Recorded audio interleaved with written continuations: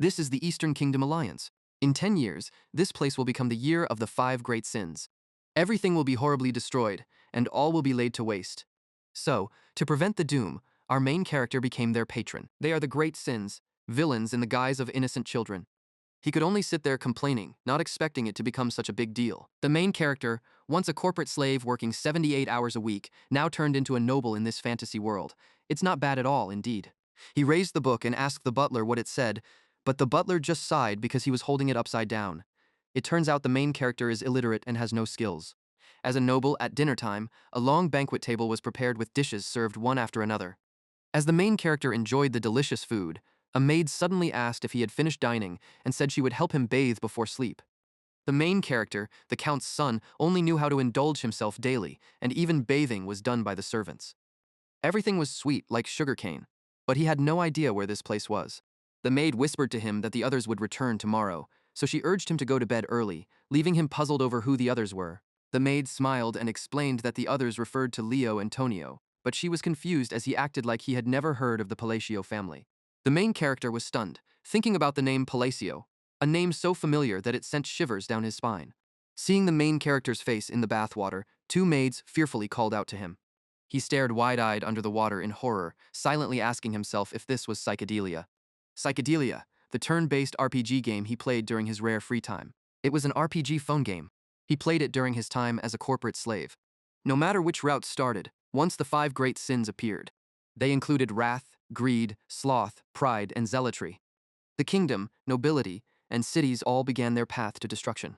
And among them, the Palacio noble family appeared in a side quest before the main storyline. The eldest, Leo Palacio, was the king of prostitution, and the second, Tonio Palacio, was the king of drugs. And now he found himself kneeling, realizing he knew about this place. In his previous life playing the game, he received the first side quest to investigate the Count's family Palacio in the kingdom of Asterial, a family dealing in prostitution and drugs, running an organization called Avalon. The main character knelt in front of the Count's mansion courtyard, unable to believe this was real. He never expected that this place was indeed the Palatio family of the kingdom that would first be crushed by the five great sins, and that he was Alon Palatio, the third son of the villainous Count's family Palatio. Alone in the wide bed, he prayed to return to being a 78-hour-a-week slave, and begged to go back. Alon cried bitterly, thinking what good is a rich life when in 10 years he would die, which was even more heartbreaking than half a year without pay. He wondered, do those who transmigrate get nothing special? That thought awakened Alon. He jumped up and realized that knowing the game's content for the next 10 years was like knowing the future. Alon understood the issue could be resolved by removing the cause of the doom first, so for a peaceful noble life, he decided to try to educate the five great sins. Alon was a bit doubtful about himself. They were still kids, and he wasn't sure he could do it since he had no skills. Scene changed to 2 months later. Alon was in the study, and someone reported that they had rescued the orphans from the Eastern Orphanage, or rather, the biological lab. He was Evan, Alon's knight, and Evan said he had handed over the orphanage's management to a girl named Utia among them. Alon, pleased with his judgment, praised Evan for his competence. His words made Evan a little unsure whether it was a compliment or not, as Alon's face showed no emotion, making it hard to tell. He immediately forced a smile, telling Evan he'd rely on him from now on, but that expression still felt unfamiliar to Evan. Alon looked at himself in the mirror, adjusting his face. His face should be showing clear emotions, but it seemed only the skin had transmigrated incompletely. Evan is a rare high-ranking supporting character in Psychedelia, where betrayal is common. He appreciates loyalty and pats his head in gratitude for Alon's compliment. He rubbed his chin, remembering the mission this time was to rescue a girl named Utia. Evan realized why they were targeting that girl. He spoke seriously, saying that with his years of experience as a mercenary, he didn't think the child was ordinary. Evan witnessed the girl and confirmed that Utia was so strong he couldn't understand why she let herself be captured so easily. Even chained, Utia exuded intense magic power. Evan wondered why he wasn't bringing her back. Wouldn't it be beneficial? He asked, and Alon replied that it was an accurate observation. He thought to himself, it seemed like he was wasting that power, but leaving it was part of his plan. Utia Blodia, from the Demon Blood clan, uses power from contracts with indescribable otherworldly creatures. And she would become the wrathful crime in the five great crimes, a monster causing hundreds of thousands of casualties. Alon looked up and was resolute, but if she could grow up peacefully, she wouldn't participate in the downfall, he thought, having defused the first bomb. He decided to explain the reason for leaving her, roughly like this. Alon's face was serious, saying it wasn't the right time yet. That expression startled Evan, who asked again, the right time? He fell into thought, and Alon added, keep this secret and provide for them. Evan immediately agreed. He took something out and continued, and this, give it to Utia. He looked at it puzzled. A letter. Is it important? Alon replied. Just a comforting letter. After such horrible things like the creature experiment, sending the letter might be better. Evan took it and mumbled, writing a comfort letter too. I will definitely get it to her. Then he immediately rode off to do so. Alon looked down, wondering if comforting was really the right thing. The real content hidden in the letter was the master's incantation he had heard explained dozens of times in the game's repeated playthroughs. It was a spell that could become a friend of the Demon Blood clan, surely effective in calming. Its specific content was as follows. O crime of wrath, calm down, sorrow of darkness, thoughtlessness of light, a wish, and a belonging. Those were the incantations appearing in the storyline of the wrathful crime. But by then it was too late. Wrath had been completely corrupted.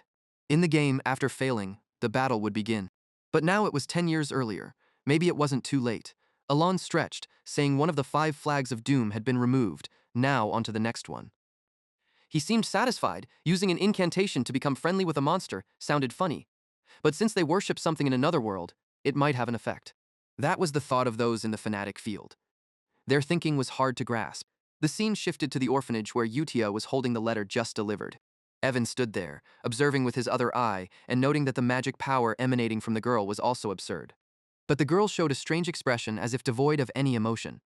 Suddenly, Utia's gentle voice asked if the person who sent the letter was Lord Alon, startling him. The magic emanated along with her curiosity as to why he was not calling her to his side. Evan involuntarily trembled at that power, stuttering. The fact that magic manifested visibly only happened at master levels now appeared on Utia. He subconsciously recalled Alon's words that it was not the time yet. Evan hurriedly answered the girl, yes, that's right, it's not the right time. Utia withdrew her aura and said, oh, okay. The letter's content said to remember this final thing. The sorrow of darkness, the thoughtlessness of light would gradually disappear. She clutched it to her chest and mumbled, that must be a promise only the master knows. Got it. I understand somewhat now. Utia's words frightened Evan, unconsciously reaching for his sword. The girl emitted an eerie aura, smiling as she continued, I will follow his will. The wrathful crime, the girl with the bizarre blood, Utia, known as the Blood Queen. As for Alon, he pulled the covers satisfied. Today was a truly good day. He lay down and fell asleep, feeling like even the bright moon was cheering for him. He knew he had to try hard for the next round. The scene shifts to the Count's estate, where Alon is hit by a pile of books falling on him. He complains that there's nothing new here and finding clues about the third threat is giving him a headache. Just then, Evan runs in to report that they've rescued the second child he mentioned. While picking up the books, Alon asks, really, are you sure the child is being treated kindly? Evan assures him, of course, after we saved the child from the illegal slave market. At that moment, someone kicks the door open, interrupting their conversation. It's none other than Tonio, the second son, and he sneers right away. Well, if it isn't Alon. Tonio pushes his finger on his younger brother's head and asks, why is an illiterate like you holding a book?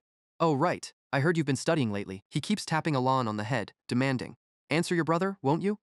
Alon can only think to himself, he's always such a bother. How did past Alon put up with this? I want to fight back, but... He quickly bows his head to his brother. It seems you want to use the library, so I'll take my leave now. Tonio laughs and says, you know your place, huh?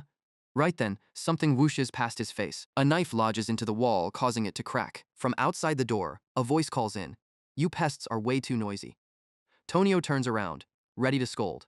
Leo, the eldest son, stands there and warns, I don't want to see blood so early in the morning, so get lost. Tonio grabs his collar and says, brother, I told you to drop that narrow-minded attitude before entering the library. But Leo presses the knife to Tonio's throat and replies, you reek of opium, leave while you can. The Palacio domain vanished from the game quickly, but their power is greater than Alon thought. Basically, these scumbag siblings are fighting for the position of the family head. One is a major figure in the underworld, Leo, the king of brothels. The other manages the drug cartel, Tonio, the opium king. For his own life, Alon tells himself he can't go up against these two. Alon successfully escapes with Evan's help, leaving the library for his two brothers to battle over. He decides to live happily, as the weak and powerless illegitimate child. Back in his room, Alon collapses tiredly. Evan continues the unfinished report. Even that second child seems quite extraordinary. He looks back at Evan in confusion, who just silently looks down. Evan wonders to himself, how does someone like Alon know about the illegal slave markets and secret biological experiments happening elsewhere? Just how? Seeing Alon exhausted, Evan thinks it seems he's having a hard time controlling himself. So tired. Evan speaks up. Sir, you really are quite strange. You sent that child to an orphanage. Alon, lost in thought, mumbles. He said that child is not ordinary, huh? That boy is more than extraordinary. He has a destructive level. Within an allied empire made up of several countries, its central nation is the kingdom of Kalyan. The child rescued from the illegal slave market is the second boss of psychedelia, Deus Makalian. After being sold into slavery and tortured while being moved from place to place, he became the embodiment of one of the 5 major sins, which is sloth. Later, he destroyed nations in the most horrific ways imaginable. At this point in the story, many players were shocked at the game's brutality. Contrary to his sloth title, he's noted to be extremely diligent and would repay both kindness and grudges many times over. It's why Alon stressed to Evan to treat Deos kindly. He struggled to lift the teacup for a sip and then answered in a low voice. The reason I sent him to the orphanage is that it's not time yet. Evan asks, I had thought so earlier. Did the letter you sent to Utia concern the second child? Alon casually replies, and some small talk too. He told her to take care of the slightly frail child he sent over. The child wore torn clothes, with skin marked by injuries. Tiny feet in doll shoes stepped forward. A voice said from behind the boy, You're broken. Looking at his scarred hands, the person said those were marks of that thing. Udia came up and asked, Is it Black Goat? The girl smiled mysteriously. Yet Great Moon still chose you. Congratulations. Udia spread her arms and added, So, feel the power that has been granted, and let your potential be released.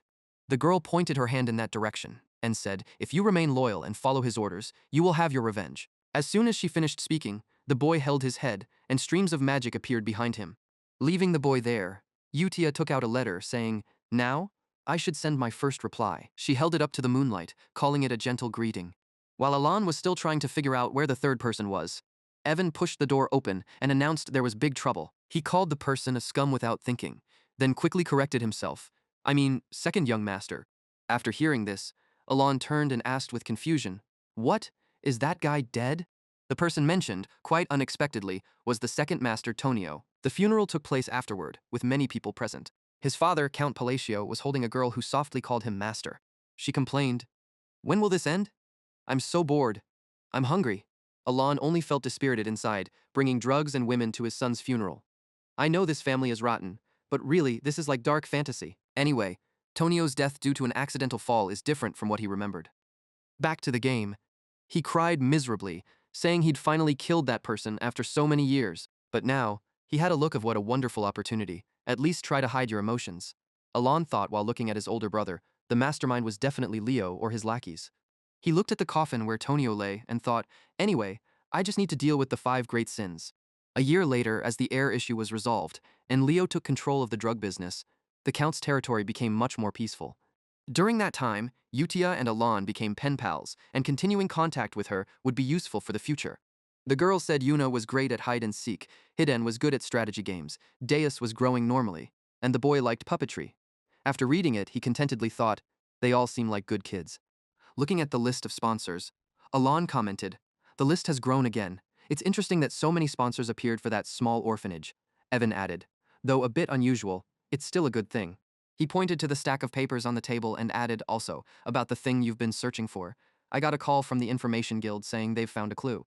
Alon replied, Really? A weight lifted off him, he thought. It's definitely a book about the third boss. Finally, I can find him. Everything is going smoothly. What a peaceful day. Switching scenes to the drug distribution point, Margot, a subordinate, spoke. The fish from the Palacio family is quite generous. He's always giving us hefty rewards. The boss smiled contently. That's right, our organization now has a few hundred members. Before he could finish, he witnessed a horrifying scene. Many people were killed, blood everywhere. The subordinates suddenly raised knives to their own faces and shouted, My hand is out of control. Cries for help echoed everywhere. The subordinate behind him was the same. Afterward, they took their own lives. Udia appeared behind and remarked, I really enjoyed today's puppet show. It seems there's more to report. Deus turned and asked, Does doing these things make any sense? Utia asked back, Why? Do you pity them? He replied. No, because they used others to produce drugs. I just don't know if this has anything to do with my resentment. She explained, Of course, it's useful. We're creating space for him to return. Utia smiled mysteriously. How can we let this place look shabby when he arrives? Deus solemnly replied, Got it. The two then flew into the sky. Everything will proceed according to his wishes. The lair of the drug producers exploded. lighting up the city at night. Utia declared Wee Lam Yuiat will be his sword. The explosion flattened the place, creating a deep crater. It's been 2 years since Alon became a pen pal with Utia. In the hallway of the Count's mansion, Evan dragged himself in, panting, and asked where Alon was. He lay flat, saying, I'm back. Turns out you're in the backyard. Got it. Seeing him, Alon said, Oh my, Evan, you startled me. Evan gave a thumbs up, reporting that the fifth child was safely sent to the orphanage. Alon covered his mouth in surprise at the report. By that time, the remaining 3 cardinal sins had all been rescued. Cakes were immediately served, and Alon gave some to Evan, who quickly thanked him, though he couldn't stand up yet. Finding the third child, the sin of greed, was somewhat difficult, but with Alon's gamer knowledge and using Evan to the fullest, everything went smoothly in the end. Alon praised him, saying, You did well running around like that. Now you can rest a bit. While eating cake, Evan asked if the orphanage mission was over. Alon gently replied that everything was done, hearing which made Evan feel relieved. He lay back on the grass and asked, But young master, aren't you happy? You don't look like it. Alon pointed to his own expressionless face and said, I'm smiling now. Alon lay on the grass, thinking that things were progressing better than he expected. Everything was going smoothly. They were the masters of the familiars. They all became the 5 cardinal sins after a tragic past, although this was set in their past, before they awakened as sins. The chance to perfectly save them all before their tragic events unfold was very slim. If he rescued them after they had fallen, Alon would be even more worried. Alon lay there and asked about the orphanage. Evan took out a letter and said, Here's your letter. As usual, everything is going well. He recounted that the children, initially like lifeless dolls, were now a little brighter. Alon opened the letter and asked again if it was true, then said they wouldn't need any more nannies. He didn't expect Utia to do so well. Maybe it was because her character setting was linked to the orphanage, and she certainly hated interference. Alon patted his head and said, When you look at it this way, Utia is also a good child. Evan wondered if there was anything special inside. In the letter, Utia wrote that everyone was well, and some children there grew up to be very beautiful. You really don't need to worry about Deus anymore, and also not about the children you just sent. Alon felt relieved and thought it was great to see everyone being raised properly. He thought to himself that if all 5 cardinal sins grew up normally, then he believed the environment was truly important. Evan wondered when Alon planned to meet the children, since he always said there would be time for it, which made him hesitate in thought. In his heart, he actually had no intention of meeting them directly. While getting closer to them in many ways would be good, perhaps because the process of becoming a sin was so terrifying and disastrous. Their personalities, as seen in the game's flashbacks, were already terrible from a young age. Alon held his face in contemplation, realizing that he had saved them before awakening. So it should be better, but still scary. He turned away and said they could meet maybe in 5 years. And Evan nodded in understanding.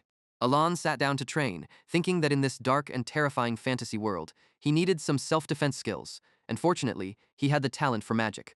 Just then, Evan asked, But young master, have you heard about the Blue Moon? Alon was startled and asked again, Blue what? Never heard of it, Evan replied. They're an organization that has become famous recently, hunting down criminal organizations. While calmly practicing magic, Alon said, Like cleaning up trash, huh? Sounds like a good thing. He thought to himself that it wasn't a part of the setting he knew, so maybe they'd disappear soon. Evan gestured across his throat, adding, But currently, they even kill nobles. That's why I thought you'd know about them, young master. Alon immediately got worried and instructed Evan, From today, you'll sleep next to my room. That night, in a room, a voice spoke. Now then, let's hear the weekly report on the activities of Blue Moon. Utia sat there, turning to ask about the situation in the north. Seolang rubbed his eyes and replied, I've taken care of everything. She was the sin of pride, one of the 5 cardinal sins. Seolang sat there, licking her hand, and continued, The heads of the slavers. She gleefully tumbled, saying, See, they don't even know who I am. I love the outfit Rhine made. I told them if they guessed my eye color, they'd live, but no one knew. Sitting there was Rhine, the embodiment of greed. She closed her book and reported that all the bodies were properly buried. Outside the door, someone also reported that the south side was finished too. He added about the illegal human laboratories and that troublesome Avalon group. The one speaking was Radon, the embodiment of fanaticism. Radon smiled and continued, saying they were all torn apart without a trace. Udia, with a cold expression, praised everyone for a job well done and mentioned that everything went according to his plan. She spread her arms and declared, We exist for the glory of the Great Moon. It turns out the secret Blue Moon organization was founded by those who worship the Great Moon, led by Utia. A voice spoke up, but a problem had arisen. Udia tilted her head and questioned, under his mandate, everything is supposed to be perfect. How could there be an issue? Diaz took out a piece of paper and said, "The leader of Avalon is the firstborn of the Count, right?" In the Southern Purge, a dangerous document was uncovered. It appears the Count's firstborn is plotting against him. This information left Utia extremely shocked. Her entire body exuded magical energy, and she said in a deep voice, "That's right." This aura made Rhine and Sealang a bit fearful. The secret letter contained content stating that after the frail Count's death, to secretly dispose of him with poison. Utia, furious, clenched the paper in her hand. "Really, you were right." 2 years later, Alon's father, Count Palacio, died, and the funeral was held. The official cause was announced as a cardiac arrest. Alon thought to himself, but given the overdose of drugs, it's too obvious. A voice from someone echoed, "What? Again, the blue moon." A subordinate reported, "They assassinated at night." Leo immediately asked, "So another assassination?" Alon noticed and realized they seemed to be getting more cautious with the blue moon. Furthermore, at the Count's funeral, no one mourned him, and it quietly ended in utter silence. Alon then left with his bodyguard, and Leo subtly glanced after him. Seeing Alon packing his belongings, Evan asked, "Young master, what should we do now? In the coming year, the commoners, I mean the firstborn, will inherit the title. What is all this luggage about?" Alon answered, "You pack too." Alon declared, "We will leave." Evan was shocked and exclaimed, "What? You will leave the mansion?" He replied to him, "Not exactly. We will head to the south." Evan carried the luggage back and asked again, "South? Do you mean Rodmill?" Alon planned to move to a small village in the southern part of the Palacio territory, Rodmill. The luxury carriage rolled out of the Count's mansion. Above, Leo gripped the railing tightly, looking down with a gaze full of killing intent. The scene shifted, and sizzling sandwiches and fried eggs were on the pan. Alon flipped them like a professional chef. The delicious sandwiches he made, while Evan was busy with fruit juice bottles. But just 3 days later, he returned to the Count's mansion. Alon held his head in confusion. Now what? Another funeral for the firstborn? He lamented, "I can't believe I'm back in this bloody place." The signs of death this time were very different. Why is he already dead? Looking at Leo lying in the coffin, Alon thought, cause of death, stabbed in the heart with a sword. A big question in his mind was, who could it be? Who killed Leo? Alon turned and asked, "Excuse me about the cause of death." But the soldier turned pale with fear just seeing his eyes. He immediately apologized for looking at him. They were all extremely scared. This made Alon confused. What's wrong with them all of a sudden? At that moment, Evan appeared, quickly moving through the crowd, and called out, "Young master." Alon quickly asked, "Evan, have you found anything yet?" He leaned over and whispered, "About that." Evan whispered in Alon's ear and then asked, "Young master, could it be you who wiped out Avalon overnight?"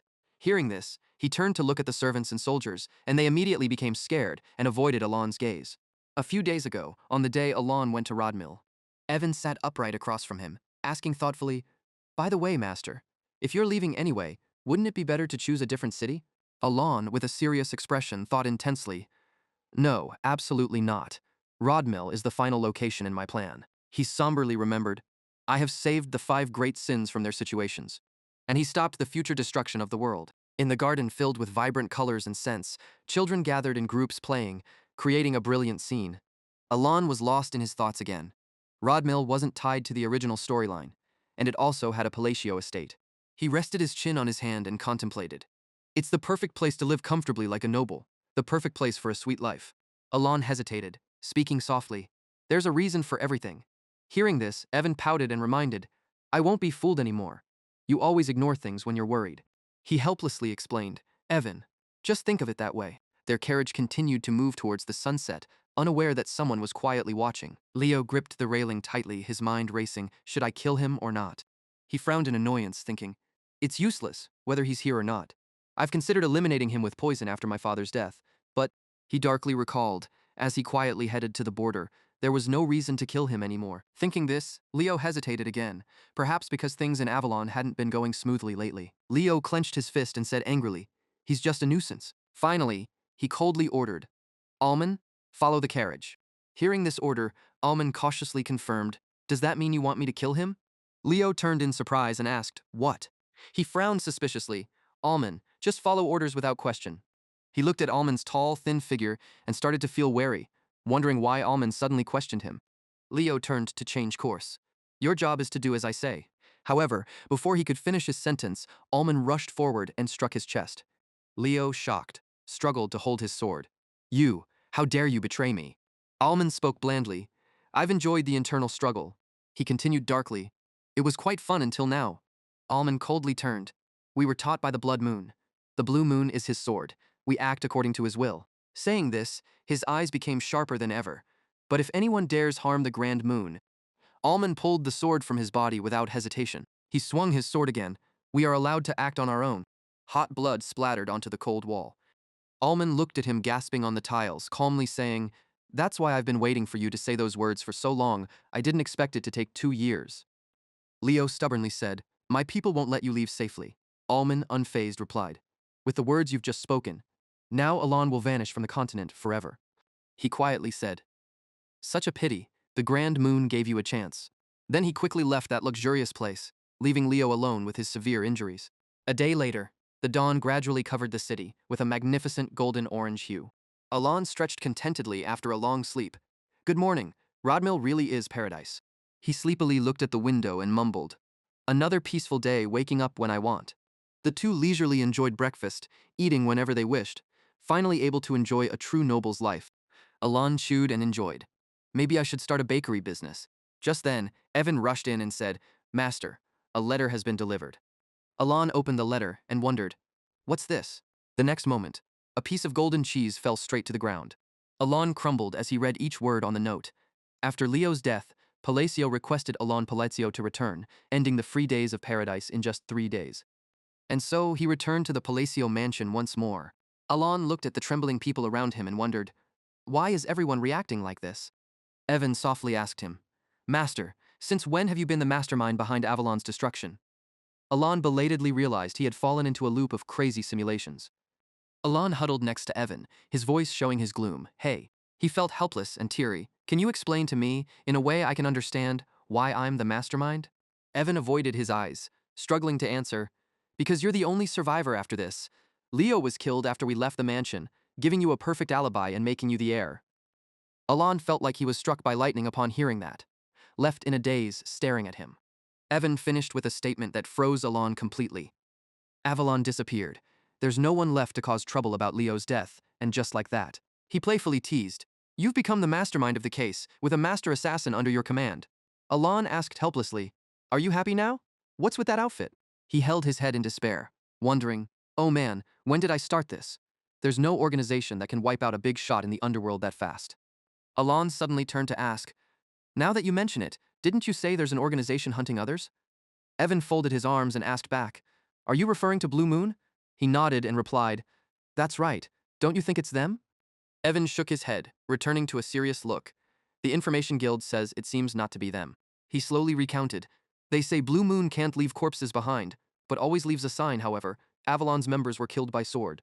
Evan described, "It was a scene like hell on earth," they said. Alon trembled all over after hearing that, realizing that was the reason he was deemed the mastermind with a sword-wielding master under his command. He fell silent in deep thought. That's right, Blue Moon didn't appear in the game. There's no way a weak organization vanished before the main plot started to be the culprit. So who is it? Meanwhile, Utia was inquiring about the situation. "Any traces?" Ryan sadly reported, "We left nothing behind." Seolang excitedly raised his voice, "Me too! Me too!" The girl mischievously reported back, "Just corpses everywhere." Just then, Deus also entered and coldly reported, "We're here. Only 486 members of Avalon remain." Raiden spoke up from behind with a somber tone, just as the boss wanted. He smiled smugly and said, "We managed to shake them off." Utia, hearing that, was thrilled and praised. Good, perfect. Good, perfect. And with that, Avalon, the giant organization that once ruled the kingdom of Asteria, turned to ashes in just 3 days, leaving nothing but scattered corpses. Raden added, "However, it seems the cleanup isn't finished yet." Utia frowned in confusion. "What do you mean?" Raiden took out a stack of papers. "I found more nobles related to Avalon." He solemnly shared his discovery. "The Duchy of Altia seems to be deeply involved." Utia stayed silent for a few seconds, seriously reading the contents of the information packet. She raised her eyebrows with a murderous look and asked, "You know what I'm going to say next, don't you?" Everyone immediately got into position, ready to receive orders at any moment. Radan shouldered his sword and declared, "Let's quietly deal with them." Utia closed her eyes and took a deep breath to calm herself. She smiled and asked, "Finally, has the information all become clear?" Ryan flatly replied, "Yes, they are treating this as unrelated to the Blue Moon."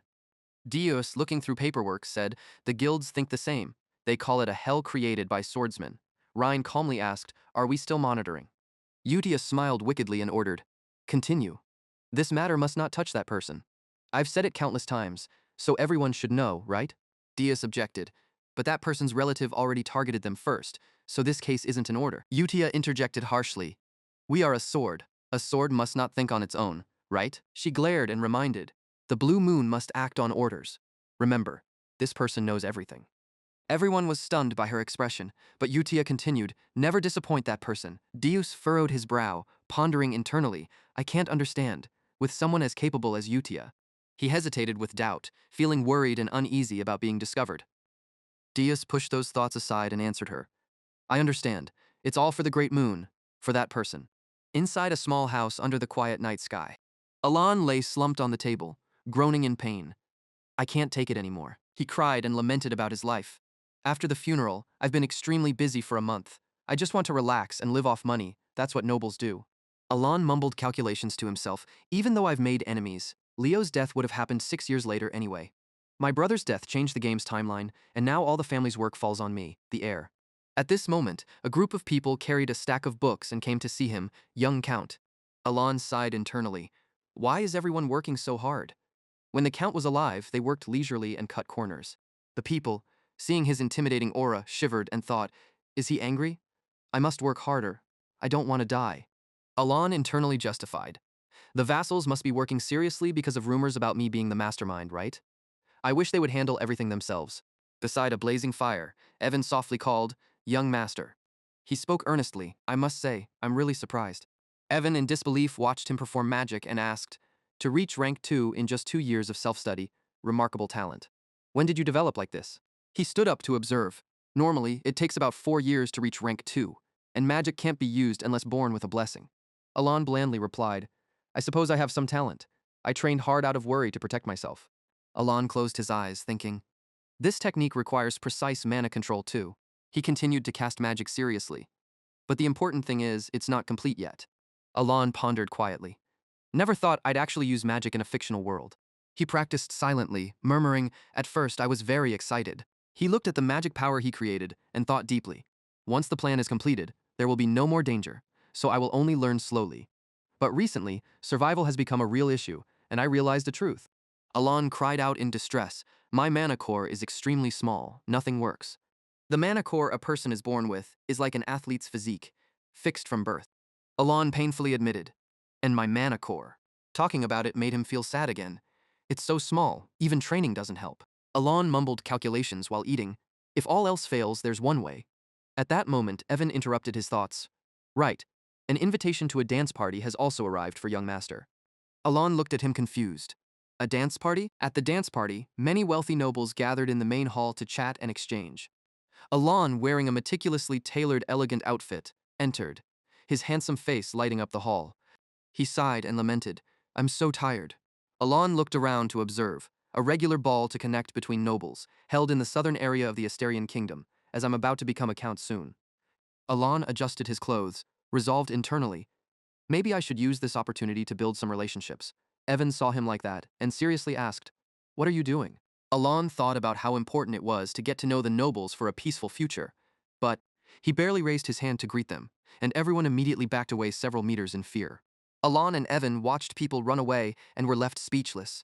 Evan covered his mouth with a mocking smile, making Alon feel a little bitter, not sad, just as he expected. Alon waved his hand and said, "Evan, I'm heading back," which surprised Evan a bit. "Really?" He turned around, deep in thought, knowing he'd be ignored for his lack of dignity. Unlike during the time of his famous ancestors, Palacio nowadays is. Alon quietly remembered a nickname, the Black Sheep of the East. He picked up a glass of wine and thought, "But I didn't come here without some plan. I'll handle this situation with the social skills I've secretly practiced." Alon lifted his glass and spoke, catching the attention of a nearby girl. "The flavor of this wine is so unique." Yet to the girl, his face and voice seemed full of hostility, with a distinctly different aura. He gave her a crooked smile. "I want to drink a few bottles at home." Alon mumbled to himself, knowing a gentle smile is essential for socializing. The timid girl was shaken and terrified by this scene. She panicked and ran off, shouting, "I'll speak with my father and prepare it right away," leaving Alon confused. "Wait, that's not what I meant." Alon felt helpless inside. "That's not it." As everyone gathered to gossip, he threatened her to get a limited edition bottle, worse than his brothers, more of a thug. Evan tried to hold back his laughter, patting Alon's shoulder in consolation, while Alon justified to himself she must be the shy type. In a corner of the lavishly ornate party, Evan was enjoying the good food while teasing, "Your spoils of war have increased again, an impressive list," to which Alon replied bitterly, "I also studied wine." He thought to himself, feeling down, a good horse from Paldion, Fenya's citrus tea, Vilanda's crafted metal, Malentino's specialty wine. Turns out the Palacio name is more infamous than I thought. He looked at the crowd gathered nearby, heartbroken. And because of the rumors that I killed my scoundrel brothers, I seem to have become someone everyone avoids. Goodbye to socializing. Is it just me? Have I become more distant from everyone? Alon waved to him. I'm going to take a breather.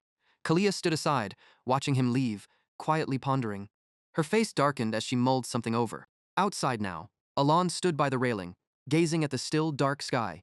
He worriedly asked himself, where did things go wrong? Just then, a clear female voice came from behind him. Excuse me. Hello, may I speak with you for a moment? Alon happily turned around and asked, did someone just speak to me? Who is it? The voice from outside the door suddenly fell silent, making him hesitate for a while. Soon after, the voice spoke again. I am. The girl outside softly said, Loria, the third daughter of Duke Altia. Alon was immediately disappointed. Altia, of course, he replied with difficulty. Yes, hello. He silently recalled, the Altia family is one of the three great evil spirits of the Shikigami, the black sheep of the north. He helplessly looked at the little girl in front of him, thinking, anyone talking to me will be unusual. Alon lowered his eyes to look at her and wondered, but why don't I remember this girl? I don't think I've seen her in the game. Loria mustered the courage to speak. I'll be straightforward then. She saw his face turn grim and bravely said, please let me borrow your strength. Loria hesitated, unable to meet his eyes. I will soon be assassinated. The space immediately became silent, leaving only the rustling of leaves outside. Loria looked at him anxiously, waiting for his answer. Alon thought about how he had received his father's love. Looking at her worried face, he thought, and until now, I've always been protected like his illegitimate child. Loria hurriedly added, my half-siblings are about to kill me. Alon suddenly realized, so everything's just a survival battle? Alon looked down at her thoughtfully. No wonder I don't remember her, because she died when the game started. When she saw he wasn't speaking, Loria became more anxious. With your power, Alon, please. Alon bluntly replied, I refuse. Loria hesitated, trying to salvage the situation. I'm not asking you to help me for free. She reached out imploringly. If you help me, I'll give you half of the Altia family. Alon turned away coldly. That's it, I excuse myself. He was restless inside, feeling sorry but thinking, just surviving is hard enough. I shouldn't bring more trouble upon myself. Even if I wanted to help, I couldn't, like the rumors say. I don't have any special ability. After walking a bit, Alon turned back to look at the girl standing dazed in a corner. The corners of her eyes started reddening, seemingly accepting the harsh reality. Alon sighed heavily instead of complaining. Inside, he felt extremely heavy. Before stepping out of the door, Alon softly said to her, something good is going to happen to you. He silently prayed, hoping she'll meet a good ally. Two men in black cloaks silently watched him from a hidden corner. So Altia is approaching the great moon. I should let the red moon know something good will come for that person. Rhine denied, no need. If the information is correct, she's the only one in the Altia house not involved with Avalon. She looked at Loria's contemplative face and said, meaning she's not a target of Radan. Deus responded somberly. That's good too. All other Altias will be dealt with. Ryan agreed. Yes, under the Red Moon's order. We'll focus on cutting off the information source. She calculated, so the accident in Avalon never reaches him. At this moment, Alon continued to walk with a cold face, not paying attention to the two following him from afar. He muttered bitterly to himself, feeling an emptiness around. Am I surrounded by some kind of barrier? Just then, a woman approached to speak. Hello? Alon secretly felt a burst of joy. Was that directed at me? Really? Could I finally connect with a noble? He hid his happiness, blandly replying, yes, hello. Alon looked at the alluring woman with her face covered, thinking helplessly again. Another suspicious person? I've seen this face in the game. He looked at her mysterious smile suspiciously. Anyone who talks to me first can't be an ordinary noble. Alon politely said, hello, Miss Zenonia. Kalia asked in surprise. Oh, you know me? Alon played it coolly, of course. You're very famous. He closed his eyes, reminiscing about the three most notorious villain families in the kingdom of Asteria. To the north is the Altia house. To the east is the Palacio house. And finally, to the west is the decadent Zenonia. Kalia lightly laughed, intentionally asking, famous me? He cautiously thought if Palatio is a criminal gang, Zenonia is the upgraded version, like a legalized mafia corporation. He covered his mouth in fear. I just need a few noble connections to live peacefully. Even if half my life is already hanging, for this sweet life, I absolutely mustn't get involved with them. Alon slightly bowed, making up an excuse to answer, because you're too beautiful. Kalia replied with amusement, thank you for the compliment. She looked at him with an appraising eye and asked, I'd like to talk more. How about you? Alon, with a cold face, tactfully refused, I would like to, but there are too many eyes watching. Inside, he was turbulent. Please let me leave quietly. Kalia made an abrupt comment, just as the rumors say. She let him go, saying, I hope to see you again soon. Right after that, Kalia turned and left, blending into the lavish party. Alon watched her back, puzzled. What the heck just happened? Rhine observed from above, saying, the information about the Avalon incident is completely blocked. Deus, glancing around, replied, however, a new concern has emerged. He perceptively noticed that person keeps watching him, a tail? The two quickly moved to another side. Without direct orders, let's just observe. If needed, we can handle it. The next morning, Evan and Alon stood in front of a massive canyon. Evan scratched his head and asked, are you sure this is the place we've been looking for all this time? Evan felt a shiver run through him. Despite it being daytime, it was unusually dark inside. Alon didn't seem to care and thought to himself, finally found it. My true goal. The environment's effects match perfectly, so this must be it. He said, if this turns out to be fake again, I might get depressed. Alon watched for a moment and then concluded, this is the real thing. It's much easier to find in the game. Alon thought, actually, the reason I came all the way here under the pretense of a scouting mission is because of the Southern Labyrinth, the Whisper's Maze. Solve all the puzzles in the 8 rooms. You'll receive a precious artifact as a reward. He smiled happily. I still remember the entire guide and the thrill of leveling up and finding treasures. They stood in front of a giant door covered in glowing strange symbols.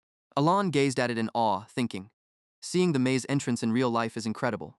I got sick of this place in the game, but standing here now feels different. Evan leaned on his arm, inspecting the canyon. This place looks like it was carved by hand. How do you know such places? Alon replied casually, I've been here many times before.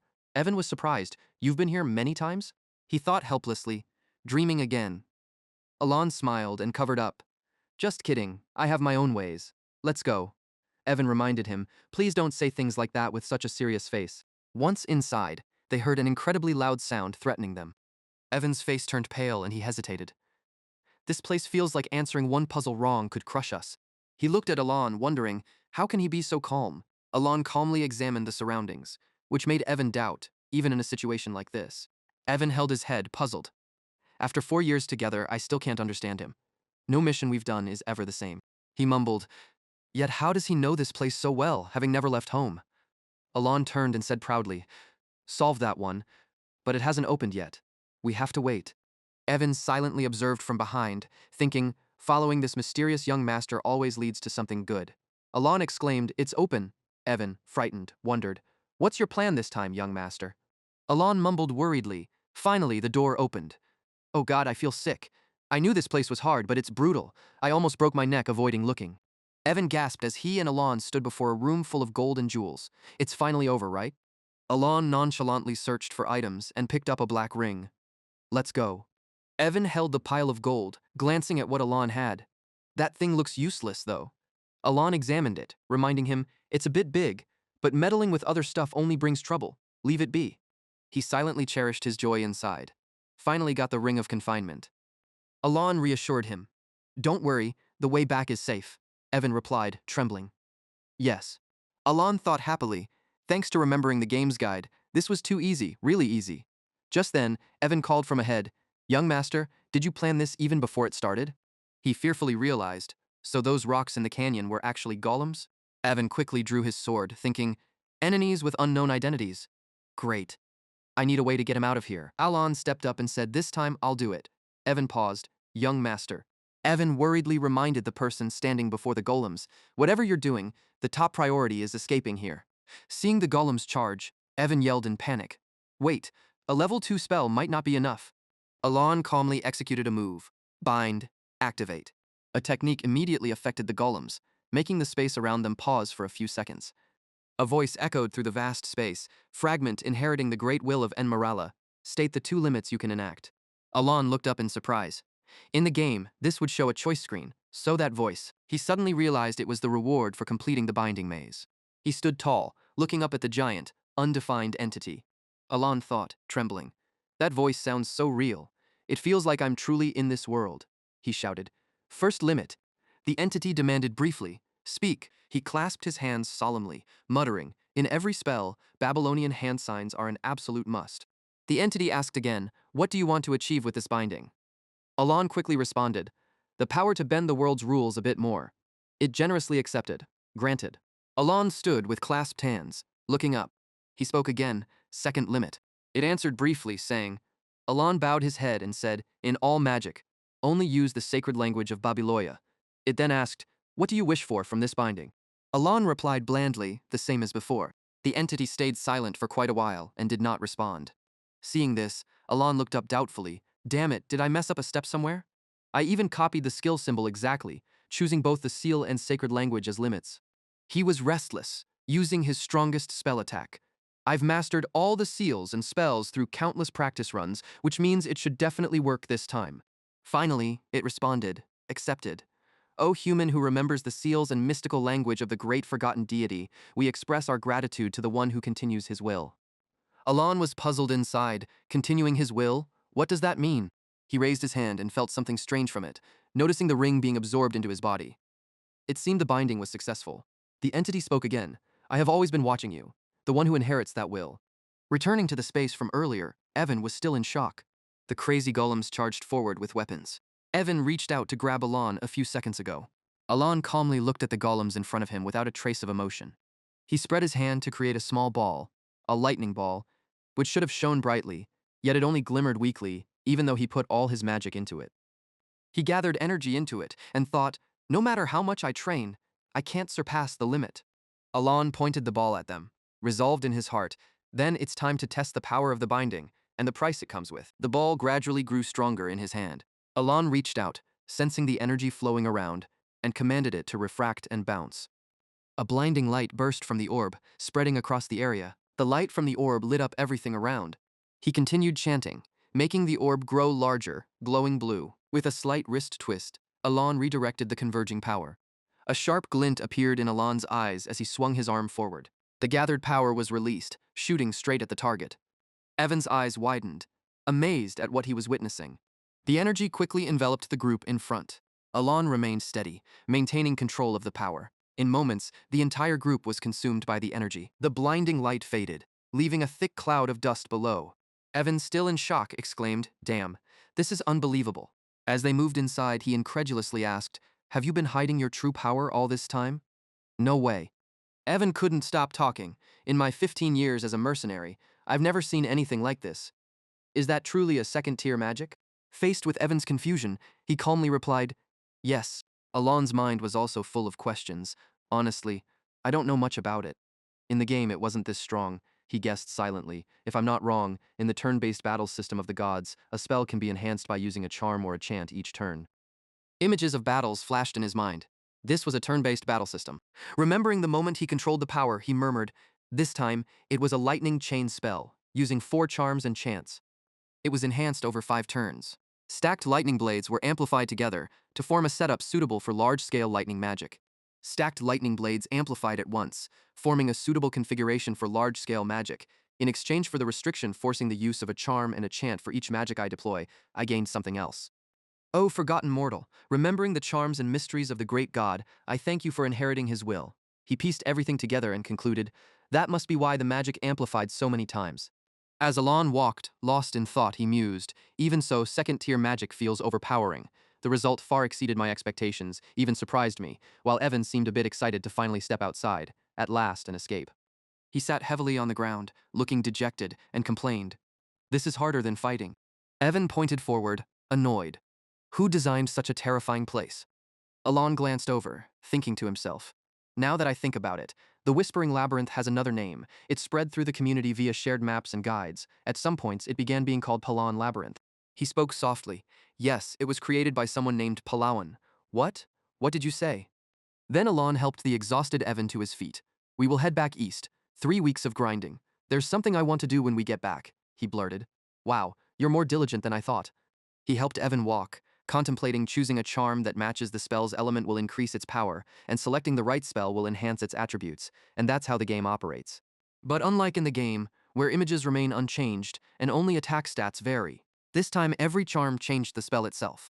Alan wondered, every spell now clearly transforms, even if it's just magic skills. Could it be that my mana control is good enough to notice these changes? The two reached their horses, Alon deeply thinking, once my mana recovers, I must test it anyway. Everything went smoothly. Meanwhile, under the night sky, a girl stood silently observing.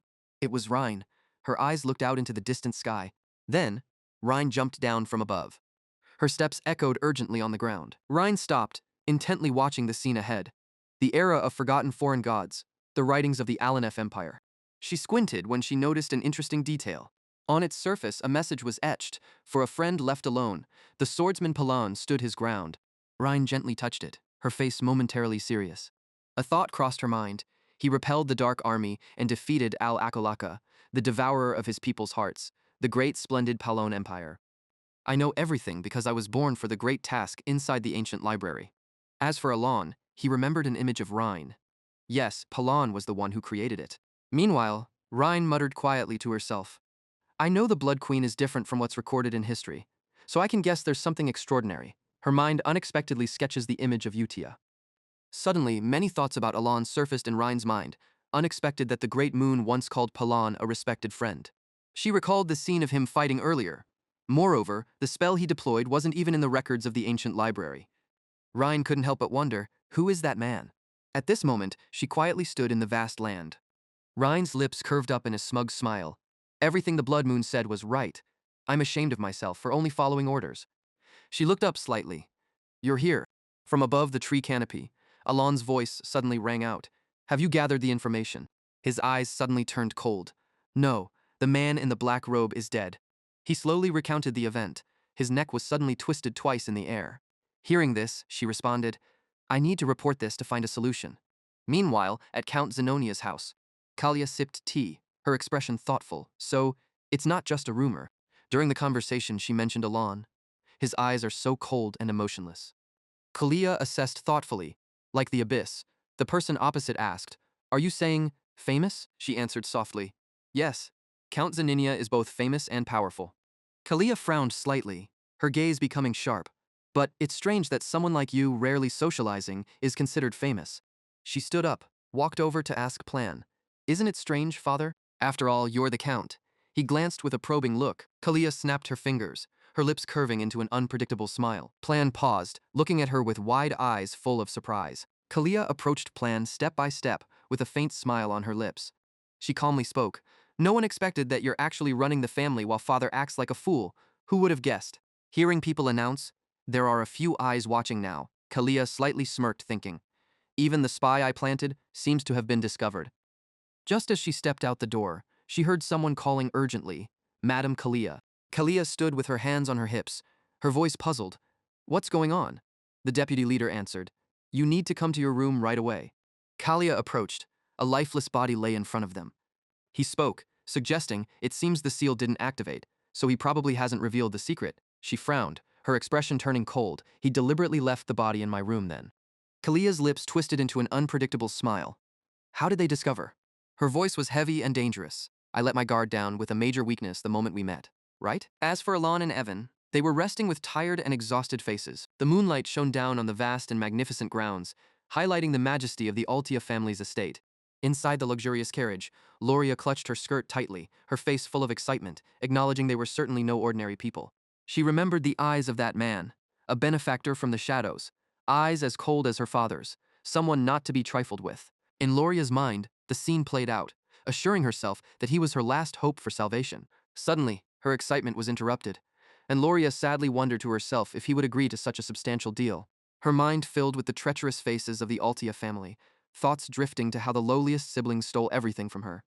Because in truth she had nothing left and was forced to fight against her entire family alone. Standing before the grand mansion, Loria was lost in gloomy thoughts, surviving until now by relying on her father's love, unsure of what to do next. As she was concentrating, an astonished voice called out, Miss Loria. Abruptly interrupted, she froze, and the voice continued. The young lady has returned. Two maidservants stammered to inform. Miss Perrine and Master Kig have passed away. The news hit Loria like a lightning strike. Her face turned pale, and she asked incredulously, "What?" Her mind flooded with images of her brother and sister, who could harm family members, thinking it was absurd. Her whole body went cold as she hesitantly asked, "Then what about Brother Tamalian and Sister Malianne?" As soon as she finished speaking, a scream echoed from in front of a room, and the staff looked inside in shock, repeatedly calling, "Master Tamalian, Miss Marianne." Inside that room, a horrifying scene unfolded with Tamalian and Mariana standing close, each holding a sword that pierced the other's flesh. Witnessing this terrifying scene, Loria fearfully wondered, what is really happening here? At the same time, outside the mansion, the figure of a man moved quickly. Raiden, with murderous eyes, looked back and said emotionlessly, "It's all taken care of." As soon as he finished speaking, his figure swiftly vanished as if he had never been there. Inside the mansion, everything was in chaos, and Loria watched the servants running around, murmuring, "Finally." Her face was filled with horror as she recalled what had happened. Back then, Alon had confidently assured her that something good would happen. Remembering those cold, shadowy eyes, she shivered, a person lurking for the opportunity, hiding claws to seize the position, the actual manipulator behind the Count's family. Loria's eyes were filled with shock, and she mumbled to herself, "Is that what you meant?" Like him, overnight, she became the sole heir of the Duke's family. Until now, Loria still couldn't recover. As she looked up at the moon outside the window, her face had lost all color, and Loria was terrified, thinking she didn't know what kind of unreasonable deal with the devil she made, but there was no turning back. Her thoughts wandering, if she betrayed him, what would happen? There have been too many hard lessons learned, and Loria turned abruptly away, her face now more determined than ever, thinking she only had the path chosen to continue walking. Time flew by, and in the blink of an eye, 2 months had passed. In Alon's office, the Duke's servant respectfully bowed and presented a box. "I came by invitation of Duke Altia." Alon repeated, confused, "Duke Altia." He took the box and opened it. With Evan standing nearby watching, exclaiming in surprise at the contents inside, "This Turnant's wine." Inside the exquisite box was a precious bottle of wine and a neatly placed card, and he said, "I've heard each bottle is worth thousands of gold coins. Didn't expect to see one myself." Alon picked up the card to look at the name, and he was surprised, thinking, not the Duke but Loria, the youngest daughter, prepared it? Why send this to me while I'm hiding and struggling like this? He confirmed again. Was it really sent to me? The servant replied respectfully, "Yes, the Duke prepared it himself and personally ordered me to deliver it to you." Alon softly repeated, "Duke, personally?" As if realizing something. His eyes widened in shock. Wait, does that mean Loria, the youngest daughter, has become Duke Altia? At the same time, Loria was sitting in the office of Duke Altia, seriously approving documents. After working hard, she stretched and sighed. 2 months have really flown by. After her father's funeral, who died of illness, she held a succession ceremony and officially became the Duke. Loria stood up, looking at each item in the room, initially unable to even set foot in this office. Despite the unexpected death of her siblings, she had escaped all suspicion, with the alibi of the ball. At that time, even Loria's secret organization was wiped out by her siblings.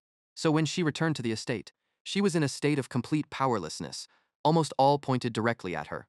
Thinking back now, Loria is still scared. She trembles and says, "When I realized it was too late, I was shocked. He had fully exploited the situation." Looking again at each of his moves, she was amazed to find that while he outwardly refused coldly, he arranged everything perfectly afterward.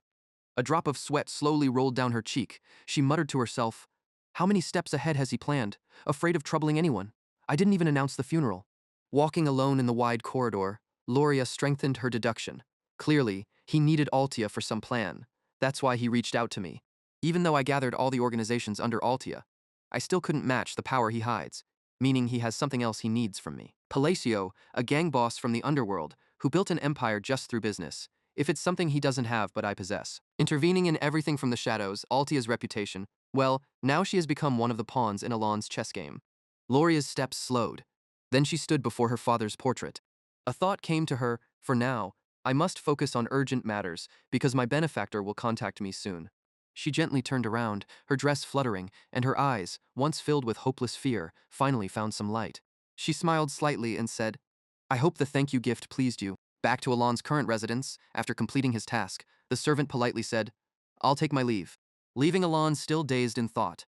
Loria, once threatened with murder, now becoming a duchess? Something unusual is happening, Evan. Seeing him this way was also confused. What is going on now?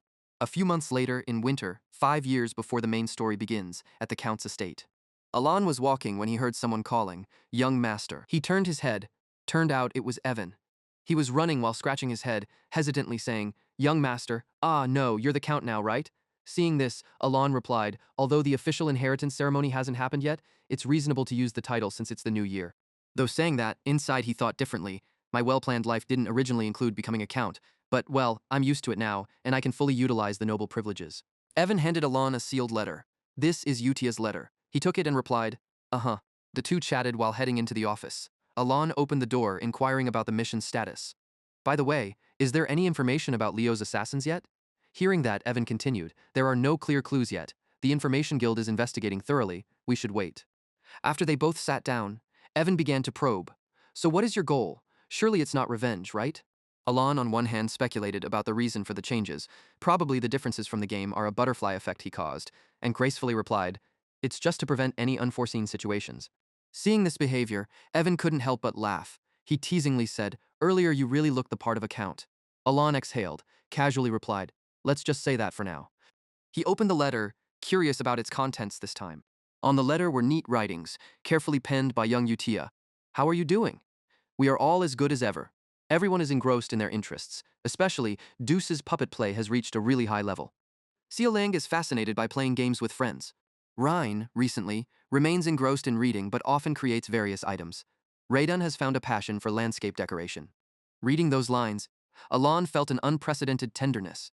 He thought to himself, the daily life at the orphanage, where they were used to exchanging monthly letters, increasingly makes my heart warm.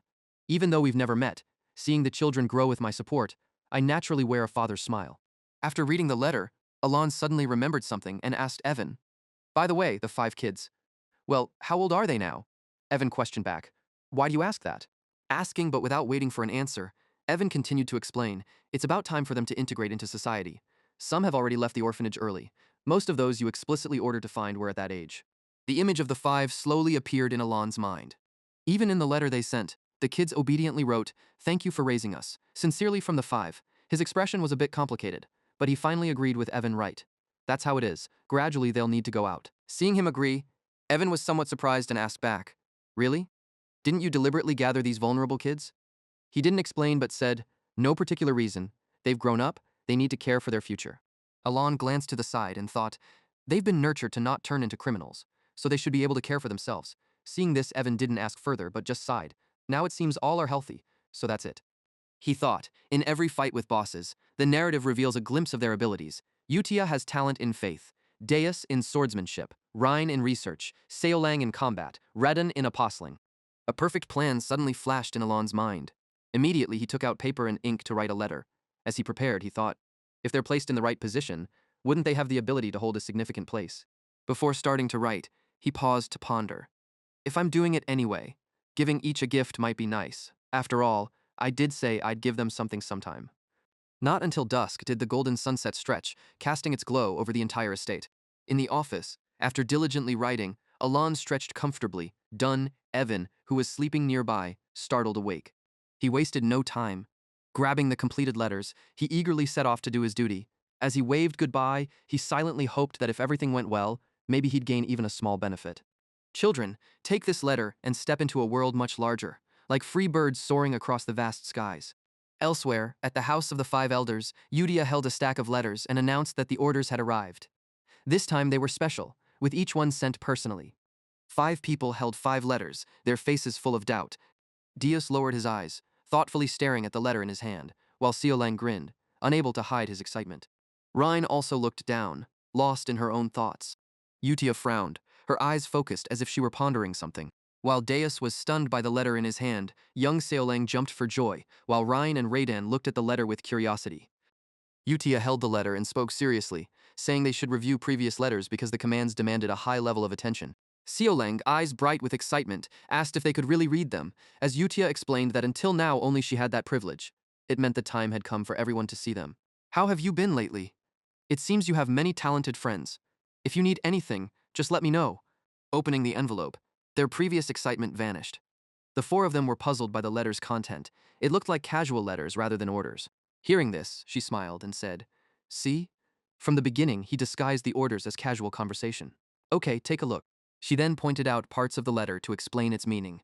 The first command came after the greeting, specifying a target to be eliminated and asking for a report after completion.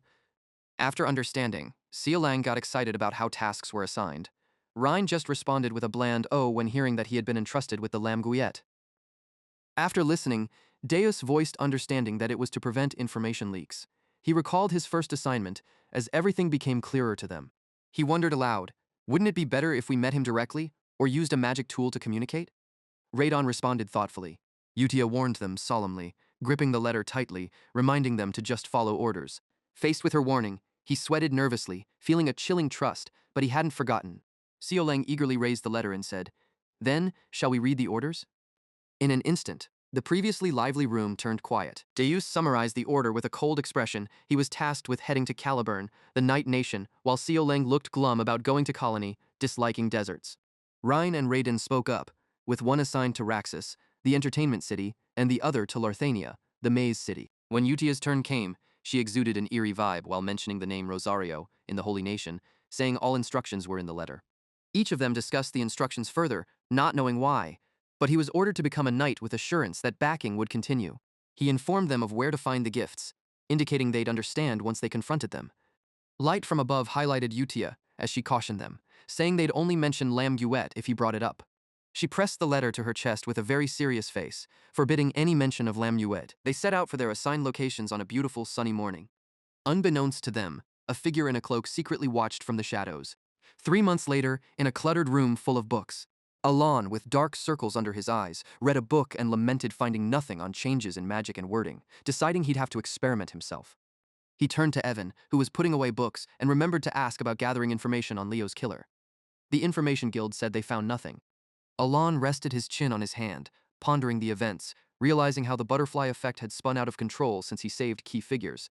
Alon turned pale, recalling how people whose fates had changed, like Loria, who was supposed to die, became Duke Altia, rapidly expanding her influence underground. He sighed, closed the book, and placed it on the table, deciding not to investigate the assassin anymore. He thought privately about what he realized, while refraining from explaining to Evan, knowing ignorance could be safer. Alon adjusted his aching shoulders, his body weary, considering how a precaution for unexpected events had led to potential death, deeming it pointless. He concluded that secret organizations wouldn't harm him unless he meddled in their affairs, having no reason to attack unless approached. Alon casually explained to Evan, dismissing further action on the investigation. Evan shared additional news with Alon, mentioning Deus was appointed a knight in Caliburn, which Alon acknowledged positively. 3 months later, Evan brought Alon hot skewers and shared more updates, mentioning that Deus had formed a knight brigade. Surprised by this news, Alon spoke loudly, realizing Deus must be at least a master level or higher. Only a short time had passed since Deus's appointment, but talk was already spreading about the potential rise of a master knight within a decade. Alon blushed, thinking of becoming a master knight himself, asking if the master knight was known as the Caliburn sword. 6 months later, on a beautiful day at the Count's estate, a year had passed since the key figures left the orphanage, with Alon adjusting to his role as Count. Evan entered the study with new updates, referring to recent news he's heard. As Alon listened to him recount the story, he continued his work, occasionally nodding. Now, Deus had become the Sword of Caliburn. This made him the 5th Swordmaster. As soon as he heard that, Alon was suddenly stunned, frozen in place with his unfinished work.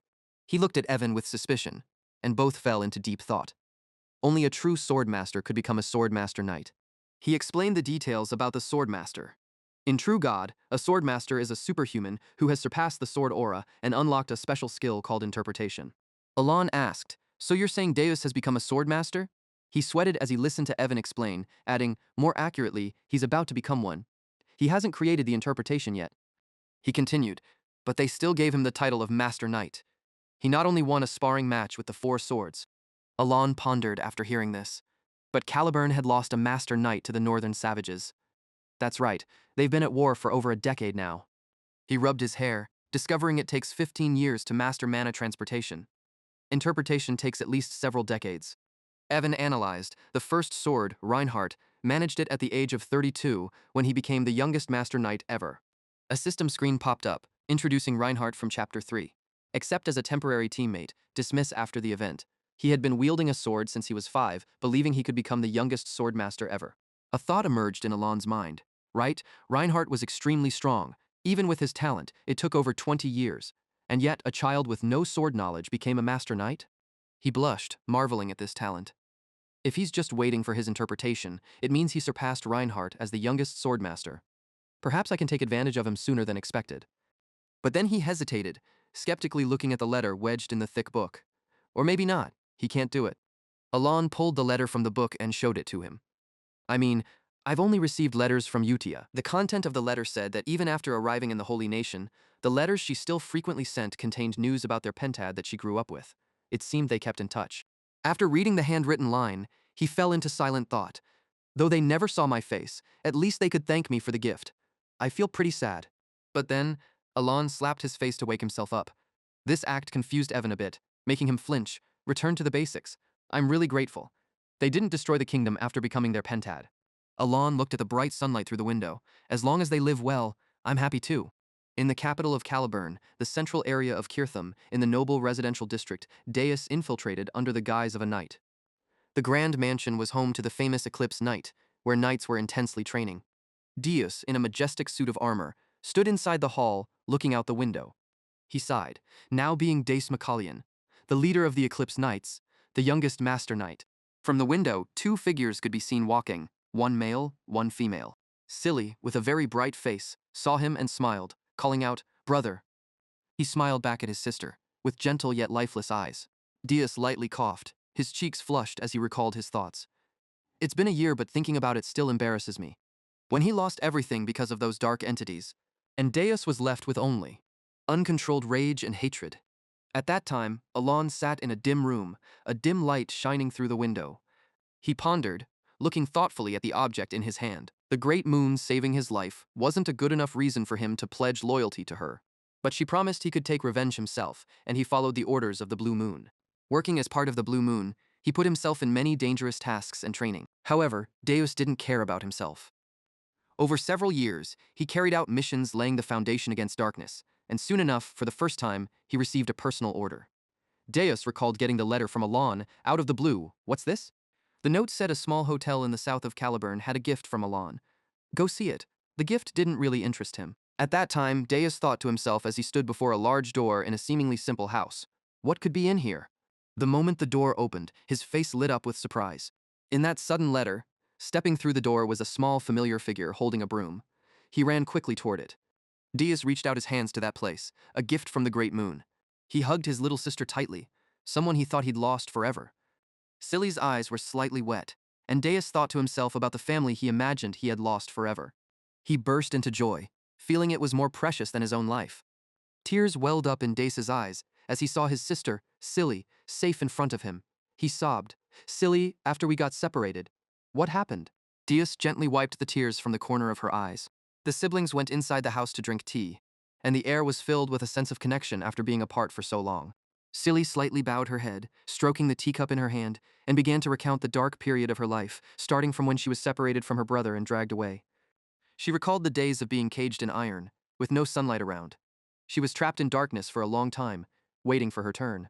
Silly had witnessed other tortured souls being taken away, and just as it was her turn, something happened.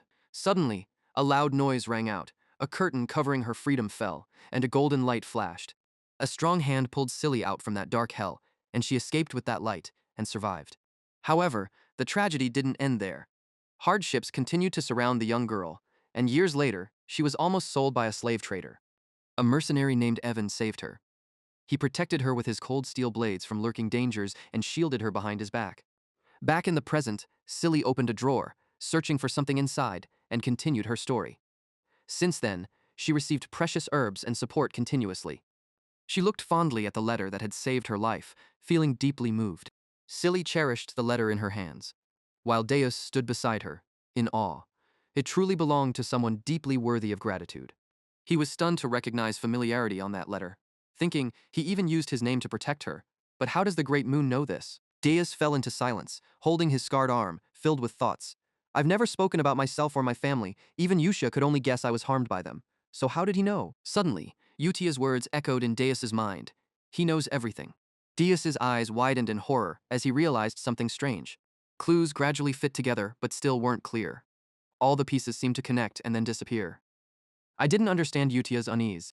Back then, Utia had laughed maniacally, saying, "A sword can't think for itself, right?"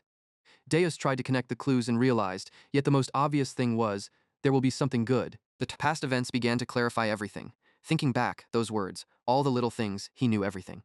Sweat ran cold down his back as he froze at these events. Simply a message to a child who survived alone. Silly, innocently pulled Deus back to reality, saying, "Brother." He gently patted her head, but his mind was still troubled by the story of the sword acting on its own. But Deus was always afraid of the overwhelming man. He let it go out of kindness. He sat down at the table to gather himself and waited for Silly to prepare the eye-catching dishes, thinking about his loyalty to the Black King and desire for revenge. Silly always spread warmth with her bright smile. Knowing her family was still alive was a priceless gift. He angrily sent a mental message to Utia. "Then you'll understand why I follow him." Deus was lost in his firm thoughts, deciding, "I'm not just a blind faithful. I'll go to Caliburn to become a knight.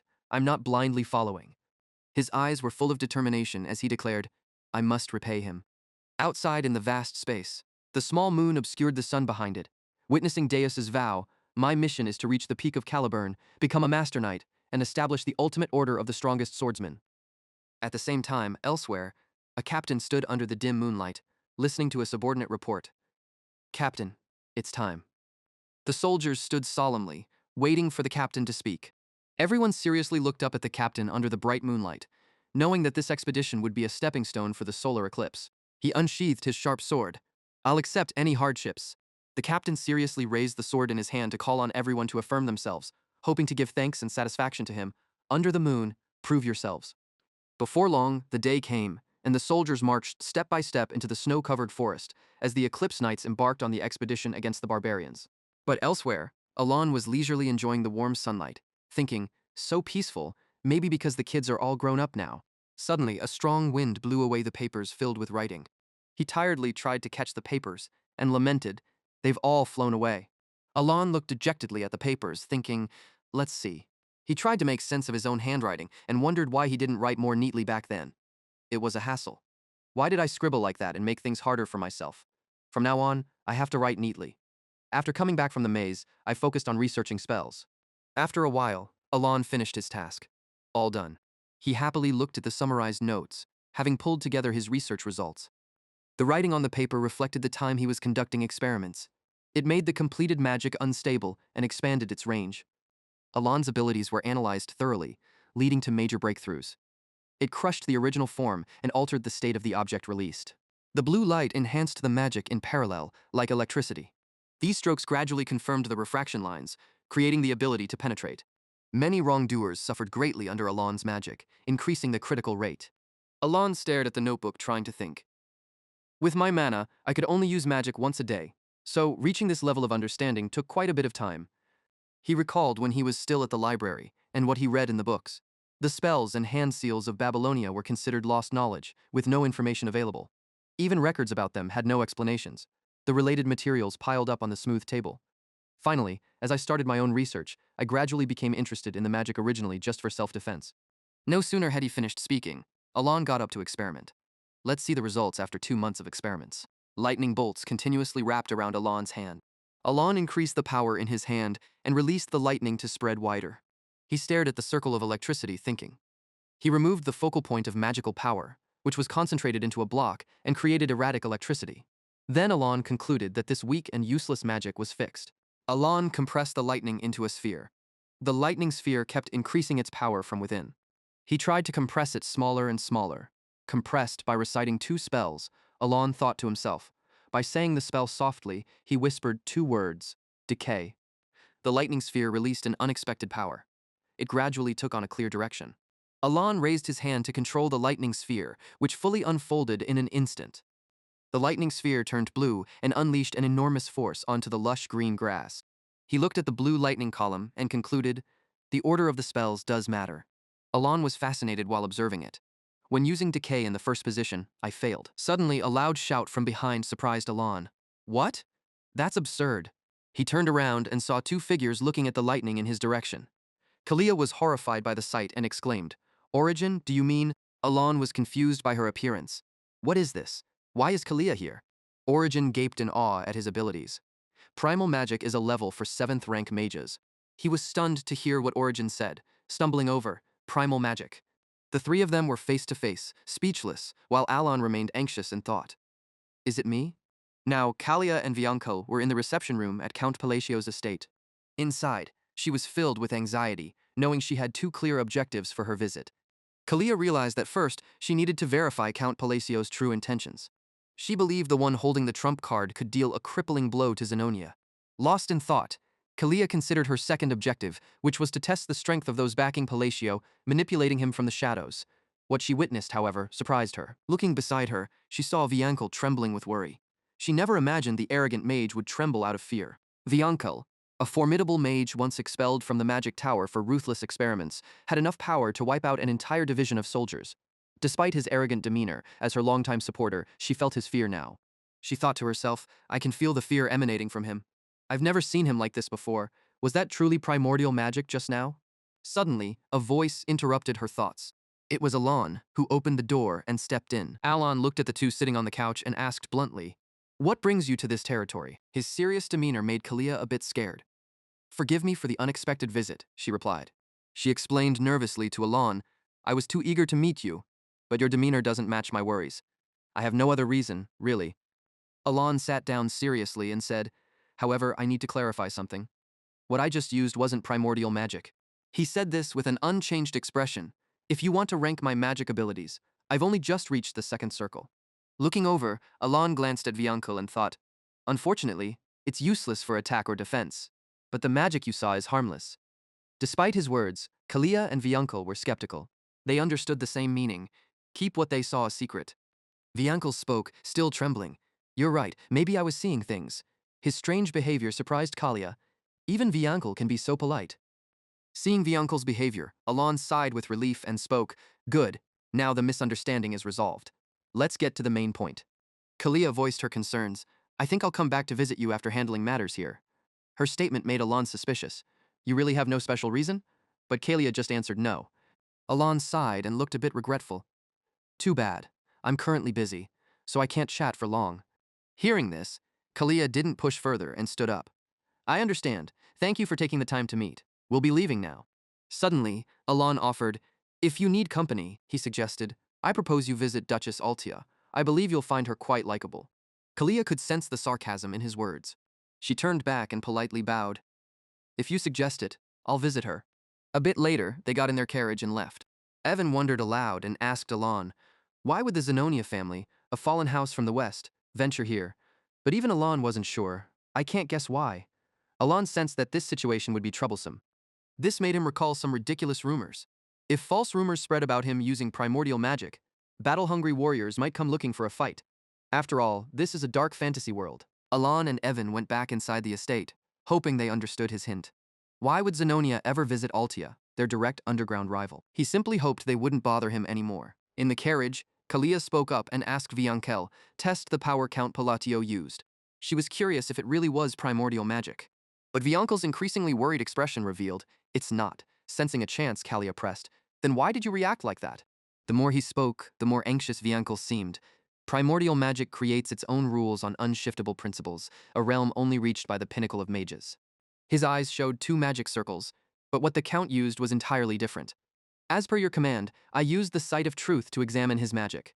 He said he tore into the very fabric of those rules, distorting even the unchanging eternal principles. The more Viankel spoke, the more unstable he became. He held lightning captive. He continued, bending it, disrupting order. Viankel added, even doing such crazy things, the magic still activated. He spoke with an incredibly serious tone, claiming he had achieved an impossible feat. For Viankel, this is extremely dangerous. What happens next is even more so. Images of Alon flash in Viankel's mind. That must be the power of a forgotten ancient god. He held his head in confusion, feeling helpless. I need to stop overthinking. Going deeper into these events is extremely dangerous. Yes. He regretted, saying that back in his youthful days, he was so immersed in ancient studies that he gained praise for his research on the magic of a lost era. I'll say it straight, he said every word with tension, never oppose Count Palacio. Those words from Viankel made Kalia a bit worried. Do you mean that someone as insignificant as me trying to probe his intentions is laughable? Viankel, fearing Alon's special abilities, advised Kalia. I suggest you follow his advice and meet Duchess Altia. She frowned and realized she had become a pawn in his hands. For a period of time, 5 months later, around 2 years since the kids left the orphanage. Suddenly, Alon called Evan in. Hey, Evan. He sat at the desk full of papers and asked, Do you have any new information, especially about the kids? But then he hesitated a moment before saying, not news about the kids. Contrary to Alon's expectations, Evan brought more important news. It seems Zenonia and the Altia Duchy have formed an alliance. Hearing this, he stood up in surprise. What? The two most powerful forces in the underworld have joined hands? Evan nodded casually. Because of this secret pact, no outsiders know, but I'm sure of it. In Alon's mind, chaos unfolded. I've steered these criminals elsewhere, but now I have to face an alliance of two major villains? Is the Asterial kingdom near its end? Suddenly, he remembered something. Wait a minute. Did she actually believe what I said back then? If you need companionship, I suggested you meet Duchess Altia. Alon immediately brushed off his thoughts. No, it must be a temporary alliance. With Kalia's arrogant and cold personality, she would never. But deep down, he knew it was better to be prepared. Thinking it over, he immediately picked up a pen and paper to write a letter. Kalia, sorry if I seem too blunt and cold. It's just that I'm not good with words. I hope this doesn't sound like I'm making excuses. A while later, after finishing his business, Alon tiredly handed the letter to Evan and waved his hand. This is your job, Evan. Hearing this, Evan took the letter and headed to the door, not forgetting to say, I'll deliver this to the young lady of Zenonia through the mercenary guild. I'll also keep tracking the kids. After Evan left, Alon sat staring at the pile of letters scattered on the table, pondering over Raiden and Seolang's situation. I haven't heard any news since Utia wrote that they arrived safely. A small fear crept up in Alon's heart. I just hope the girl doesn't starve to death on the road. He also hoped, if she finds the gift I mentioned in the letter, she will become the pinnacle of all warriors, Baba Yaga. Alon opened an inventory and saw the golden essence gloves of the Golden Mane tribe. When equipped, it increases critical hit chance by 20%. If that arrogant kid got this, she wouldn't have fallen into sin. Instead, she'd become a great Wolf Clan warrior. He read this, quite surprised by the item's description. Alon gazed out of the window, lost in thought. I've shown her the location of the secret treasure I intended to use as an emergency fund. I mean, she's talented enough to fend for herself, so she should be fine, right? That place was different from where he was. The Kingdom of Warriors, where strength could help someone conquer the world, the desert kingdom of Colony. Now the sunlight was slowly rising over the hill. At this moment, Xiaolang was joyfully running around. Phew. She stretched comfortably. Finally, the trial is over. Xiaolang pulled out a golden alloy arm and shouted, Oh, great moon, thank you for this gift. She laughed in delight, thinking the Golden Mane tribe's essence was just a legend. Xiaolang opened her eyes and looked at the item, realizing the stories her mother told weren't fabricated. As a child, she used to wonder with her mother, the essence of the Golden Mane tribe, and her mother would pat her head and tell her, That's right, our wolf tribe is the descendant of the king of all beastmen. The Golden Mane tribe stands above all. These stories stayed with her as she grew up. The essence of the Golden Mane tribe is a legendary treasure passed down through thousands of years. It gives us ultimate power and authority. She was doubtful. I've obtained the golden essence gloves of the tribe. Xiaolang accepted it and revealed her power, and overcame all harsh trials of the inner world. That is an undeniable fact. Xiaolang confirmed one thing. The Great Moon is my savior. It saved me from death during that biological experiment. She recalled her darkest days. It gave me the strength to take revenge on the Black Dragon who murdered my parents. When talking about her emotions, Xiaolang was getting out of control. I must definitely. She unleashed her power forcefully, repay this kindness from him. Xiaolang stretched out his hand, knowing that he did not want me to become just another nameless fighter. From that moment, she carried a new determination within her. Xiaolang promised himself that he would become the strongest fighter and revive the Golden Mane tribe by gathering its remaining members. Xiaolang's wish now was to use this to defeat the Black Dragon. She walked out of the cave. She looked up at the sky, dedicating herself wholeheartedly for her benefactor, all for him. She turned back and said, Let's begin, and she moved forward quietly, as the great kings of the Beastmen, the Golden Mane tribe, would be reborn under the blue moon after 500 years of slumber. Alon held the stack of papers in his hand, wide-eyed, looking at Evan. Evan, while polishing a shiny sword, mentioned a new piece of information, saying, The Intelligence Guild has gathered news about the kids. I meant to report to you during training, but completely forgot. Alon responded, All right, tell me now. Evan started to tell Alon that Xiaolang was doing exceptionally well at the settlement, and she was even being called the Golden Lightning. Alon scratched his chin, saying, Golden Lightning, huh? Feels like I've heard that name somewhere before. Anyway, knowing she's safe puts my mind at ease. Evan nodded, acknowledging that in that land, those with power could do whatever they wanted. Alon asked for more information about Radon. What about Radon? I've heard nothing since he said he was going to apprentice in Raxus. Evan replied. There are a few leads on him, but they're still verifying the information. Alon acknowledged the update. I see. Alon, with hollow eyes filled with doubt, said, "Aren't you really busy right now?" Evan, sweating, replied, "Uh, why are you looking at me like that? I've finished all the tasks you assigned." Alon closed his eyes, calmly ordering, which startled Evan, "Prepare your luggage. It will take at least a month to reach the magic tower." Evan was surprised. "What? The magic tower? I've never heard you talk about this before." Seeing Evan's surprised face, Alon pondered. "Did I not mention it?" Evan just sighed. "Ah, well, I'm used to this by now." Evan asked, "But it'll take a whole month?" "It only takes about a week to reach the green magic tower." Alon replied, "We're going to the blue magic tower." Evan understood. "I see, that's near the city of the maze, which is quite far." Evan stood up, went to the door, and said, "I'll go prepare now." Alon lay back on the couch, lamenting. "Another month on a carriage will be a pain. Just thinking about it tires me out, but what can I do? The thing that can nourish my valuable little magic core is there." He leaned on his arm, reminiscing. "The city of the maze, huh? The name brings back some old memories of when I used to grind levels in games." The maze at the heart of the main city was a signature leveling map in psychedelia. The deeper players ventured, the better the loot they received. He evaluated silently, noting that although countless players had set foot in the maze, no one had ever reached the end. Just like in the game, sacred relics and artifacts were continually being unearthed there, making the profession of magic appraiser incredibly popular, ensuring a lavish life. He concluded to himself, Rhine said she was about to take an appraiser qualification exam. With her talent, passing it should be a given. He flipped over, lying on his back, hands behind his head, pondering. But perhaps the gift I gave Rhine was a bit meager compared to others. It only has the ability to appraise equipment. If the gift isn't enough, maybe I should send her additional support. The city of Larthania, the Maze City, is a place free from any power's rule, a free city for adventurers and mercenaries.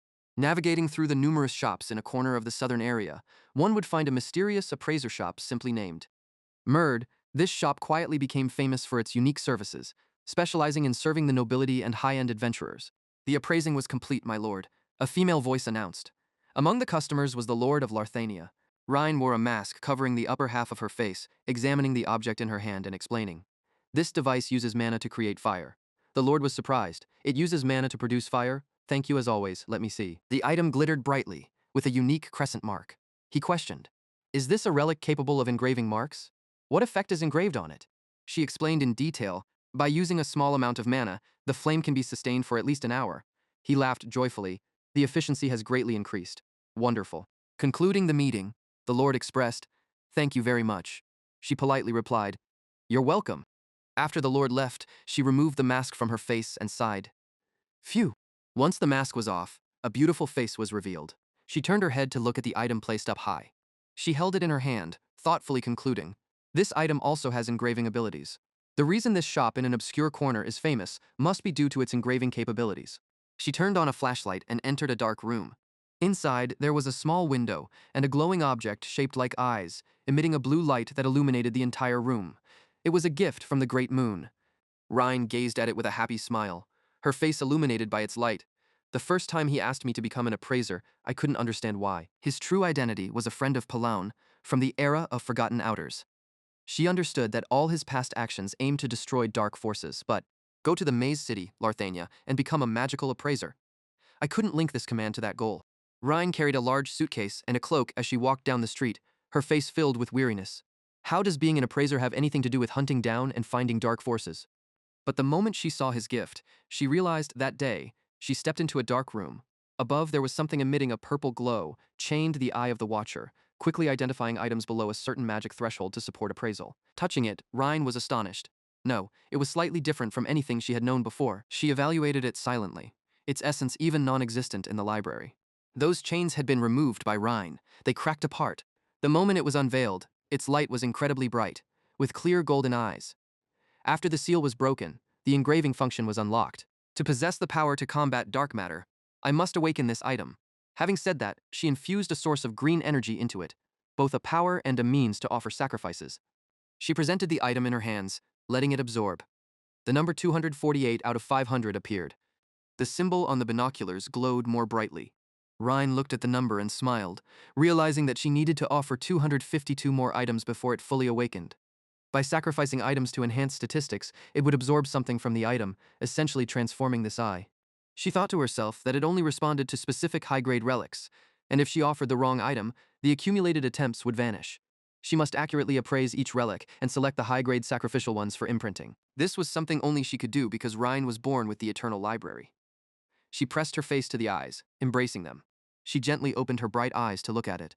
Everything was for the purpose of killing the Black Wolf, all according to the Great Moon's will. 3 weeks later, at the Blue Magic Tower, the carriage arrived.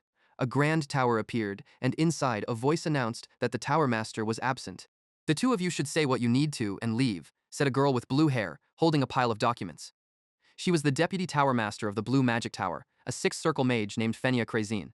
She looked at Evan and Alon and grumbled, "I'm busy, so get to the point quickly." He scanned her quickly, silently evaluating. She was a familiar face he had seen in the main storyline. Currently, she was only the Deputy Tower Master because the main story hadn't begun. In the game, she was a one-of-a-kind genius, reaching the 8th circle in her 20s, and she became the Tower Master here. Not only was she powerful within her ranks, but the Magic Tower also exclusively produced essential goods, making their status akin to nobility in the eyes of the royal family. As he pondered, he briefly introduced himself. Despite the Deputy Tower Master's authority exceeding human limits and being far greater than many here, things felt a little too. "I'm Count Palacio. As mentioned earlier, I'm here to discuss the time gate." Before Alon could finish, Fenia interrupted impatiently. "Right. I also have to deliver these documents, so just say what you need." "I can close that time gate," Alon said, his words striking like lightning. She immediately stopped her unfinished work. The time gate, a rift connecting to the mysterious subspace, appears in places with high mana usage. It creates anomalies and causes severe damage. Hearing this, she used magic to scan Alon and judged. "With that petty skill of yours, what do you intend to do to close the gate?" She dismissively waved her hand. "Fine, you've said your piece, now leave." Things were straying from his initial plan. "Wait, this isn't how it should be. I need an answer from the Tower Master." Fenia's veins bulged with anger as her brows furrowed. "You intend to close the time gate and monopolize the treasure inside, right?" "Of course." In her rage, she slammed the table and shouted, "Right. Do you know how many people come here every day for that? Huh?" Alon didn't know how to explain, so he pleaded, "I'm telling the truth. Bring me to the time gate. I'll prove it." It felt like he was being wronged. Why wouldn't she believe him? Geez, this is just... Fenia calmed down. "Now, I understand that you need a major event to turn public opinion in your favor, because people have started to say you became a count just by luck when your family siblings were gone." She summoned a blue magic as her scarf fluttered with its power. "But that doesn't mean you can come here causing trouble." His face was now just a disbelief and weary expression. He fell back, but Evan caught him with a hand. "Are there really such rumors?" "Maybe because I've lived too quietly, too recluse. Thus there are so many rumors about me." She seemed like a workaholic, but turned out to be very adept at quickly grasping world news. Fenia's eyes gleamed with electric light. She looked like she could strike at any moment. His face drained of color, leaving only a sickly pallor. Someone whispered to him, "She's really scary, not joking. She makes me realize my position right now is to not anger her further. That was just her magic bursting out. I believe we'd get beaten immediately if we dared provoke her." Alon was determined as he reassured and stepped forward. "But I am desperate now, so if I can't eliminate the time gate, I'll surrender all my wealth to the magic tower." She still didn't believe and warned, "You're still mumbling nonsense. I'm tired of it." He stated with a cold face, "If you wish, I'm ready to make a magic oath. This is not a bad offer to exchange for some of your time, don't you think?" Fenia frowned at the stubborn person in front of her, thinking. Eventually, she led him to a large room and said while crossing her arms, "The time gate is in here. As agreed, all your assets will belong to me the moment you fail. That won't happen." Fenia leaned against the doorway, watching Alon step inside with a weary face. She thought to herself, "Just in time. I was wondering if he was the mastermind of the territory or just a lucky fool." But then she sneered, her eyes turning shrewd. After hearing him talk for a while, "I believe he belongs to the latter." Fenia moved behind him to observe the situation. Contrary to his rather calm demeanor, a pressure made people wary. He only had a fairly small magic core and a slightly above-average energy sense, skill-wise only just touching the second circle threshold. What does he intend to do with such little strength to close the time gate? Pathetic. The truth is, there's no need to close the gate. In 3 months, it will naturally disappear after releasing all achievements. The research will end there, and no mage capable of closing it appears. However, the time gate at the Blue Magic Tower has caused disturbances for over 2 years. Alon stood before the rift, emitting light in the center of the room, with Fenia following. She scornfully pointed at the room door. "If you can't do anything, just step out of the room and be done with it." Even so, he was unbothered and began moving his hands. Fenia groused at his unexpected action. "Planning to use your bare hands as a channel instead of a magic staff?"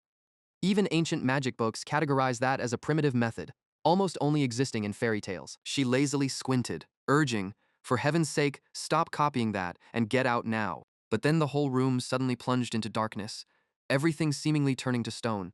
At this moment, Finia turned pale-faced and realized, I can't move. No, everything including time has stopped. She used magic in her vision to scan. That's when, remarkably, she saw a pair of red eyes closed tight. And Alon stood before it, his body enveloped in red energy. His eyes opened, revealing a bright red pupil. It stared directly at Fenia's small figure. The two stood silently in a room filled with cracks and breaks. Fenia was frozen, wondering what's going on. No, everything had stopped. Her observation ability suddenly activated on its own. In an instant, Fenia sensed a giant red eye appear above. She stood still, glancing up to look at it. Thoughts flooded Fenia's mind, something unknown, seeing through its essence. Simply put, this must not happen. She seemed trapped among a cacophony of voices. The eye suddenly extended a hand, like a predetermined cup of doom. Fenia, seemingly lost, raised her own arm. A silhouetted figure appeared, demanding absolute compliance. Upon hearing it, she was drenched in sweat, thinking, I understand that demand. After conveying the information, it slowly closed its eye. Only Fenia's face grew even more bewildered than ever. The eye gradually faded, leaving the room silent. At that moment, Alon turned back, startling her, stating the gate had closed. He held the item in his hand, pondering. It's easy. Just need some items and special techniques, then declared, I will take the holy relic fallen from the space. Alon noticed Fenia's thoughtful expression, wondering if he needed to use it a few more times.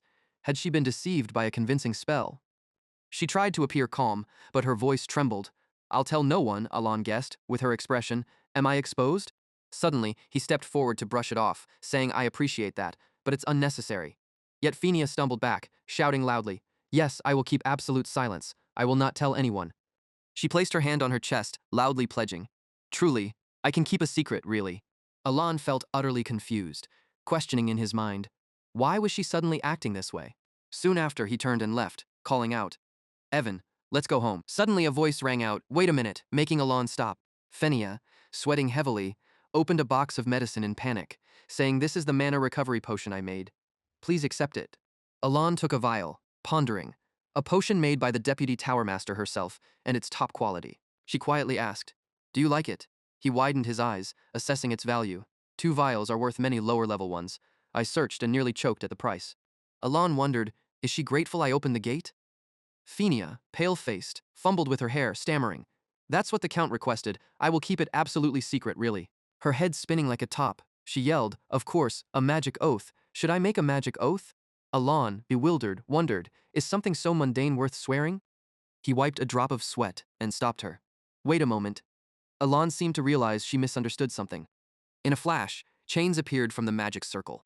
They slowly wrapped around the two people. Then Fenia quickly affirmed, See, I kept my promise. Alon, turning to look behind, murmured, I understand now, knowing she had no sign of clearing up the misunderstanding. Meanwhile, at the Blue Tower, he got the holy relic he wanted, 5 vials of potion and an oath.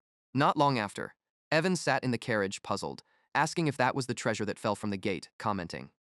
It's hard to obtain, but looks more primitive than expected. Alon raised his wrist wearing the relic, asking, Is my performance good? He lightly touched it, marveling. Anyway, it's something I really need. Alon smiled, pleased, thinking, the relic's seal. I'm glad to have it safely. The gemstone in the bracelet can absorb and store mana from the air. He observed it carefully, noting it works well. The storage is not big, but it surpasses my mana core. Then Alon leaned back, sighing. A body with less mana than a supporting item. He suddenly remembered, no, my goal is to research magic and preserve life, not fight. Evan noticed Alon nodding to himself, saying that's enough, and was curious. He looked up, beginning to wonder. By the way, what did Fenia misunderstand? Alon remembers when they left, feeling puzzled. The sudden politeness seemed odd.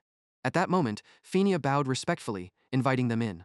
Alon glanced over and explained, I'm a Circle 2 mage. She raised her thumb, praising him. I knew it. You look just like a Circle 2 mage. However, he felt something was off. Was she mocking him? Back to the present, Alon pondered, comparing it to Kalia's reaction last time.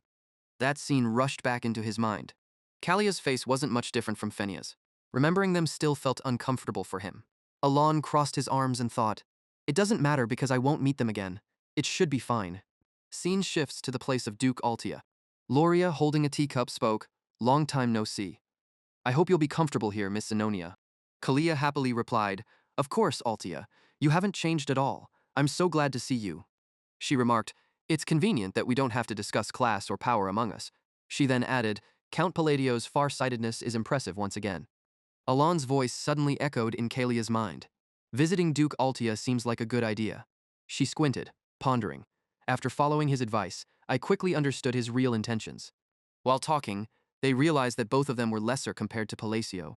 Without discussing the reason, an alliance was formed under Count Palacio's command, because power struggles are meaningless under an absolute leader.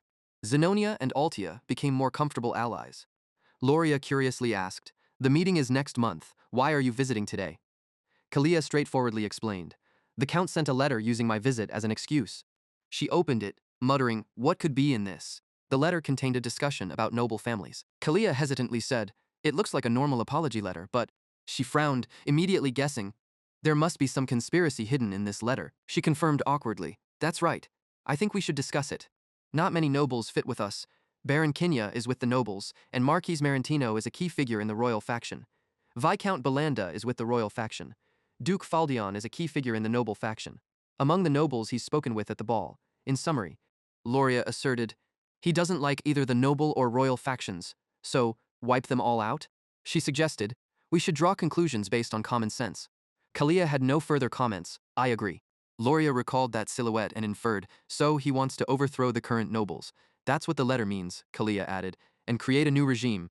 She took a deep breath and looked up, thinking, this is why Altia needs her reputation and becomes a duke. If the Western overlord supports him, then surely. She also, filled with thoughts, hesitantly stated, It seems that way? A serious voice rang out between the two. Shall we discuss the plan? Meanwhile, at Lamb Magic, someone asked, Count Palacio, you mean he closed the gate? Fenia lay flat on the table, admitting yes, Tower Master. Micardo urged, Tell me the details.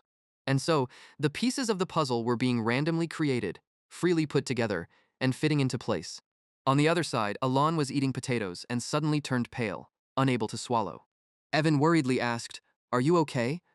He raised a hand to his face and exclaimed, I suddenly choked on a sweet potato. He kindly handed him some water.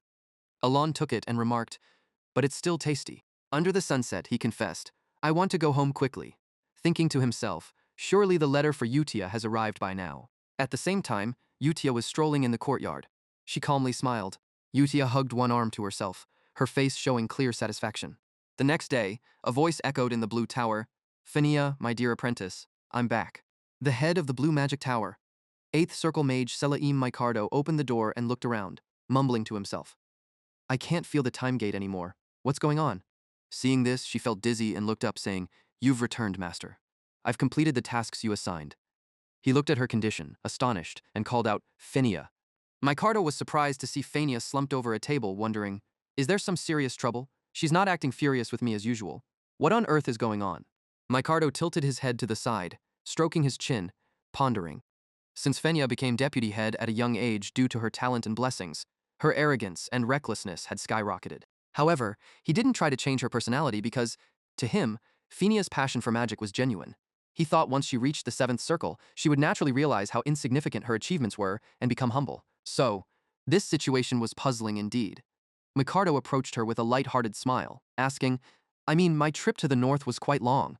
Did you have to take on too much work while I was gone? Fenia immediately looked up, showing a frustrated expression. After a while, amid many colorful potions, Micardo's voice rose.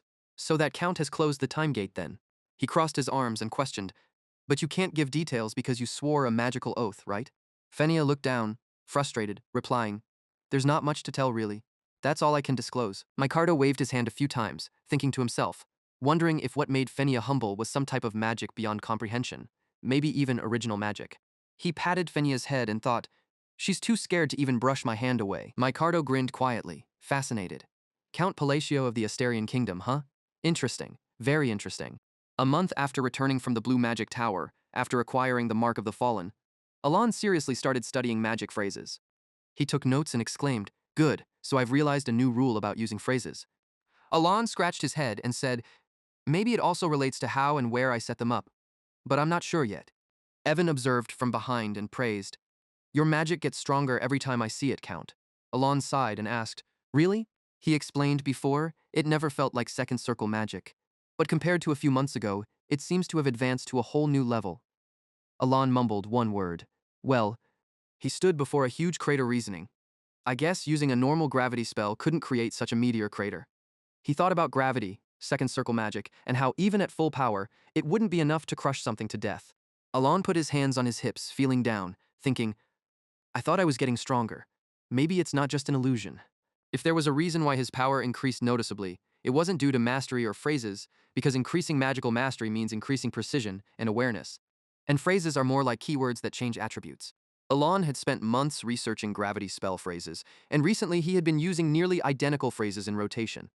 Eventually, he discovered that the strength only increased as he finely tuned the arrangement to its optimal level. Alon turned and confessed his feelings. There's no reason for the magical firepower to increase so much. Perhaps my health has been better recently. He suddenly announced, I'm here to deliver a letter from Fenia to you. It just arrived. As he accepted it, he politely replied, Thank you, Evan. I'll return to my room and read it leisurely. Evan followed behind, questioning, You're going in already? Alon made an excuse. I've used all 3 spells I can use today. Then Alon placed the letter inside his notebook, contemplating, why has my magic suddenly increased in power? Could it be a reward for a curse? A curse is an Eastern ritual where the caster sacrifices themselves to harm others or themselves.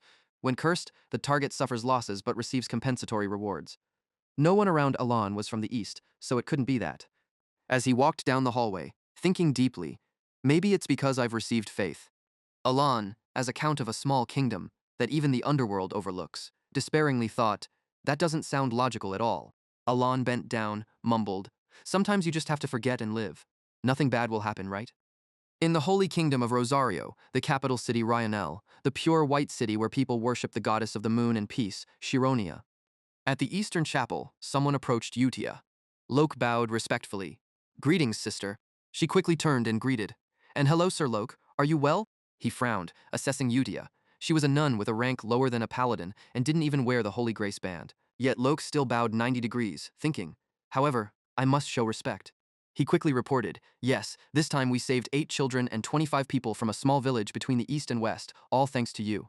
Utia slightly bowed and humbly denied. Not at all, you're the one who acted directly. Her voice echoed in the air, while I was just the one to enlighten the fool that is you. Loke immediately countered, no, it was you who enlightened the fool that is me. I will always be grateful for that. For 20 years, he lived in despair because he couldn't even feel the divine power and almost gave up. At that time, Loke sat dejected on the cold ground. He turned his face when someone approached. If there's something you desire so much. Utia clasped her hands together, suggesting, try placing your faith in the moon. Loke repeated in confusion. The moon? Her pupils narrowed as she implied, you will understand when you actually do it. At that moment, Loke decided in his mind, I've been desperate enough to do anything. Then he prayed to the moon for several days as she instructed, and a miracle happened. He awakened his divine power. Loke was very happy, but he fell into temporary temptation and placed his trust in the moon instead of the goddess Chironia, fearing he might have walked into a path of heresy. However, all strength borrowed from the gods is the same. Even the holy artifacts given under the goddess's name shone brightly in Loke's hands, proving that the divine power he possessed was real. Not long after, in front of the window, Loke wondered, why did you tell me to trust the moon? She extended her palm and explained, because faith, stemming from unseen belief, but takes a long time to manifest. It's always easier to pray for what you need from entities that are right before your eyes. Udia hesitated and uttered, the moon up there? She suddenly turned, raising her arm high and emphasized, will always watch over you. Loke looked out of the window and said, I understand now, because the goddess is also the embodiment of the moon. He suddenly realized, this is a way for people full of doubt to place their trust securely. Then Loke bowed his head respectfully. Sister, I thank you from the bottom of my heart. Back to reality, Utia hinted, if you want to express gratitude. She slightly tilted her head to the side, making her suggestion, let's pray together. He immediately placed his hand on his chest and agreed, if it's for that, I'll gladly do it as many times as needed. Udia squinted her eyes and revealed, you've come right on time for prayer. Many devotees have already gathered here. Soon after, she opened the door. Inside were countless devotees sitting neatly, preparing for the prayer session. Udia slowly stepped inside. The whole room became silent at her presence. Utia raised one finger and said, now. She gracefully urged, let's pray together. Udia took her sacred insignia and began to pray, sending it to the great moon. Alon sat at his desk, resting his head on his hand while reading the letter, showing his tension. His face appeared thoughtful and somewhat disheartened. He sighed, thinking, this letter doesn't have anything special, just mundane daily stories. Alon slumped over his desk, eyes half closed, and let out a resigned sigh. Everyone's living well, of course, but, he thought, He raised his left hand, his face showing fatigue, helplessness, and loneliness. They're living well, but except for Utia, none of them have sent a letter. It's lonely. Then again, it's understandable. His deep brown eyes looked thoughtfully sideways beneath his black hair. He pondered that about the kids. He was probably just a kind uncle.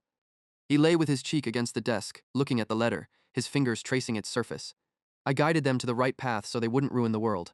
No need to feel sorry for myself. Alon sat cross-legged on the floor in a meditative posture to calm himself. No need for that, he thought. He leaned one elbow on the desk, eyes closed, with sweat trickling down his cheek, and smiled wryly. Utia must be busy, yet she still sends a letter every month. Outwardly calm, but inside, Alon was very sad. Tears flowed down his cheek as he felt emotional. After raising 5 kids, I realize only the oldest appreciates the father's efforts. Nearby, Evan turned to look at him and curiously asked, "Count, are you busy?" Alon quickly raised his head, startled. He cleared his throat to regain composure and asked, "You're still here?" Evan respectfully and attentively reported, "Yes, there's information about the kids from the Information Guild." Alon asked back, "Is that so?" Evan stepped closer towards the desk.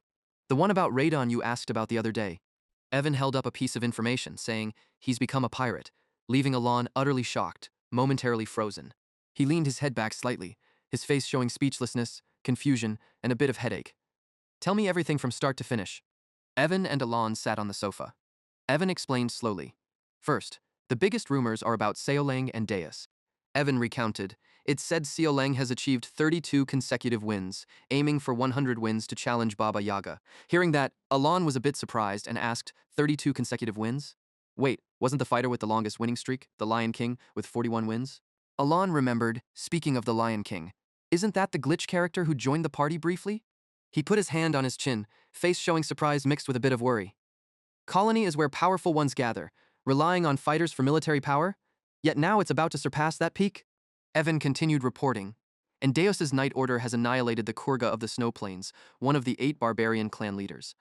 Raiden wore dark, regal armor, his long cape fluttering in the wind, holding and raising a flag high. His eyes showed seriousness, reflection, and a bit of coldness as he remarked, "Those monsters have transformed into superhumans thanks to that ritual.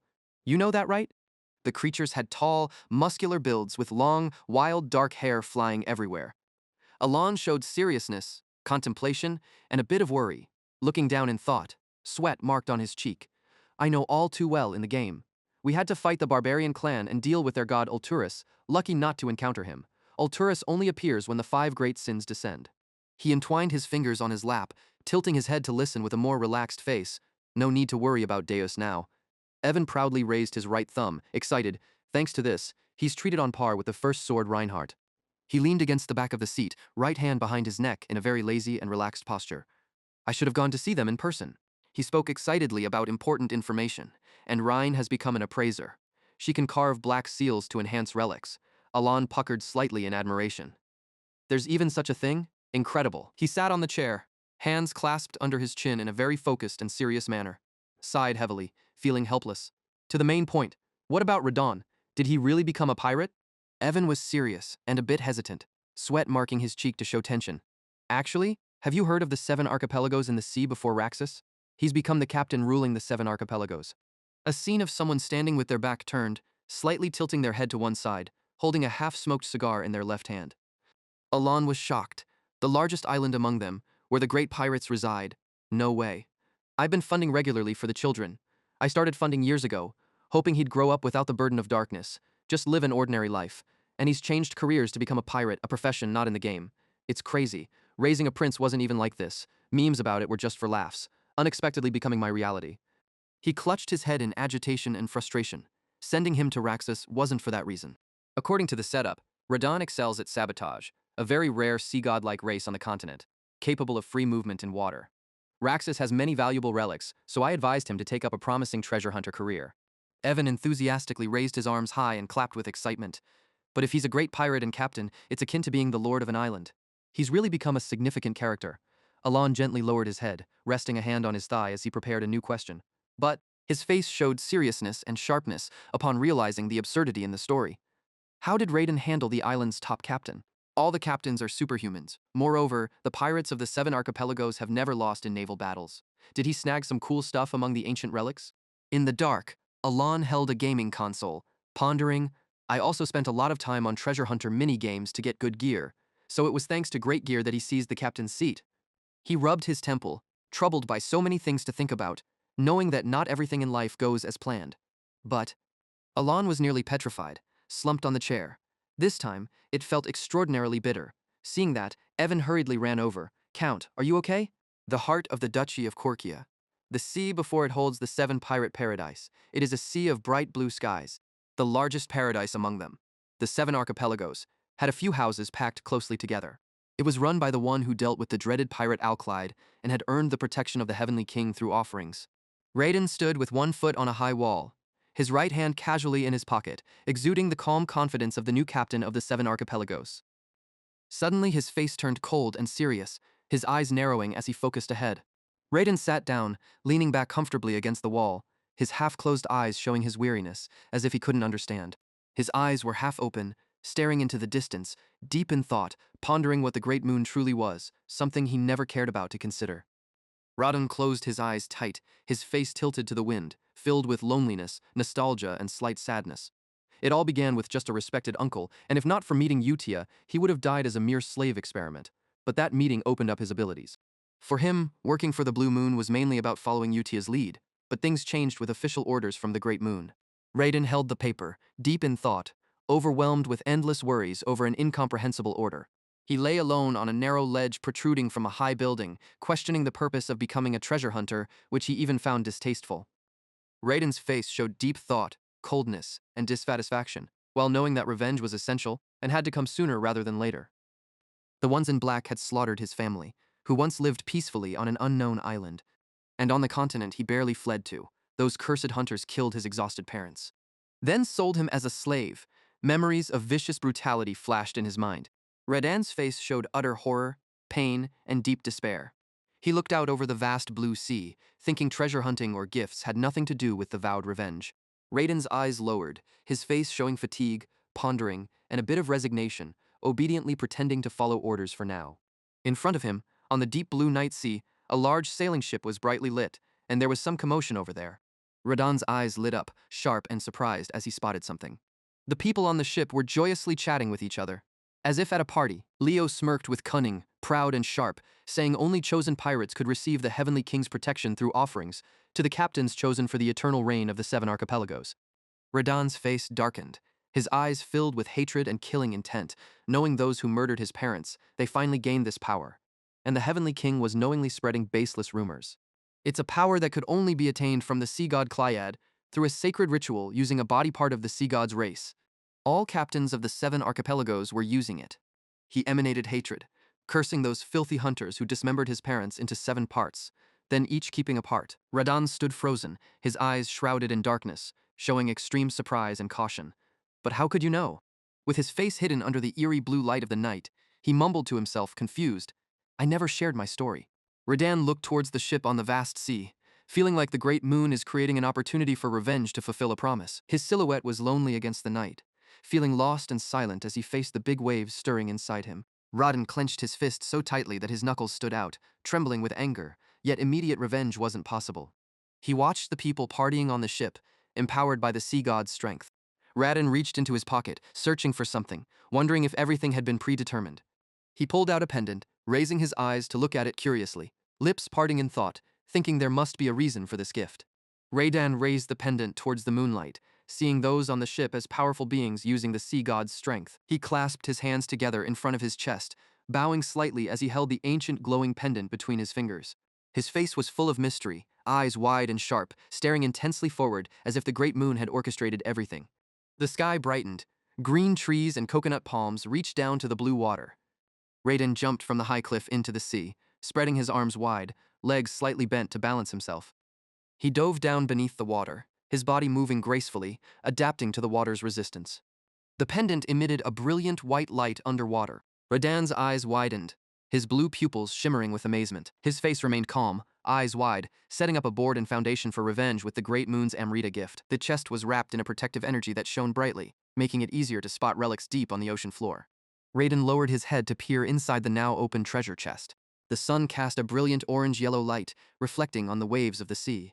He walked on the sand, The special relics he found compensated for his lack of power. Radan looked at the strip of light on the horizon, holding the wooden treasure chest firmly, thinking, "Thank you," was too naive. He stood on a grassy hill, quietly gazing at the ominous sea, feeling the great moon had kept its promise. Radan was surrounded by waves, not just revealing his revenge target, but granting him power to enact it. He smiled brightly, feeling satisfied and confident, realizing the true intent of the message in the letter. Raiden brushed back his wet hair, a slight smile of arrogance on his lips, ready to take revenge and control over the Seven Isles. He recalled the image of Utia sitting high, with a knowing smile. "I was right, don't forget, everything is for the great moon." Raiden's gaze was vacant, his face briefly freezing, thoughts of the great moon, such detached words. He glanced around with a sharp and cold look, slowly growing more confident, believing in everything. Raiden's smile was more fearsome than joyful, etched deeply into his heart, for the great moon. He held the treasure chest in his hands, looking at the bright moon on the horizon. 3 months later, the stifling heat faded, autumn came, and it was time for the biannual Asteria Grand Festival. Alon sat leaning against the cushioned seat of the carriage, looking bewildered, bored, and a bit helpless, unable to avoid attending the compulsory 4-year event, which he really disliked. Luxurious black carriages traveled in a line along a path. Evan calmly and respectfully reported that the carriages of the Krald and Edorn families had joined the convoy as planned. His face showed exhaustion, eyes heavy with boredom, muttering about how they increased the convoy size to avoid trouble with bandits and move on, finding the whole cultural affair quite bothersome. But later that night he discovered the issue wasn't with the bandits but the nobles, with Alon looking aside, expressionless, bearing it.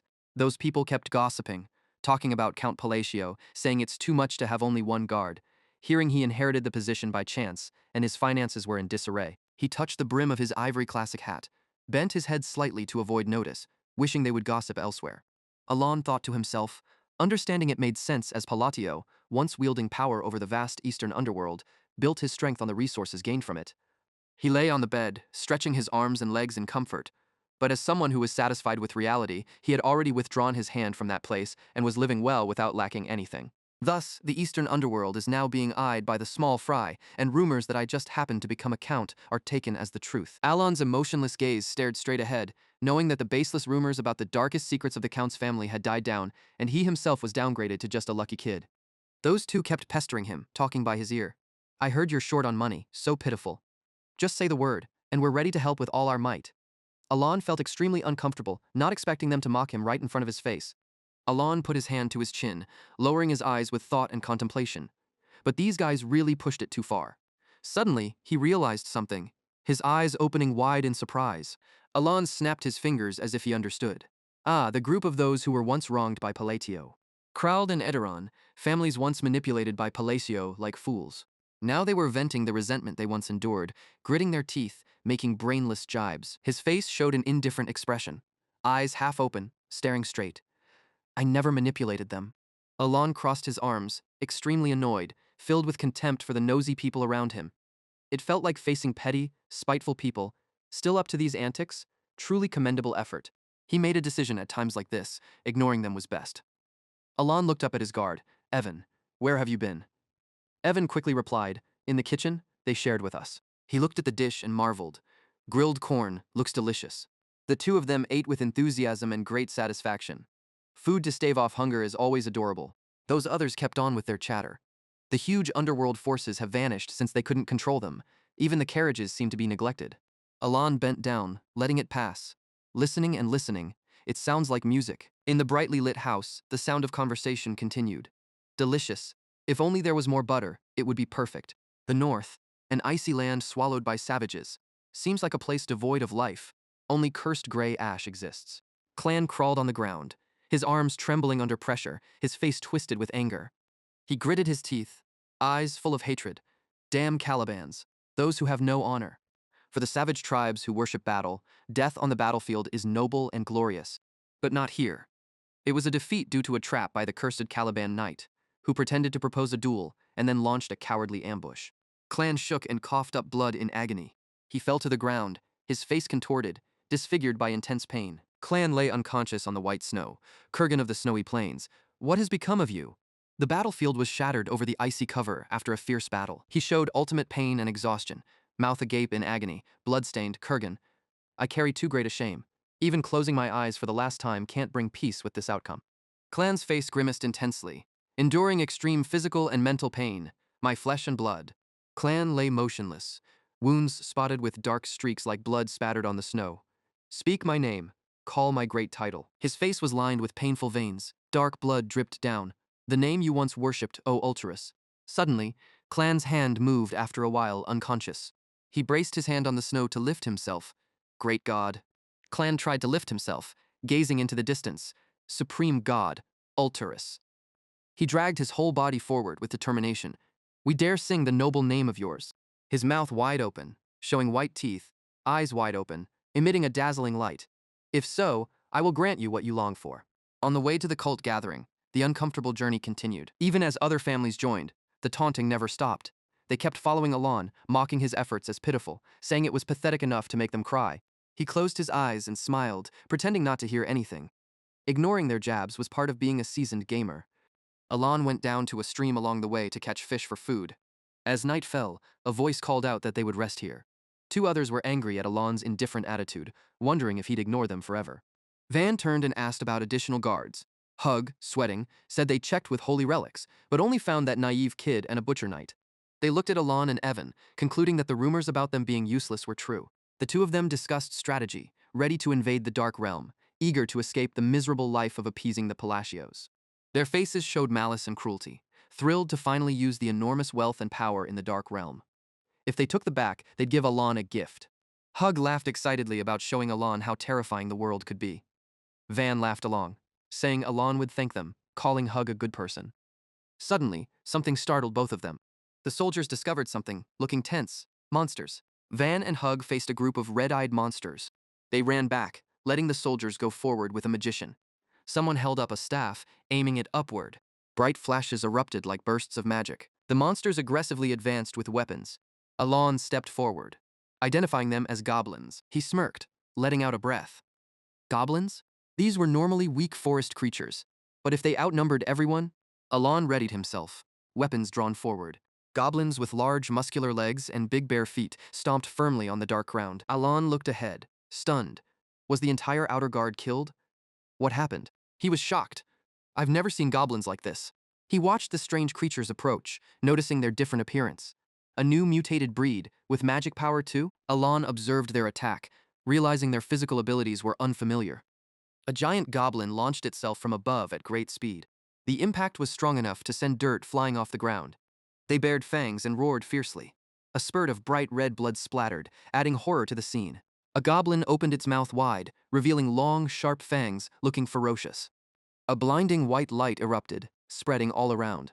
The knight beside him was shocked and puzzled, wondering about the level 3 stone wall and level 2 shield magic, and the presence of a wizard. Who was this? Alon narrowed his eyes coldly and sharply, highly focused, enhancing his abilities. He raised a hand forward and clenched it into a fist, exerting pressure. A massive invisible force descended on the rocky area, creating sharp white streaks slicing through space. Goblins stood frozen, surrounded by a swirling pattern of magical energy.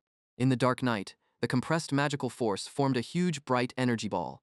Everyone looked exhausted, surprised, and stunned. All eyes gazed up at the ball in the sky. Alon clenched his hand into a tight, downward fist, barefoot. Pieces of darkened bodies float in the magical light. His face is composed, showing no ripples or emotional waves, as he channels elemental power. The magical stones all glow brightly with different colors. A dark core appears at the center, surrounded by an energy flow. The monsters are hit directly, blood splatters fiercely, darkening the space. Alon maintains control of the magic formation, taking a stable wide stance, with his left arm held slightly forward. Both Van and Hug show extreme horror, their eyes wide open. Everyone else is trying to keep their balance. He turns back with a cold gaze. Don't just stand there, get ready. The goblins continue to attack them in droves. The knights brace themselves, raising a great sword for battle. They split up to fend off the assault, swinging their swords to create slashes, working together to fight back. Alon extends his hand forward, his sharp gaze filled with confidence and disdain. The magical strike is an explosive area attack. He and Evan work seamlessly together to destroy the goblins. Everyone fights passionately until dawn. The rocky slope is desolate after the fierce battle. Someone is half hidden behind a gnarled ancient tree, leaning forward. It's over. The knights show signs of exhaustion, mixed with excitement for defeating the monsters. They look towards Alon, curious about who he is. He stands tall, glowing in the sunlight that makes everyone curious about what he truly is. Alon reveals panic and extreme tension, clenching his cloak to stay calm. I almost lost my life. He's sweating profusely, even though his ability to use magic has increased. It's only 3 or 4 times a day at most. By the middle of the battle, his magic was depleted, turning him into an ordinary person. Evan approaches to check on him. Count, are you hurt? Alon calmly replies, I'm fine. He's trembling, breathing heavily from fear. Even with Evan there, losing his ability to protect himself is truly terrifying. Evan asks again, are you really okay? Though scared, Alon tries to reassure, I'm really fine. I planned to go alone because it was too noisy, but traveling with the nobles seems to be the right choice. Speaking of which, this amethyst is the real issue. Why did the descent phenomenon occur? The descent is an abnormal phenomenon that occurs when outer gods descend. The monsters that are affected become violent, their strength enhanced. As he walks around looking, he thinks, how could this happen? This shouldn't be. Normally, only when the 5 great sins descend, when the world's rules are broken, do these outer border gods appear. That means they are about to land on these lands. His face darkens, mouth agape in shock, hand on his forehead, puzzled. The kids haven't awakened through the 5 great sins, so why? What problem happened? Alon looks around carefully, needing to gather information immediately. His gaze is cold and sharp as he looks in one direction. At this rate, it'll be a matter of time before we're all doomed. Van and Hug stand speechless, mouths agape. The next day, at the Rodiger Duke's residence, the magnificent castle brightens up. They arrive tired, finally reaching their destination. The suffering's not over yet. The grand stage of the Holy Church has officially begun. At this point, Alon is exhausted. Needing Evan to help push him along, he complains, I just want to go home and sleep. In a lavish royal banquet hall, aristocrats and ladies in elegant evening gowns chat in groups. Alon looked around the banquet hall cautiously, noticing that everything was decorated in gold, which must have been extremely expensive. Evan raised a glass of red wine to eye level, pretending to show off wealth. Alon thought he could secretly take a piece and no one would notice. A voice from behind caught his attention. Oh my, Duke Lauder truly is no ordinary figure. Lauder smiled with satisfaction. It's just that my little bird can't bear to leave my side. The other person flattered him, saying, Duke, you must take care of your health. Alon glanced back briefly and decided to steer clear of that group. Mingling with these nobles wouldn't bring him any good, and he really didn't want to get involved. Someone called out, making him glance to the side. Van smiled with closed eyes, hands clasped in a humble gesture. Is that Count Palacio? Hug also smiled, asking if he could spare a moment. Both of them offered valuable gifts to win favor. This is the finest meat from my land. Would you like to try it? I'm considering investing in your territory. What do you think? Alon tilted his head, looking confused. What's happening? How did things turn out like this? The two looked at him, seeing an image of Alon surrounded by dark, menacing shadows. They noted the Count's expression and panicked, realizing they shouldn't lose their cool. One day earlier, after the battle with the goblins, Van and Hug had witnessed everything and became very panicked. Hug turned and asked, Did you just see that? Van held his head in confusion. It was magic. They were suddenly dragged away. Baron Amen, may I borrow your mage for a moment? I have a few questions. Just a minor inconvenience. This was the 3-circle mage that Baron Amen always kept around to flaunt power. Van repeatedly mentioned the magic aura from earlier. The man asked, It's only a 2nd circle, right? The mage hesitated. 2nd circle? The words made the other two freeze. How could it only be 2nd circle? It can't be. His level is far beyond mine. So, could it be 3rd circle or higher? Becoming Count Palacio just by luck? Stop dreaming. A terrifying power so great that no guards were needed, hiding Palacio's cold nature. Alon looked back at a very dark, dangerous, and menacing atmosphere. That's why they now resort to offering bribes to stay alive. Van and Hug trembled with fear, feeling they had no choice but to apologize. The old man bowed deeply. I've been a bit rude. Van also bowed. I got lost in delusions and lost my mind. Both closed their eyes tightly in fear, pleading for forgiveness. Alon sighed in frustration. What's happening? I still don't fully understand the situation. Evan clenched his fist, annoyed. Do you want me to deal with them?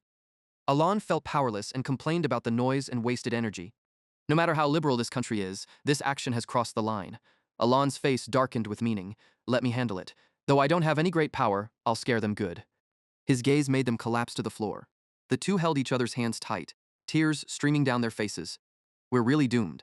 This situation is like living in hell on earth. A corner of the luxurious banquet table was elegantly set with appetizers. Alon stood with one hand on his hip, the other hanging loosely, looking around cautiously. I've sent Evan to the Information Guild, so let's dig deeper into these new nobles. He kept his calm, somewhat cold demeanor, and glanced sideways to observe a target in a distant hidden corner. Those two over there seemed to be discussing something secret. Two noblemen stood whispering in a hidden corner of the banquet hall.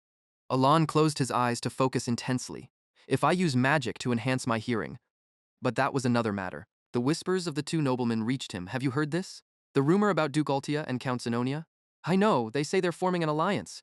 Just shaking hands is strange enough. His gaze softened slightly, one eye narrowing in thought but remaining calm.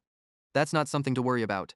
After all, the families behind them have never really liked each other. That alliance probably won't last long anyway. Alon's face showed he was calmly enjoying the food after understanding the situation. He closed his eyes in satisfaction. This egg tart bakery is truly top-notch. The two others kept talking. There's even more shocking news. Don't be too surprised. The real leader isn't either of them. So who is it really? They kept talking, and Alon heard from what I learned. Suddenly, a shocking main issue hit him like lightning. Someone declared it was Palacio, their supreme leader. The piece of cake Alon held in his hand fell to the ground out of surprise. Alon stood with his mouth open, not believing what he had just heard. Every word made him panic. It was said to be none other than Count Palacio.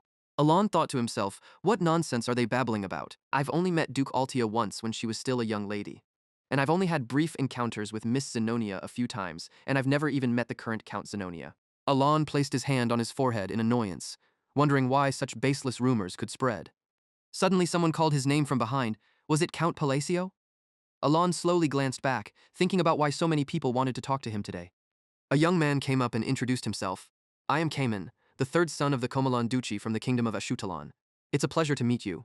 Alon looked at him wearily, knowing that since this was a grand event, nobles from neighboring countries would attend. He tried to remain polite, responding, Yes, a pleasure to meet you. I am Count Palazzo. Suddenly, Cayman's demeanor changed. His face twisted as if threatening.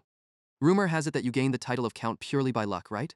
I am insanely jealous, so I had to come here to see what you're like. Do you have any special secrets? He didn't feel like talking, thinking even taro-flavored waffle cones these days seemed to have mouths to talk. At this moment, Mardanio came up and questioned seriously, What did you just say? He frowned, expressing displeasure. This is clearly behavior that despises and insults the nobles of our Asteria kingdom, isn't it? The guy, frightened, immediately denied it, stammering, It's not what you think. Isn't this supposed to be a gentle punching bag for me to vent my anger? I am Kamen Kamalon, a sophisticated and romantic gentleman. I came all this way to propose to the youngest lady of Duke Lauder. Would my future fiancé like to enjoy the wonderful tart I brought? He smiled with extreme arrogance and pride, wondering how any woman could be perfect in every way.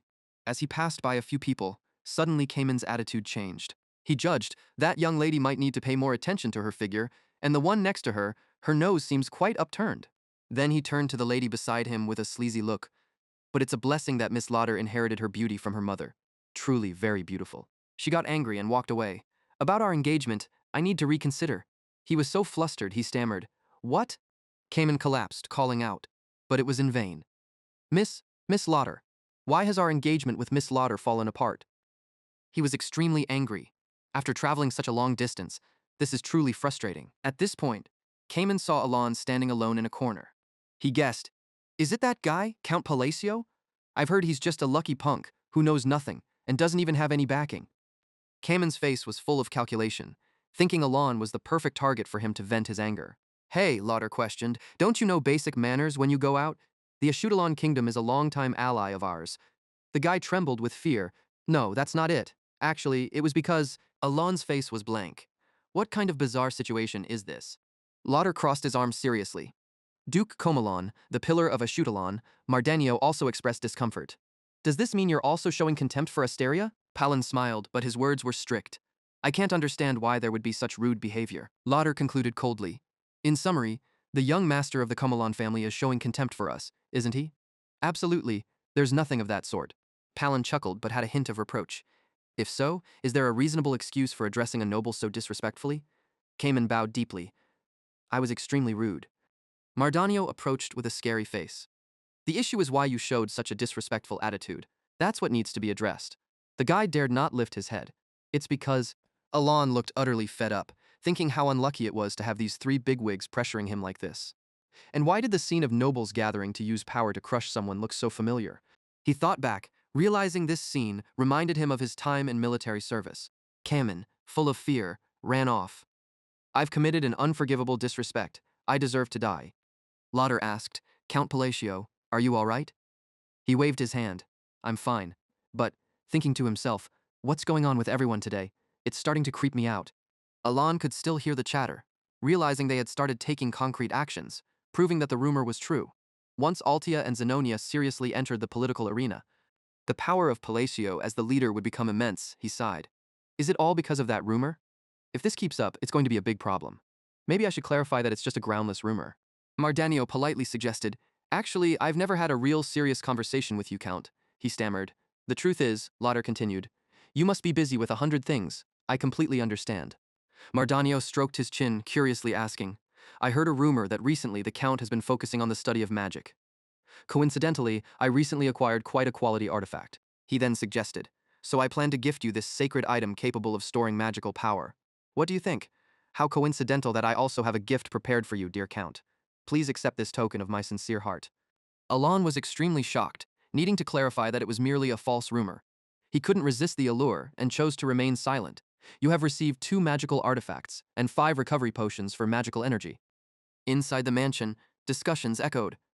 How is the situation unfolding?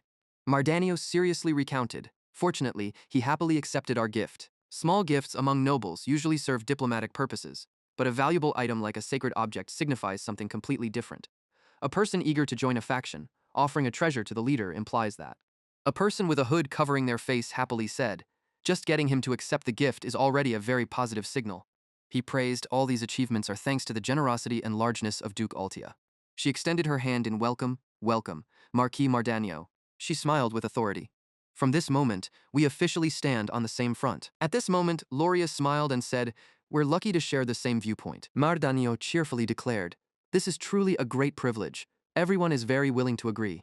Meanwhile, he was amazed as he thought, Duke Altia has always been a reserved person, rarely showing up, yet this time she personally came and chose to meet only a few individuals. It's possible she has already chosen the necessary pieces for herself, using money and power shrewdly to bypass all ceremonial processes, although the rumors seem random and unclear in origin. This is in fact a very clear political move. Sensing the moment had arrived, Mardanio carefully decided, the opportunity is here before us. We must seize it. She didn't hesitate and spoke up. Now then. Loria excitedly stated, it's time for us to take action. Switch to a magnificent mansion. It's been 4 days since the banquet began. Inside, couples are having lively conversations. Alon stood there baffled, not understanding why the number of gifts kept increasing day by day. Surely it's because of the silly rumor about his relationship with Altia and Zenonia. That's why they're rushing to curry favor.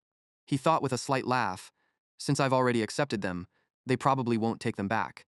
I'll just gather all this and find a way to quietly retreat. Just then, Evan appeared to report. My lord, why do you seem startled? I've returned. Alon sighed with relief. I was just engrossed in a few thoughts. Switch to his private room. As he hears the report, he exclaims in shock about the north. The Tatun has truly descended upon the northern region. Evan nodded and explained. Yes, the situation in Caliburn is extremely chaotic. Based on ancient writings, Medist might also be involved with this evil entity. Alon rubbed his temples in frustration. What about the additional information I requested? He calmly reported. The person you're looking for is currently staying in that village, located north of the Ashutolan kingdom. Hearing this, he was pleased and suggested, good, we can stop by there on the way. Alon sternly decided, we'll leave for Caliburn immediately. Evan, taken aback, asked, why the rush? Why must Caliburn be the destination? Are you really deciding to head north? He calmly reassured, we'll discuss all the specifics on the road. After that, Alon firmly ordered, prepare to depart now. He immediately complied, understood. After the conversation, he wearily groaned. I truly didn't want this scenario to happen at all. Alon thoughtfully explained, it's the presence of entities of catastrophic level, comparable to the 5 great sins. That's the Ta-10. He anxiously emphasized, with the crystal dissension's influence, it's unpredictable which Ta-10 will descend in mortal form. That's why I've been gathering information to act early. Realizing the impending disaster, Alon shuddered. Everything happened faster than he ever expected.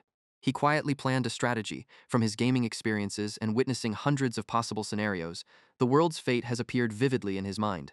Alon gloomily murmured, the alliance between kingdoms will crack and completely fall apart, leading to a meaningless war on lands tainted by outside forces, ending in destruction. He restlessly thought, if that happens, my current life will vanish in an instant. Next, Alon uneasily noted, although I've devised a contingency plan, after the Ta-10 descends, there will be a temporarily calm period lasting several months before it fully awakens to reign. During this transitional phase, its power in divine spirit form hasn't reached perfection. Exploiting the opportunity at that time might be the most feasible plan. He attentively wrote a letter. Nothing is certain, but it's time to take a gamble. After sealing it, Alon firmly stated, as it's the only path left. He held the letter up and stared at it, wondering what kind of gift the child would like. A week later, the vice leader ran in hurriedly to report, "My commander." After the letter arrived, Davis pondered while reading it. Next moment, he suddenly froze, eyes wide open. Without many words, Deus looked up and called out, "Vice leader," who sternly responded, "Yes." Deus seriously instructed, "Go announce that the plan to head north will be postponed by 2 weeks. Switch to Parkerin village in the north of the Ashutalon kingdom." At this moment, Alon was astonished, looking down in surprise at this encounter. Eliban enthusiastically greeted, "Hello, sir." Seeing this, Alon couldn't help but admire. Truly, he has a very striking appearance. Alon was taken aback, thinking, Eliban, the protagonist of the RPG game Psychedelia, whom players take on the role of, no matter what, the protagonist's aura is always something very distinct. He quietly inferred, "This face is exactly like what I've seen in the game. It's a young boy, isn't it? The appearance is truly remarkable." At that moment, Alon leaned in and asked, "Do you know who I am?" The boy replied innocently, "No, sir. I just feel very excited to meet strangers for the first time. My name is Eliban." He silently evaluated, wondering how different this real world would be compared to the game. The idea of a main character was definitely spot on. Alon was sure in his heart that sooner or later this boy would become famous and possess superior strength. He praised Eliban, thinking to himself that the boy was truly radiant and very polite. It felt so strange standing in front of a character he used to control. Alon casually handed the boy a bag of money, saying, "Here, take this." Eliban absent-mindedly took it, surprised. The boy asked in astonishment, "Isn't this gold?" Just then, he turned and signaled, "Evan." Evan knelt down and presented the items from the suitcase, answering, "Yes." Next were sets of clothes, which left Eliban in shock. After that, Evan quickly brought out beautiful gifts. Once he finished the presentation, Alon generously promised, "All of this belongs to you now." The boy was shocked and dizzy. "All of it? It's really mine?" Eliban asked in confusion, "Why are you suddenly giving me so much money, sir?" Alon calmly explained, "Consider it an investment from me.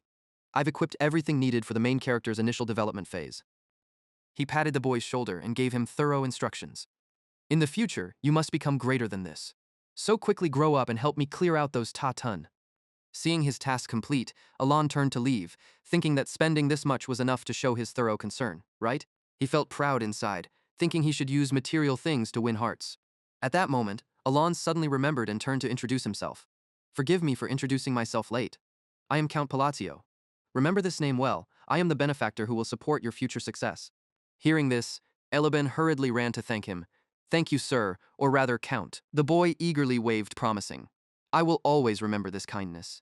Seeing the excitement, Alon wondered, "Wait, is he naturally this energetic?" Alon silently wondered why a game with such a dark fantasy vibe had an atmosphere so bright. Meanwhile, Evan curiously asked, "Count, I generally understand what you're doing, but is it okay to leave without explaining everything clearly?" Alon slowly explained and thought to himself, "He is a smart kid. He will figure everything out. The current situation involves lives and is urgent, so we can't stay around to earn goodwill points." Alon silently sighed in relief, thinking, "To be safe, I've activated the auto-leveling mode for the main character. The power of paying players is just too strong."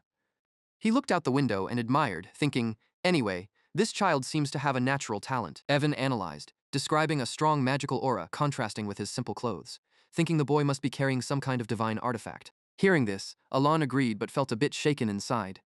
He thought even he could sense the magical aura, though the character should only have basic stats at this stage before beginning the journey. Recognizing such a huge difference, Alon sighed with worry. This must be another deviation from the original game, possibly a result of a butterfly effect I couldn't foresee. For a main character, this change is even more apparent. Alon shrugged, feeling a bit disinterested, but thought, "Oh well, as long as my plan to enjoy a peaceful life isn't affected. The stronger he is, the better for me. This investment will surely bring worthwhile returns." Alon assured himself, thinking that Eliban is one of the rare few with a kind heart in this brutal world, so there's no need to worry. Suddenly he was startled and paused. "Wait, a kind heart?" Alon hesitated, asking Evan about that name, Deus. He wondered if Deus would agree to meet him, since he was too scared to ever set foot in the orphanage. "I didn't expect things to come to this," Alon thought. Evan confidently assured, I think he will agree to meet you, sir. Alon nodded, whispering, perhaps so. Going back in time, Evan asked, curious about the odds and ends, why did you buy all these trinkets? Alon calmly explained in detail. They are gifts, meant to elevate my lifeline for the future. 10 days have passed, and now they're in the capital of the Caliburn Empire.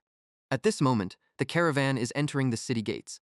Evan sits in a corner, sighing tiredly, complaining about having to wait at the northern gate of the kingdom. Alon nods in agreement with the fatigue of such a long journey. He then groans, saying if they hadn't gotten caught in that strange maze, he wouldn't be this tired. There's nothing to do but accept it. Alon stares at the necklace, reminding himself of their mission. They are preparing to fight the Dark God. He wonders if the gifts, especially for Deus, will be appreciated. A father's hope to give something good to his child. Evan urges the caravan forward, saying they're next in line to enter. He jumps down and signals, telling them the city gate's check will probably just be identity verification, promising to return quickly. Alon agrees, saying let's go. After that, Alon relaxes and breathes a sigh of relief, thankful for the quick procedures easing his worries. Just then, a noise catches Alon's attention. Evan, confused, reports back, saying there seems to be a problem. Alon doesn't understand what's the issue. Alon questions why they're suddenly told to step aside, asking if there's a problem. Evan hesitates, saying although the identity check is complete, there's something else. Suddenly, Biron arrogantly steps forward, asking if that's Count Palacio. He introduces himself loudly as Biron, the fourth sword, the sole heir of the Grand Swordmaster Fiola. Seeing his arrogance, Alon is puzzled, thinking about Fiola.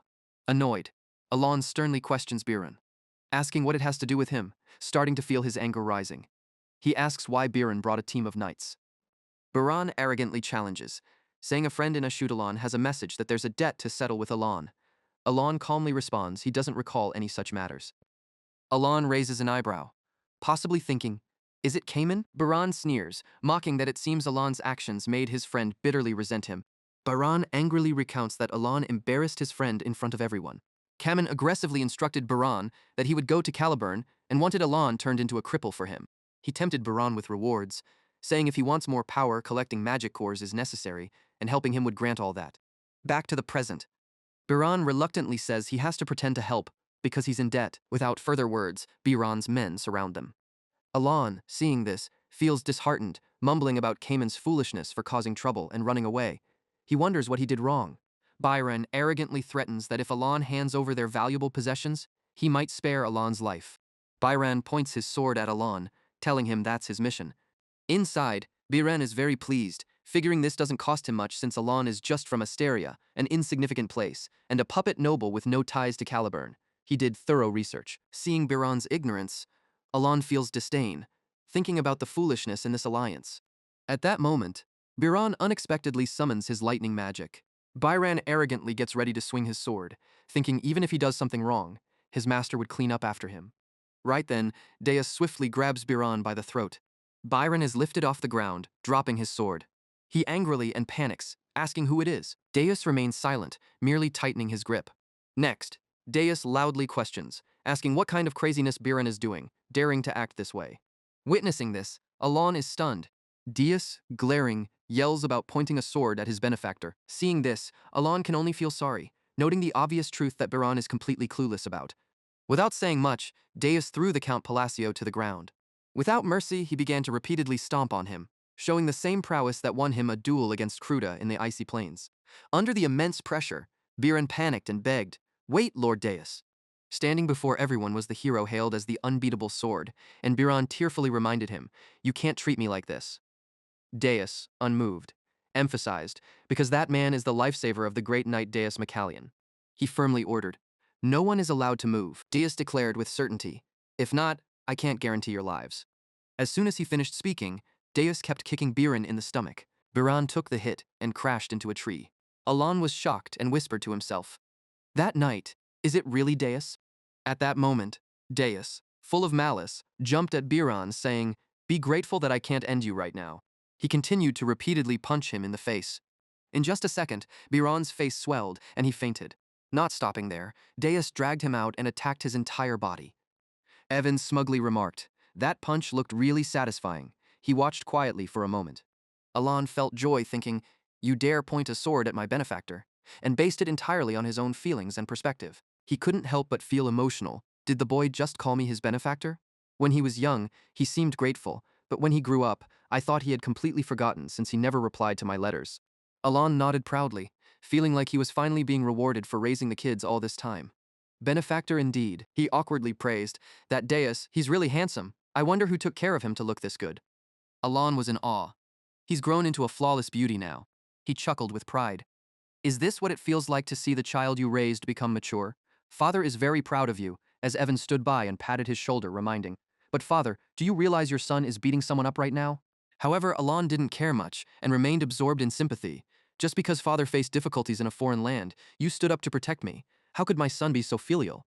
Looking at Biran lying scattered on the ground, he wondered to himself, but did he go a bit too far? As Deus got closer, Alon suddenly remembered. I just realized something. He anxiously mentioned that Deus is one of the 5 great sins. Suddenly, Deus bowed before Alon. Deus earnestly requested, please allow me to serve you. The scene shifts to the other side of the battlefield, where a strong iron stake is driven into the ground. Around it is a blanket of white snow, accompanied by those who have fallen on the ground. At this moment, Delman stands proudly, looking at the scene before him. He raises his sword high and declares that one of the 8 tribal chiefs, the Great Clan, and his tribe have been completely destroyed. Delman, the 3rd sword of Caliburn and captain of the Flaming Knights. Immediately, the whole army cheers, celebrating the victory of the Flaming Knights. After the battle ends, Delman quickly orders, let's return to the outpost and prepare. The entire group joyfully complies. Yes, Captain. At that moment, he smugly thinks to himself, with such a great achievement, I won't lose to that newly dubbed Great Knight. Delman clenches his teeth and asserts, even if he uses underhanded tactics. He recalls the long-standing tradition, Caliburn and the barbarian tribe have always adhered to a war that respects each other's honor. Delman maliciously smiles a deceitful grin, but I tricked Clan, dealing with him alone and the invading force. A cowardly act, yet I successfully destroyed the entire tribe. Despite being proud of the result, he's still bitter. That cursed figure spread the news of victory, claiming he killed Kurga, so this conquest needs a definitive result. I don't know where the barbarians have hidden Clan's body, but it disappeared during the battle. Delman impatiently thinks, even if he is barely alive, the strong poison will spread and kill him. He gleefully concludes, anyway, I just need to return to Caliburn and report the victory. As soon as the whole team returns to the camp, they suddenly stop in their tracks. Looking at the scene before them, they are shocked. Seeing the camp attacked, they are utterly speechless. The outpost, at that moment, a man slowly walks forward. Ulturus turns sharply and calls out angrily, Delman. Feeling the heavy pressure, Delman fearfully draws his sword. What kind of aura is this? Clan is definitely dead. He, uncomfortable, roars a question, why defile the great and sacred duel of honor? Without further words, Ulturus gathers his furious strength around his body. Even one who could strike down hundreds with a sword stands in terror. Delman, trembling, asks cautiously, You're not Clan? Who are you? He frantically shouts, answer me. Delman decisively swings his sword, creating a blazing fire. Is it wrong to believe in a duel on the battlefield? Ulturus easily dodges the attack and confidently asserts, I am a strong being that has reached a higher realm than humans. This is your last chance. He arrogantly raises his voice and challenges, duel with me. Noticing the dire situation, he firmly orders, all troops, prepare for battle. Ulturus mockingly sneers, a mortal without honor cannot share the honorable death of that barbarian. As soon as his words end, the fallen warriors suddenly rise. Seeing them crying out miserably, Delman's face turns pale. It hurts so much. Like zombies, they keep begging, pain, kill me, let me die please. Just as he stands there dazed, Ulturus swiftly slices off an arm with his bare hands. Delman screams in agony and despair. Not stopping, he suddenly punches hard onto the ground. Immediately, rocks shatter and the soldiers involuntarily fly into the air. Ulturus fiercely kicks upwards. In the blink of an eye, half of the soldiers are destroyed. Down below, he decisively thrusts his hand through Delman's chest. Delman, in panic, still strains to ask, who is he? Delman falls to the ground and pitifully pleads, it hurts so much, please kill me. Ulturus excitedly announced, all you savages here. He boldly introduced, welcome to the blood arena, created from souls deprived of death. He loudly declared his identity, the god of all savage tribes, the father of duels. Ulturus sternly decided, will grant you an honorable death. He ruthlessly set the only condition, prove you're not savages by dueling. Back at Alon's group, the subordinates carefully helped Biran inside. Meanwhile, Deus bowed and shouted, understood. The soldiers were amazed and exclaimed, he bowed? The nameless sword did? Because in Caliburn, the reputation of nameless sword Deus Macallion is so high, even beating the rebellious second prince who teased his sister wasn't disciplined. Except for the king, he has never bowed to anyone, so him bowing to a count from another country is shocking. The soldiers secretly piqued and kept wondering, who exactly is Count Palatio that the nameless sword has to bow to? At this point, Deus politely said, "Please get in the carriage." Looking at the luxurious carriage, he was surprised. This is too flashy. Evan whispered from the side, "Count, please go first. We will follow by horse-drawn carriage." As soon as they arrived at the location, Alon froze for a few seconds. This giant house is... Standing before the magnificent castle, he was amazed. Is this Deus's villa? It's truly successful. Next, Alon slowly followed Deus's guidance. Seeing the atmosphere so calm, he slightly shivered. It's so silent, it's suffocating. I'm very moved. But don't you feel it's inconvenient? Alon helplessly sighed. Just state your intention up front. That shows respect and care for the other person. Without much talking, he went straight to the main point. Deus, hold on. Alon honestly expressed his purpose. To be frank, I have something I want to ask you. Hearing this, he was surprised, his eyes wide open. What? Ask for help? He nodded in agreement. Yes, Deus confusedly asked again, then silently reminded himself. Is it asking for help, not an order? Alon firmly answered, then quietly felt sad. Yes, but what's so strange about that, in the end? Do you also think I'm shameless? He politely turned to signal, let's sit down and talk. After settling in the seat, he anxiously thought, usually. Alon wondered to himself, doesn't the host usually sit in the host's spot? I feel happy because he treats me like family. Then, he began expressing his wish. What I want to ask. There are two things. It might be a bit difficult for you. I have to travel north. Can you come along? Before he could finish, Deus immediately agreed. I will go. Alon was astonished and thought, agreed so quickly? He calmly explained. I was planning to conquer the north. He heard this and cheerfully scratched his head. What a relief. Next, Alon hesitantly spoke. Then, he paused for a few seconds, then made his request. This is the really difficult thing. Can you lend me? Alon emphasized clearly, the arrogance ring from the Caliburn Royal Treasury? No? At this moment, a subordinate reported seriously, Vice Commander, I have returned from the escort mission. He nodded in approval. Well done. And thought to himself, I wasn't really worried since the captain came personally. Earlier, Deus decided to escort him here himself. Right then, Silly eagerly asked, an escort mission? My brother must have a very important guest to welcome. The vice commander replied awkwardly. Miss Silly, the thing is. Flashback to earlier, he coldly ordered, inform them that the schedule in the north will be postponed by 2 weeks. He hesitantly asked, may I ask why? Deus, without hesitation, explained, because my benefactor is coming here soon. The vice commander was surprised and thought quietly, then gently said, I've never seen him so happy before. The Count of Palatio from the Kingdom of Asteria must be coming here. Upon hearing this, the girl was astonished. Back at the manor, Alon hesitantly pleaded, could I possibly? He nervously proposed, borrow the ring of arrogance from the treasures of Caliburn? The next moment, Alon thought uneasily. That's an outrageous request that would put me in debt to the royal family, but, he hoped, the ring of arrogance is crucial for this plan. Without further ado, Deus directly agreed, yes, of course. Suddenly, Evan came in, interrupting. Sorry I'm late. Seeing this, Alon exhaled shakily and quickly changed the subject. Evan, you came just in time. Yeah, let's lighten the atmosphere first. He'll probably like my gift, right? Immediately, Alon stared, then signaled with his eyes. You came just in time, Evan. Did you bring them? He gave a thumbs up, confirming, of course. I'll bring them out right away. Next, Evan placed a mountain of gifts on the table. Seeing this, Deus asked in confusion, what is this? He calmly explained, this is a gift I've prepared. I especially prepared this bolo tie for you. It's said to be very popular in the capital city. Alon placed the gift on the table with expectations. I chose this after careful consideration, hoping he would like it. He shyly added, thank you, sir. Seeing Deus hesitate, he proactively asked, aren't you going to open the gift? Deus quickly explained, it would be rude, so I'll open it when I'm alone. Realizing the gift-giving campaign was failing, Alon felt helpless inside. You don't have to do that, or maybe he doesn't like my gift? Recalling that moment, he secretly speculated, or maybe he's truly respecting me. That's why he's taking it to his room to open. Alon cleared his throat and suggested an approach. Anyway, if my request puts you in a difficult position, I can compensate. However, he quickly interrupted, I'll bring the ring of arrogance here immediately. Deus thought for a moment and offered a solution. Dealing with the king is the most troublesome part, but I only need to handle about 50 people. Hearing this, Alon and Evan could only be speechless. He's planning to go that far, huh? Though he seems strict, he's quite a joker. Meanwhile, he seriously requested, Should we start that now? Alon thought. Does that mean he's not joking? Alon gently advised. You don't have to go that far to get the ring. Deus nodded in agreement. I understand, so I'll find a way to retrieve that ring as quickly as possible. He was touched seeing this. He's trying his best to get that ring for me? I'm very grateful he seems to care about me, but isn't he going a bit too far? It's making me feel awkward too. After wrapping up the conversation, Alon followed Deus outside. Right then, Silly cheerfully ran over calling, Big brother.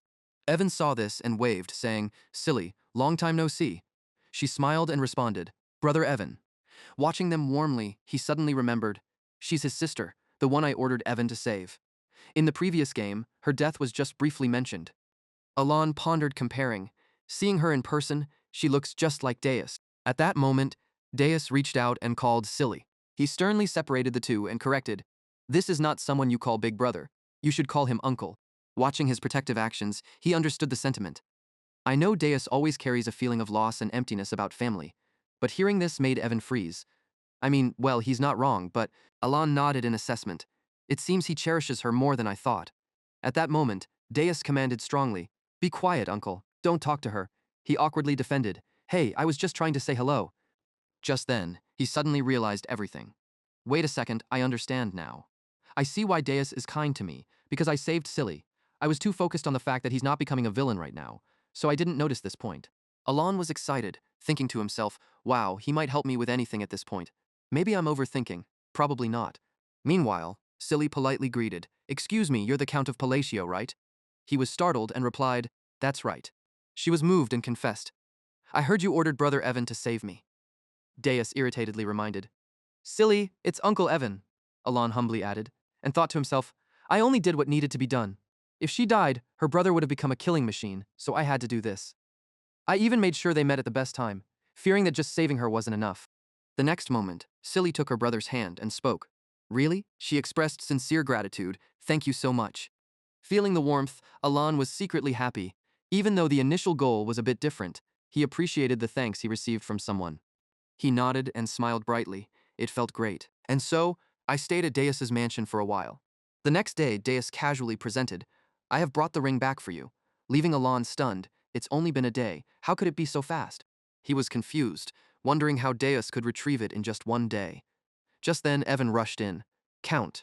He urgently reported, I just heard something very strange, and Alon confusedly asked, What is it? With a pale face, he leaned in close and explained, Deus caused a commotion at the palace to demand the ring for you.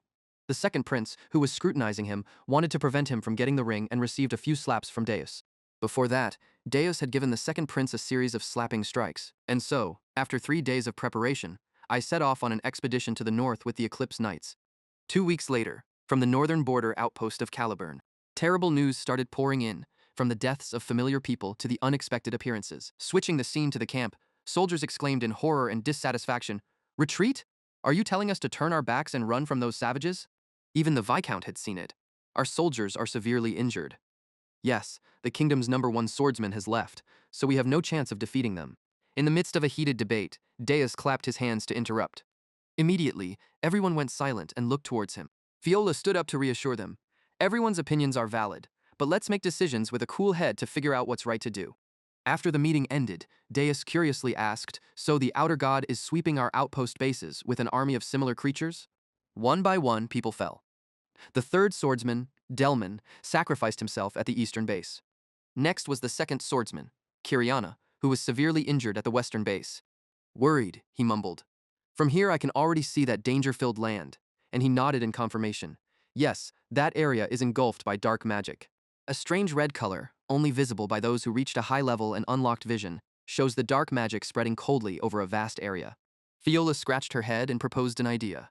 The ominous atmosphere just keeps drawing my attention. Maybe retreating now is truly the best choice. Suddenly, Deus looked up in confusion. Smoke? At the same time, Alon calmly mumbled, Refraction, condensation. Seeing him enjoying himself, he was puzzled. Roasted sweet potatoes? Focus. Where did he get those things from? At that moment, Finia angrily shouted, I told you not to, you idiots. In a harsh argument, she stated, I told you, the healing is done. There's nothing more I can do.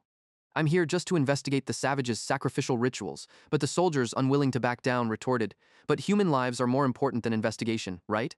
Just once more, please help us. Noticing this, Deus speculated. That's the Royal Knights of the Second Swordsman and the Vice Tower Master of the Blue Witch Tower. In anger, Fenia turned her back and left. All you can do now is watch him and see if he is lucky enough to survive this crisis. Seeing Deus block her way, she aggressively ordered, "Hey, you move aside from me." Recognizing a familiar face, Fenia was stunned. Wait a minute. She seemed to hold her breath and exclaimed, "Why is he?" Fenia gasped, saying, "What's happening here?" She looked at Alon, wondering, what's he doing here? Suddenly, he jumped up and waved, "Oh, Fenia, the people at the Blue Tower informed me you were here." Fenia trembled as she nervously replied, "I'm truly sorry, but I don't currently have the magical potion you need. It's really complicated. I mean, the preparation process is extremely time-consuming, and I've been so busy lately." Alon calmly replied, "That's quite a heartfelt request. What a pity," thinking to himself that maybe he'd expected too much. Fenia was terrified and quickly corrected herself. "No, I will definitely complete it." Alon seized the moment to say, "Ah, then I won't refuse your sincere gesture." The guards with them were shocked. "Lady Fenia, you're smiling? All the students at the Blue Tower are going crazy, giving away potions worth hundreds of gold coins. He's lost it." Fenia bowed and then turned to run off, saying, "Great. I'll send word to you soon when everything is ready. It will be done soon." The two people with Fenia looked at Alon, surprised. This man is... They silently acknowledged Fenia's strange behavior, someone worthy of respect. As Alon and Fiola sat in the room, they saw a strange red light outside. He shouted, "Do you feel this power?" Alon felt it and quickly realized the situation. "We're under attack." Outside, a legion of undead was approaching them. They attacked and ruthlessly killed people. A strange atmosphere filled the air, accompanied by cracking sounds and screams. Fenia appeared, using a frost storm. The undead were instantly frozen. Then she blew them up. On the other side, Alon rushed in to support. He moved swiftly, dealing with the undead. Alon looked up and realized, it's coming. Fenia also looked up, stunned. Lightning struck, destroying everything around it. This was the ominous despair from the presence of a higher being. The demonic feet touched down, and a deep voice cursed them all as savages. It was the deceitful Ulturus who laughed mockingly. "Don't get in the way of souls who've lost their dignity as they pay for their mistakes." Fiola, on the battlefield, rushed quickly to stab Ulturus in the chest. He was shocked as he looked forward. The sword's tip did not even scratch him. Fiola thought, even the Godspeed sword is useless? Ulturus swung his arm, knocking him away, and scolded, "A savage without dignity doesn't deserve an honorable death." Fiola's body was twisted and deformed, his head severed from his neck.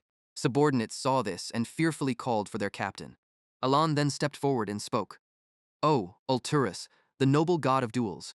He stood there and recited an incantation. "In the name of the Holy Covenant of Calgunus, I, Alon Palatio, request a grand duel of Bavaloya." Hearing this, Ulturus laughed with amusement. Then Ulturus spoke, "How fascinating and compelling. You actually know a covenant from my era?" The undead emitted a deadly red aura. Along with his voice, "Welcome, O noble one." A circle formed around both of them, and Ulturus declared, "Enter the blood arena, where no one can intervene." He clasped his hands together, smiled, and continued. "By the seal of the Holy Covenant, I, Ulturus, accept this grand duel of Bavaloya." As soon as he finished, Alon immediately realized, the pressure is incredible. I've completely miscalculated. He had reached the threshold of a power hard to stop. Outer gods become stronger as they approach awakening. Once they achieve a complete god form, their power will rival that of the five great sins at their peak. Alon thought to himself, if I hadn't used the transcendent potion, I would have collapsed long ago. This is the last chance to stop him before he fully awakens. He confidently started. "Let's begin." Ulturus's voice dropped, announcing the duel officially begins. The Great Bavaloya Duel from a Forgotten Age of the Outer Gods is a turn-based battle. First rule, the challenger gets to make the first move. He laughed loudly and yelled, "Enjoy the sound of doom." The onlookers quickly turned and ran, saying, "We must leave immediately, run." Someone questioned, "Why is he standing still like that?" Second rule, you're not allowed to move outside your turn, and you can't change position while taking your turn. Ulturus was satisfied and remarked, "Excellent. You truly understand what dignity is." Third rule. Players must choose between attack or defense. Alon thought, I'll choose defense this turn. But against such a fierce attack, ordinary defense is useless. He quickly used, focused, condensed, strengthened, and empowered. Alon thought to himself, I will have to use up all the remaining magic today if I want to survive this attack. Ulturus's furious attack was headed straight for him. Alon used the last bit of time he had to prepare to block the attack. The sound of breaking echoed, along with a deadly magical force slicing through the battlefield. As the magic faded, a shattered line stretched across the ground. In the dust and smoke, a figure was still standing. Fenia stood there, amazed, and asked, how can he still be standing? Alon was still there, a bit disheveled but supported by a magical circle. The necklace he wore was gradually disintegrating and breaking apart, while Alon held a potion bottle. Thinking back, Finia had given him something and said, I'm sure you've realized this. But this is the Transcendent Potion, and the Remithian Potion serves as a painkiller. How you decide to use these is up to you. He looked at it and thought, this potion is really effective. Without it, I couldn't have held on. Alon realized, just as he planned, it would be very beneficial for him right now. He poured the potion over himself, knowing that in this condition, he couldn't fully recover. But since it's such a high-quality potion, he'd still be able to move for the next turn. Alon's expression turned serious. Now he was in a state of fury. He began to activate the binding chains of ancient magic. Finally, it was his turn to strike. The system screen showed some words. Ulturus, you arrogant fool, use the grand duel of Bavaloya to prove your honor. Alon looked at it and thought about needing to study the rules before entering the battle. He considered using those rules to restrict the actions of the foreign god. Without fear, Alon boldly accepted the challenge of the Bavaloya. He thought with relief. Thanks to the reincarnation necklace and the magic potion, I narrowly survived after taking that hit. Alon began his move, activating the bind. The condition to activate the Wild One's ring is being near death. Suddenly, thousands of hands appeared, intertwined to form a strange circle in front of Alon. He looked up at the deceitful opponent, and the bind was set, facing him. A pale golden light surrounded Alon. He seriously analyzed, since his opponent considers duels sacred, he would not defend or block. Alon then raised his ring, understanding that in game logic, his opponent would only stand still and take the first hit, enhancing power to shorten the limit time, rather than wasting a strike. The deceitful opponent felt triumphant seeing Alon hesitate. Suddenly, Alon remembered something important. In this world, there is no time limit like in the game. He raised his hand to silently form a seal according to plan. Each step was calculated by Alon. The first bind, when magic is cast in the land of eternal ice, wishing to overturn the world's rules. After casting this, a red eye appeared with a huge blue pupil in the sky. Alon commanded, scatter. He continued casting spells. The second bind. When magic is executed at the brink of death, wishing to overturn the world's rules. Focus. Waves of lightning concentrated towards Alon's hand, targeting the opponent. Finally, he condensed all the lightning towards the deceitful opponent to quickly end the battle. Alon waved his hand to launch the final strike. Death. Instantly, a beam of light tore through the night sky, striking his target as he wished. The third bind, when magic is used against a god, wishing to overturn the world's rules. Alon calmly assessed the situation, focusing entirely on the target in front of him. He shouted again, silence. The attacks launched created a series of damages. The fourth bind, when magic is used to face Ulturus, the great duel god. The deceitful opponent showed no fear at Alon's actions, crazily laughing and embracing what came. Alon didn't give up, calmly watching his opponent, wishing to overturn the world's rules. After a continuous stream of spells, only rubble was left in front of Alon. He waited anxiously.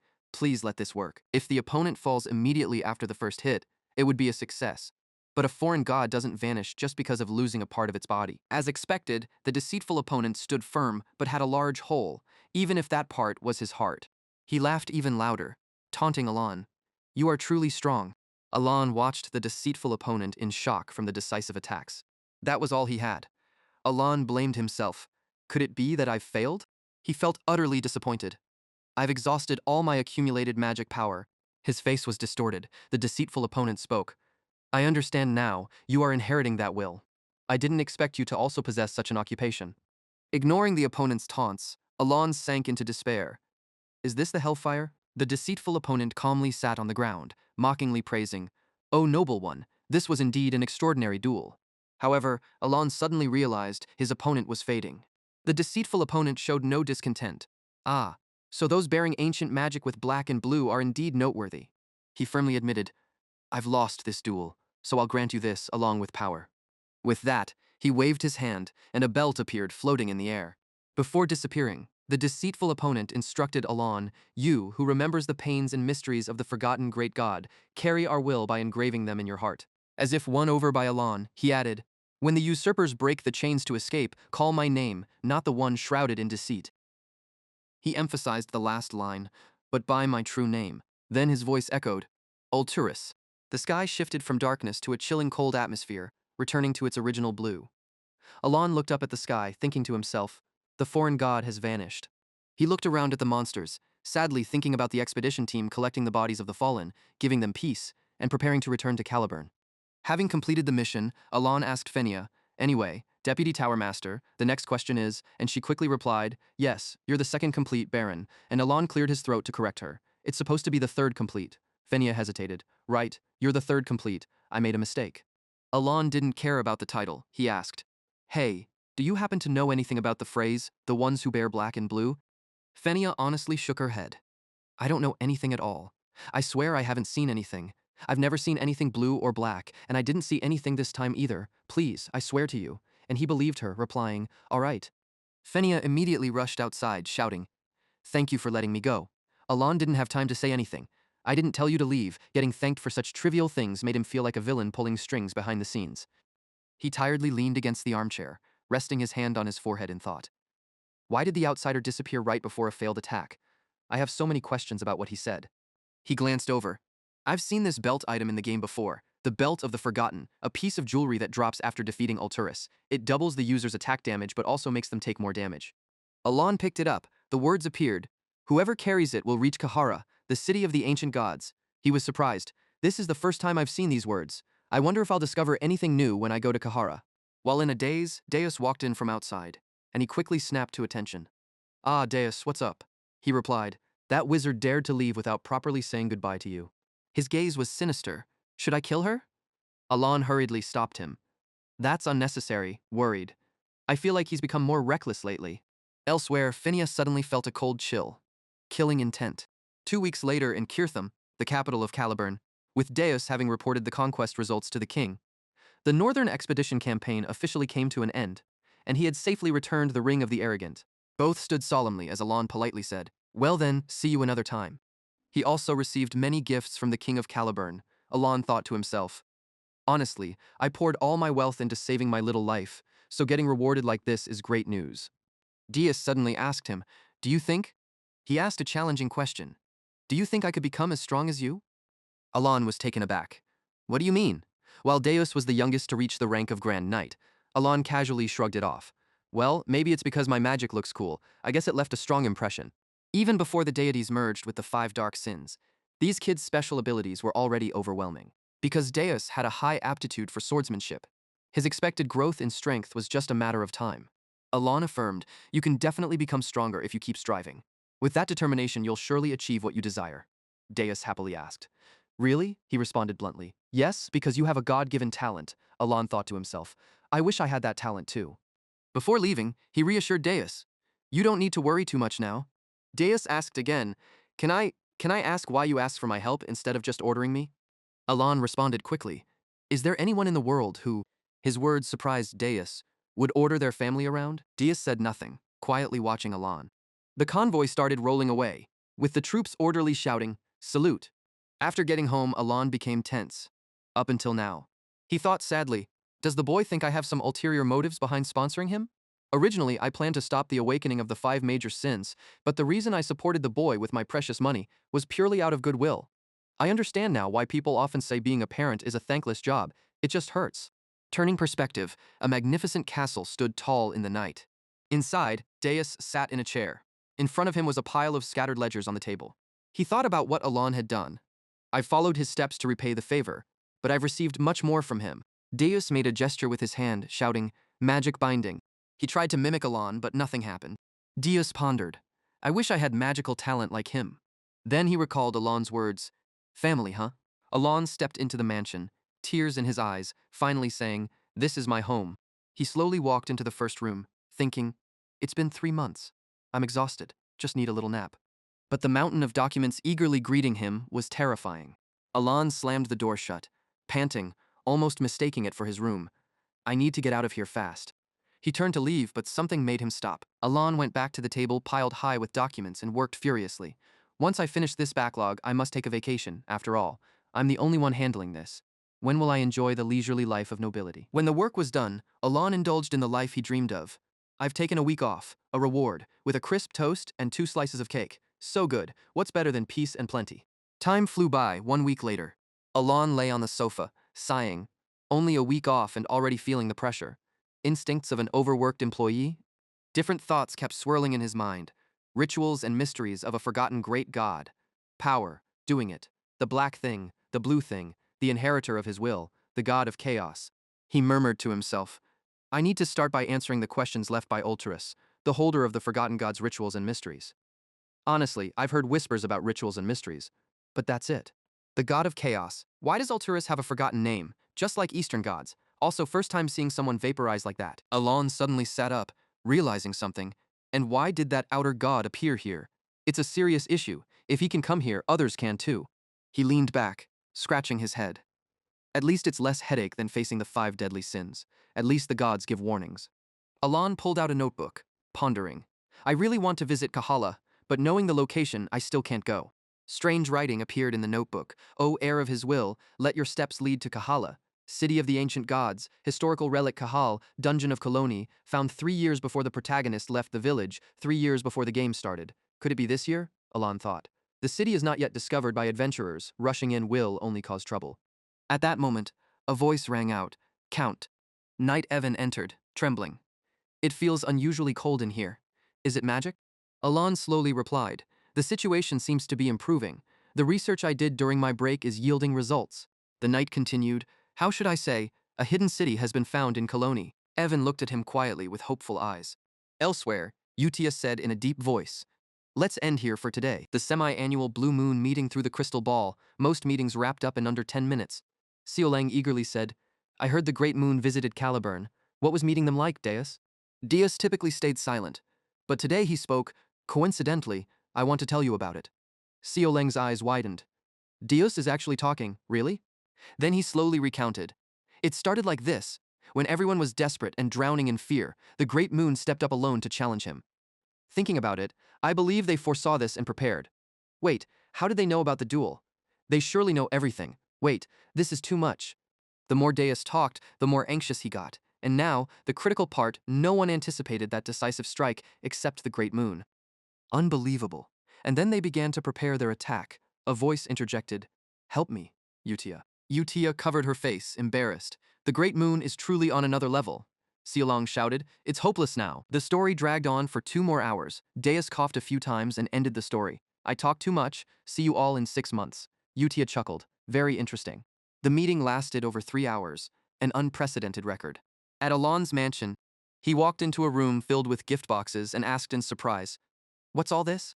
Evan stood beside, admiring each item, exclaiming, An artifact from the depths of the maze. We could buy a mansion with this. Alon picked up a stack of letters, muttering, I don't know any noble who'd send me all this. He quickly read a letter. Dear Count Palacio, savior of the great knight, you've shaken both the North and Caliburn. I hope you still remember me, Baron Farima. Alon wondered.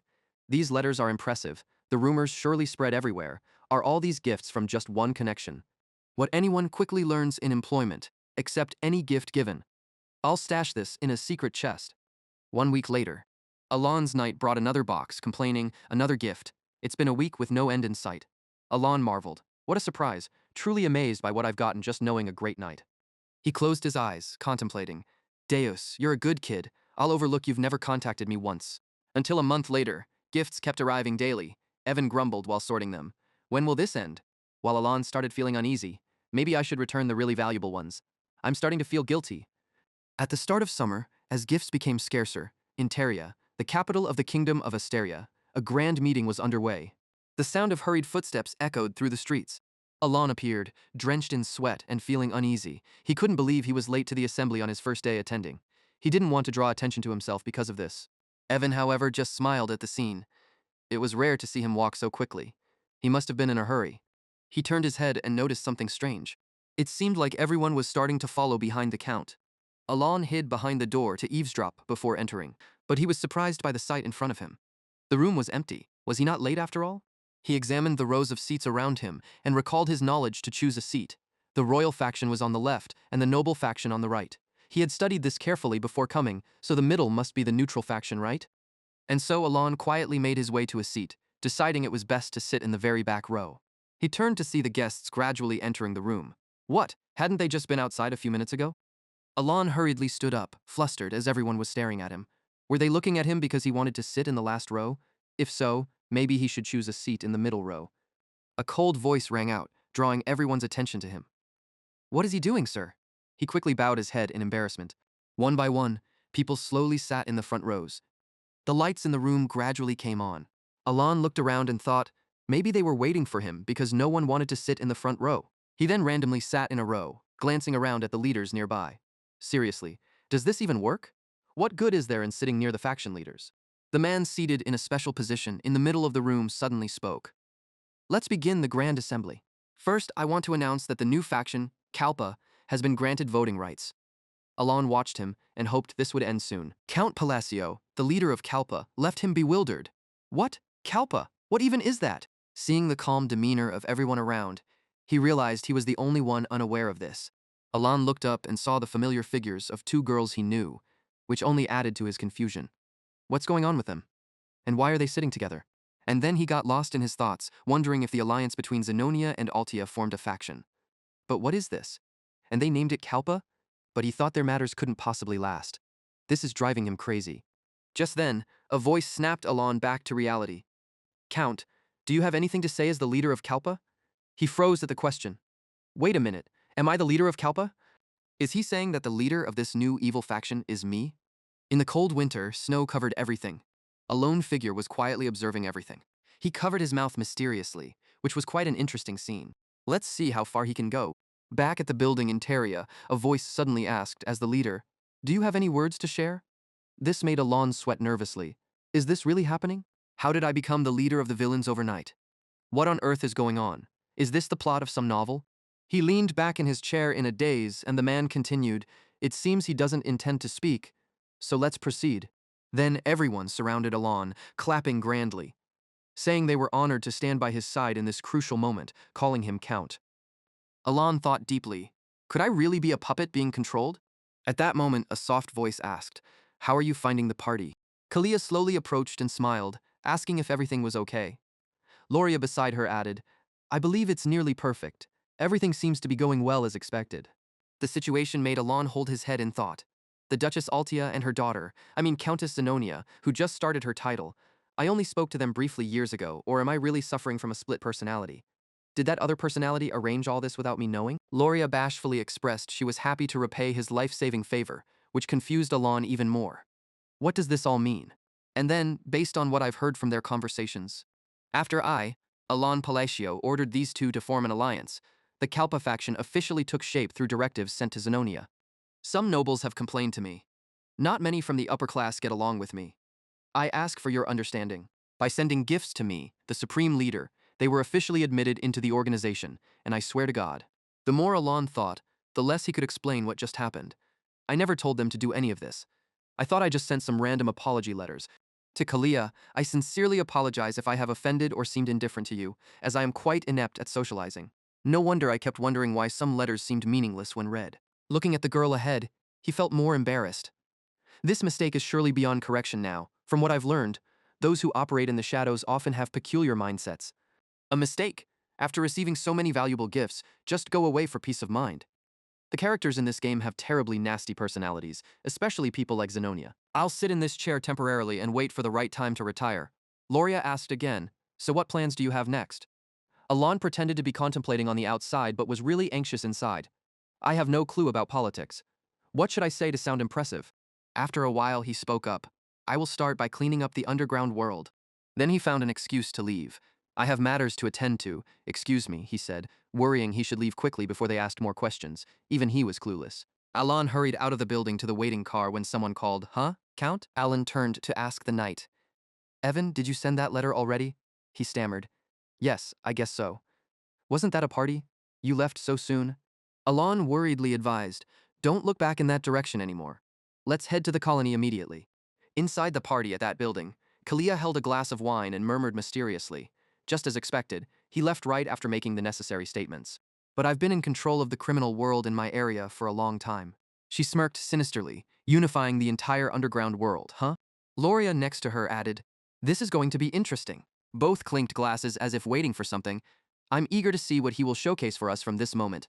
On the deserted road, where Alon's car was traveling, an enigmatic man was quietly observing his movements. Found you, Count Palacio.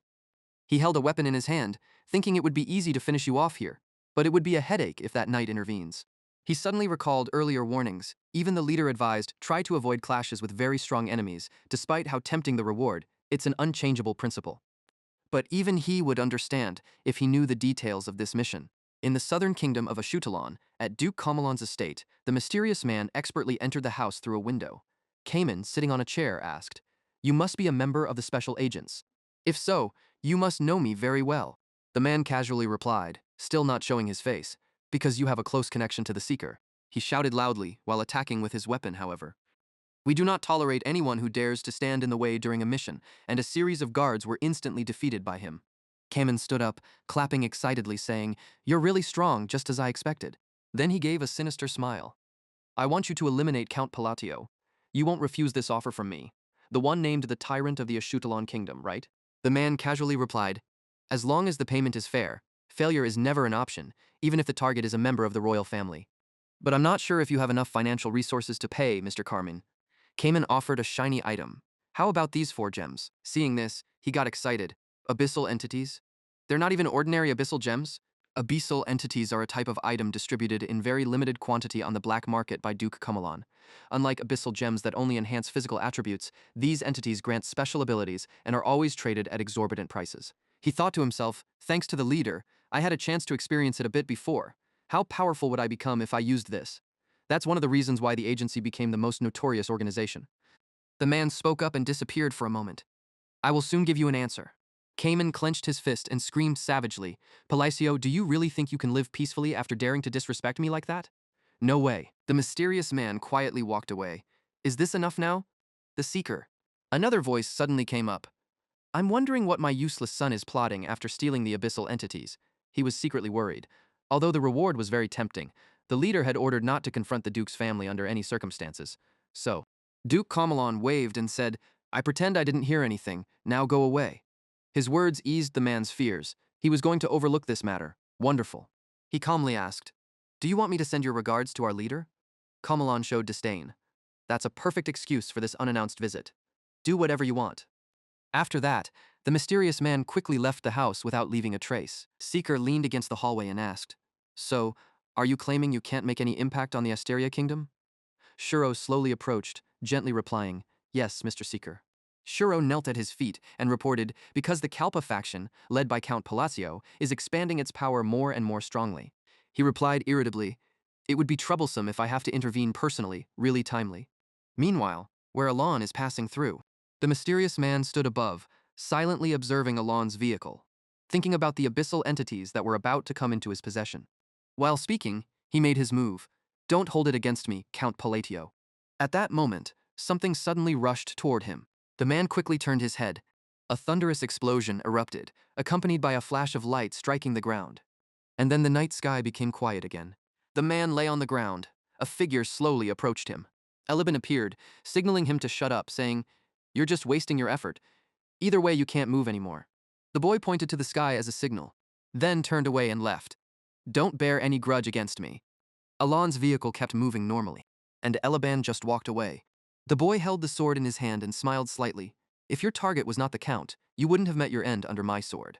Feeling the heat of the weather, Alon complained, "My lungs feel like they're burning." He spoke in frustration. "It's been 5 days, and I still can't get used to this weather." Evan replied, "I wish we had an ice crystal right now, even though that thing is worth a fortune." After saying that, Evan hesitated to ask, "Count, don't you plan to practice magic? I mean that strange magic circle you drew at home." Alon bluntly answered, "I've said it's impossible. A small mistake is enough to cause a disaster." But Evan muttered, "Could it be worse than being roasted like this?" Then he had to admit, anyway, deciding to go with the merchant group was a wise choice. But he thought differently. "Not quite." And Lion overheard and raised her voice, "Pretending you don't know," typical attitude of those from the Blue Tower. While Alon was feeling helpless, "Can't I find any peace here?" Evan asked. "Hey, did you see the inside of her carriage is full of ice crystals?" Alon silently confirmed. "The master of the Red Demon Tower is really crazy. It's best not to get close to his daughter, better to stay quiet." The Tower Master's daughter, having endured harsh trials to maintain her position, developed a psychological obsession and intense hatred towards lies. That's why, even though she's a level 4 magician, she's particularly sensitive to magical energy fluctuations. While everyone was eating, Lion thought to herself, "He hasn't even accumulated enough magic power to reach the second ring." She thought, "Am I really supposed to believe this guy played a key role in the fight against the outside gods?" People say he's a benefactor to that great knight, but he seems like someone who just knows how to take credit. Leon couldn't hide her contempt for Count Palacio from the first glance.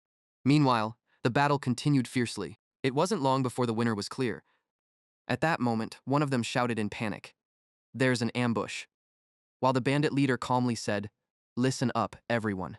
He held a knife close and warned, "For your own safety, I suggest you cooperate."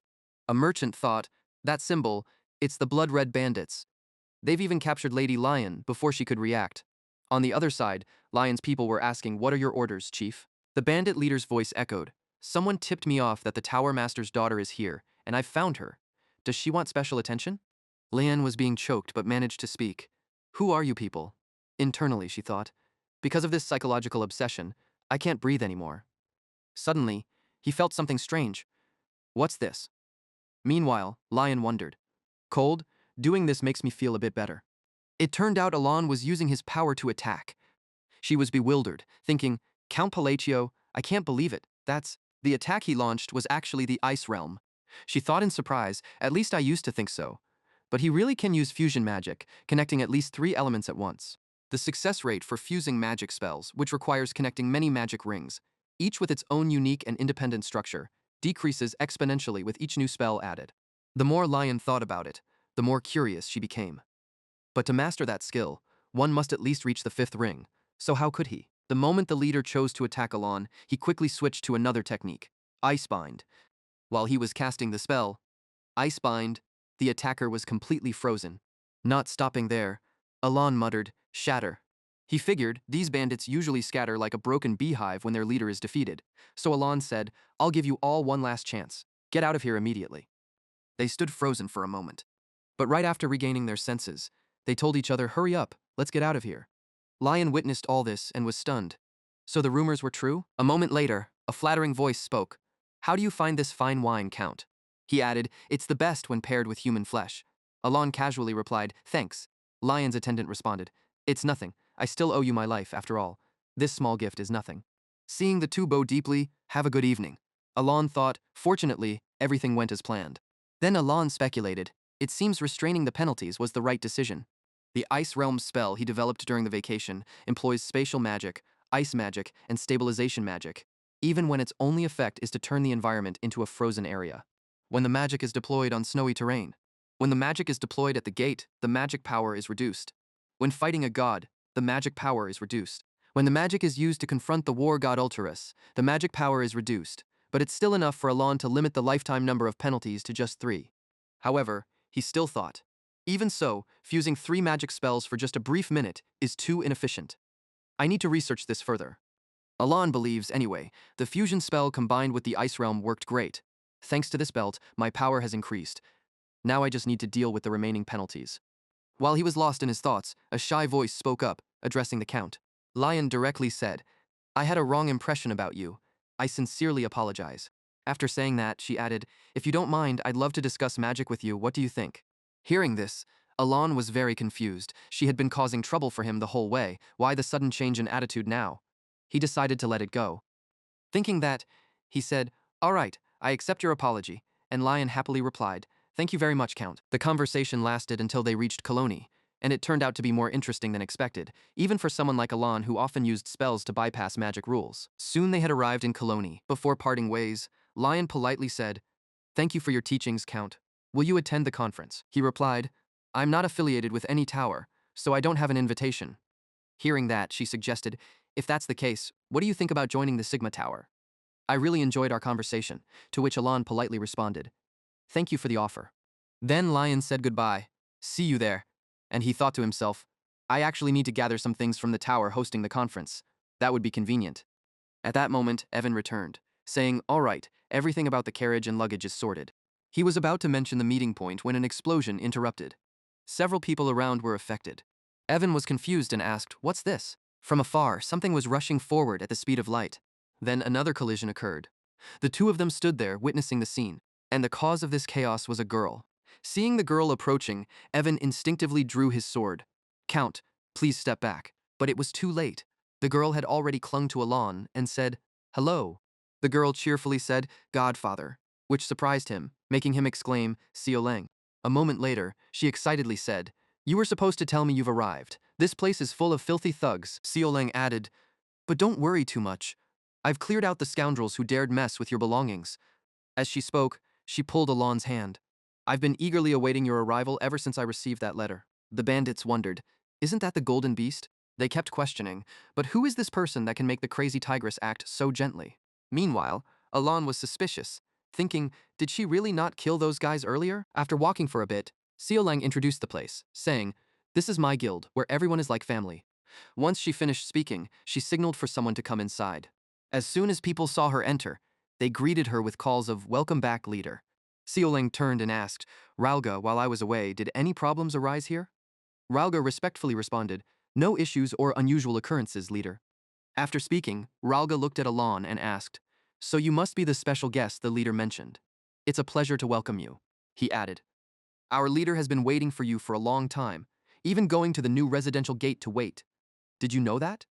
After a while, Xiaoleng repeatedly motioned for them to sit down. As soon as Alon settled in, he commented, it seems you manage the guild members quite well. You're really not the kind to sit still, are you? She replied, that's simply because they are my family. I don't need anyone else. Right after saying that, Xiaoleng was suddenly so surprised she couldn't speak. Sir? Then she muttered gloomily, after my family behind Eudia, huh? Hearing this, Alon said, I see, but between you and Eudia there's no blood relation at all. Alon thought, we haven't even had a proper conversation yet, and I'm already ranked third? That's quite high, but how should I start this conversation? Then he decided, given the situation, I have to use that. So Alon turned and asked Evan, are you ready? Evan signaled, of course I am. Next, Evan quickly laid out a mountain of gifts. Seeing this, Xiaoleng immediately exclaimed, the gifts are here. She quickly decided, all right, I will definitely support you. Seeing this, Alon asked, did you hear everything just now? Xiaoleng quickly answered, even though we are not blood related, you are a great benefactor to me. After saying that, she extended her hand and added, and Xiaoleng cheerfully said, thanks to you, we could gather our kin. Alon wondered, is this another attempt to increase favorability? Looking at the item stats, he quietly thought, everything seems to be happening just as described. Alon thought, anyway, everyone is very enthusiastic about helping me. It seems I have a knack for caring for children. Then Xiaoleng playfully said, benefactor, you must be tired after the long journey. Please take a rest, and I will show you to your room. Next, she asked, how are things in the desert? It's just all sand, so is everything going smoothly on schedule? Hearing this, Evan turned to say, our return trip seems a bit concerning. Xiaoleng curiously asked, why is that? He sighed deeply and replied, because it's unbearably hot there, and we were ambushed as well. Hearing this, she questioned, attacked? Alon confirmed, we were ambushed midway by the sand blood bandits. It's said that it frequently happens to trade caravans. I really don't want to face them again. Hearing this, Xiaoleng smiled sinisterly.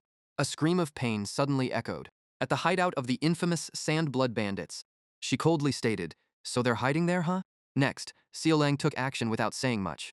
The bandits were caught off guard and knocked far away. Then Xiaoleng sharply asked, hey, are you the leader here? The man brandished his sword and said, I'm Kalman's brother. I'm protected by the most powerful Baba Yaga. Do you really want to mess with my brother? She calmly replied, but you're the ones who messed with my benefactor first, right? Besides, I don't really want to bring trouble upon myself. In less than a second, their hideout was utterly destroyed by her. Later, Alon received news that the Sandblood bandits had been completely wiped out. Xiaoleng happily reported, now that they've disappeared, there won't be anyone causing trouble anymore. All issues have been cleaned up. I'm truly a genius. Alon was still stunned, wondering what happened in just one short night. With that, she plopped down on the bed, playfully demanding praise. It's all my achievement, so praise me. Alon said nothing but thought, but the Sand Blood bandits had hundreds of warriors at night level. This was supposed to be a tough challenge in the game. Finally, he reached out to gently pat her head, thinking, I've always known the Baba Yaga title is extremely intimidating, but only now do I truly realize she's born to be the arrogant criminal. The scene shifted to the arena, the famous destination in the residential area, drenched in fresh blood and the frenzy of gladiators. The scene was as desolate as the hideout of last night's bandit group. Cheers kept ringing out, for he was one of the 4 Baba Yaga in this land, and the longest reigning fighter in that position until now. Finally, the announcer concluded the match and once again declared Kalman the winner. After returning to his seat, Kalman evaluated that it seemed there were still many fools around. Just then, a voice chimed in. I completely agree with you. Ralga added, it's unbelievable that they thought they could defeat a Baba Yaga with just a few hundred men. to which he replied, "Long time no see, Ralga." As he approached, he said, "The Sand Blood Band has been completely wiped off the map by Seolang," to which Kalman responded, "I'm aware of that information." He then wondered, "Wasn't your brother a member of that group?" Kalman laughed and replied, "That was just a rumor I started myself. I kept him around because I needed a pawn to manipulate the underworld here." Then Ralga sat down and said, "I was hoping to use that as an excuse, but it seems it didn't work out as planned." He immediately denied it. "No, it's not like that. I've been patiently enduring because executing the sentence through an official duel between the Baba Yaga is impossible." Kalman added, "Honestly, I still find the disruptive actions of that bastard here intolerable. The death of my brother and a revenge plot is a perfect excuse that the people will easily accept." He glanced at Ralga and said, "You reaching out to me shows that you've already prepared yourself mentally." Kalman then handed something over. "Take this," he asked curiously. "What is it?" Quickly, he replied, "It's a gift from our father, Seeker. You'll gain great power when you use it." In a low voice, Kalman added, "After you crush that enemy's head and take over the underworld of this residence, we can even consider seizing the glorious throne." He tempted further, "Go ahead and try it. I'm eager to see how long you can hold out." 2 days later, with the guidance and escort from the guild, they began their journey to the ancient city of Kahara. Suddenly, a cheerful voice said, "We've reached the ancient ruins."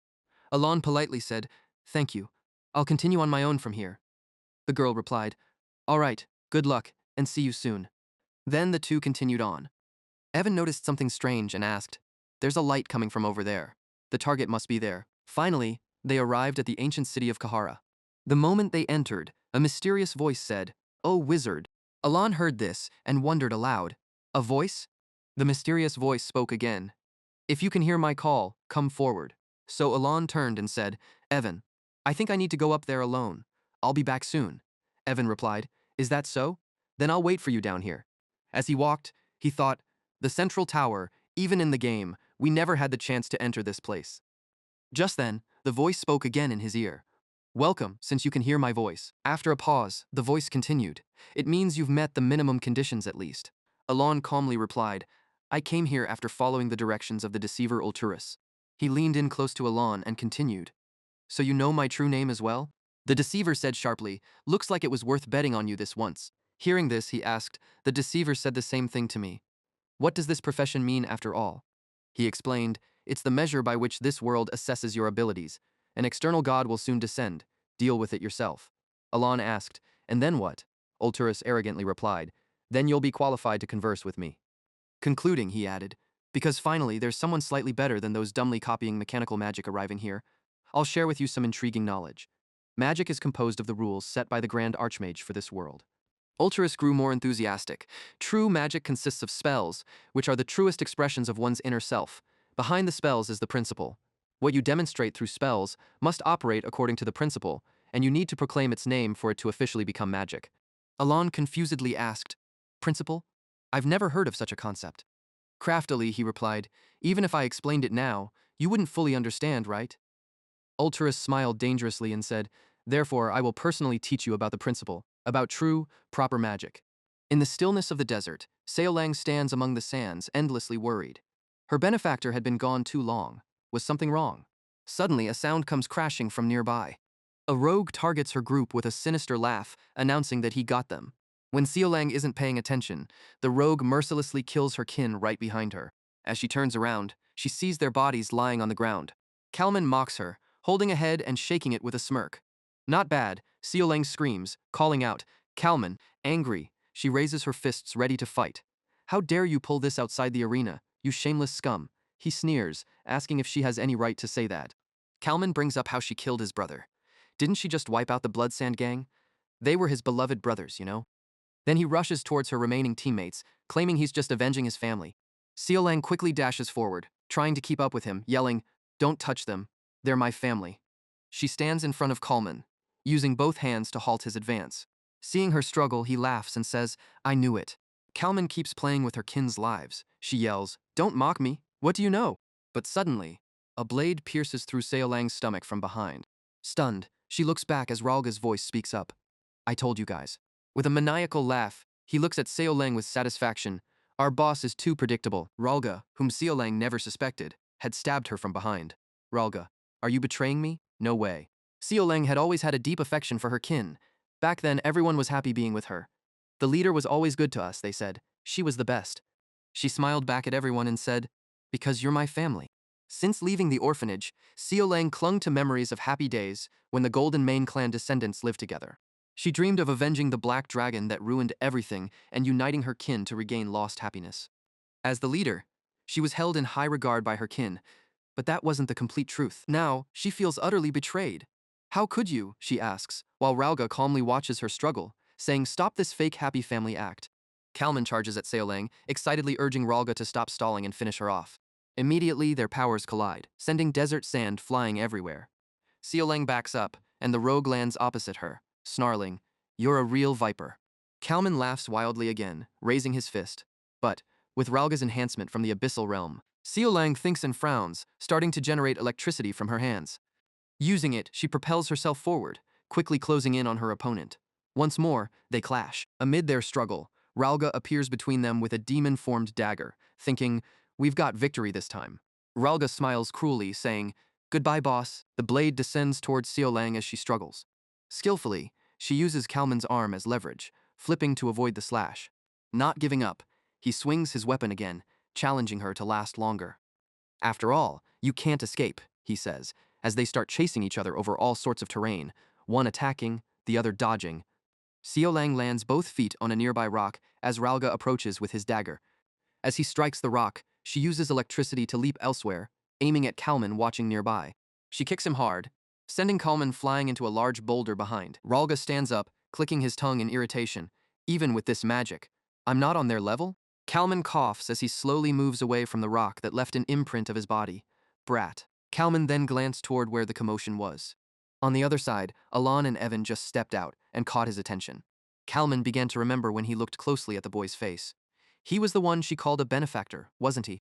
He quickly switched targets, moving toward Alon. Now's the perfect timing for my plan, Kalman thought. I'll use him as a hostage before sending him to his grave.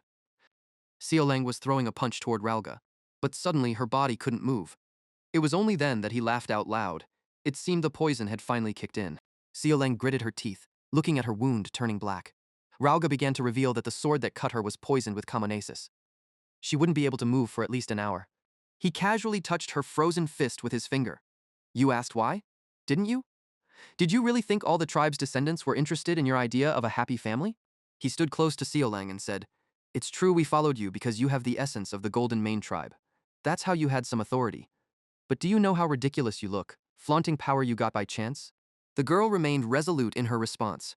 Yes, I am strong, but in Seolang's heart, thoughts began to surface. Of course, at first they followed me for my strength, but after spending time together, we became like a family, just like the old days. Ralga shattered her dream. What? You still believe in that stupid dream? Open your eyes and see how much they hate you. He signaled, and some cloaked figures appeared behind him. They slowly took off their cloaks, and to Seolang's shock, they were all from her tribe. This heartbreaking truth was a heavy blow to her. She asked herself, are you all traitors too? Ralga, after revealing the truth to Seolang, smugly raised his blade. Power should belong to those truly worthy of it, don't you think? Thanks for the gift, big sister. But just as he was about to finish her off, the ground beside them collapsed from a powerful aura. Ralga paused to look at it, his face puzzled. In just a few minutes, Kalman was struck by Evan with a critical blow, losing an arm. He quickly launched himself and landed beside Seolang. Ralga and his followers started to sweat. What's going on here? Alon stepped forward boldly, radiating a powerful aura. He quickly identified the dark magical smoke that Ralga used. He's using abyssal entities' help, but how? Those abyssal entities usually appeared mid-story, and their vague description made them a hot topic of discussion. Alon thought to himself, it seems her tribe's council has betrayed her. Then he moved to Seolang, pouring an antidote on her while saying, this is an advanced recovery potion. You'll be able to move soon. Seeing Seolang's daze, Alon reassured her. Don't worry, it's likely only a small part of them are traitors.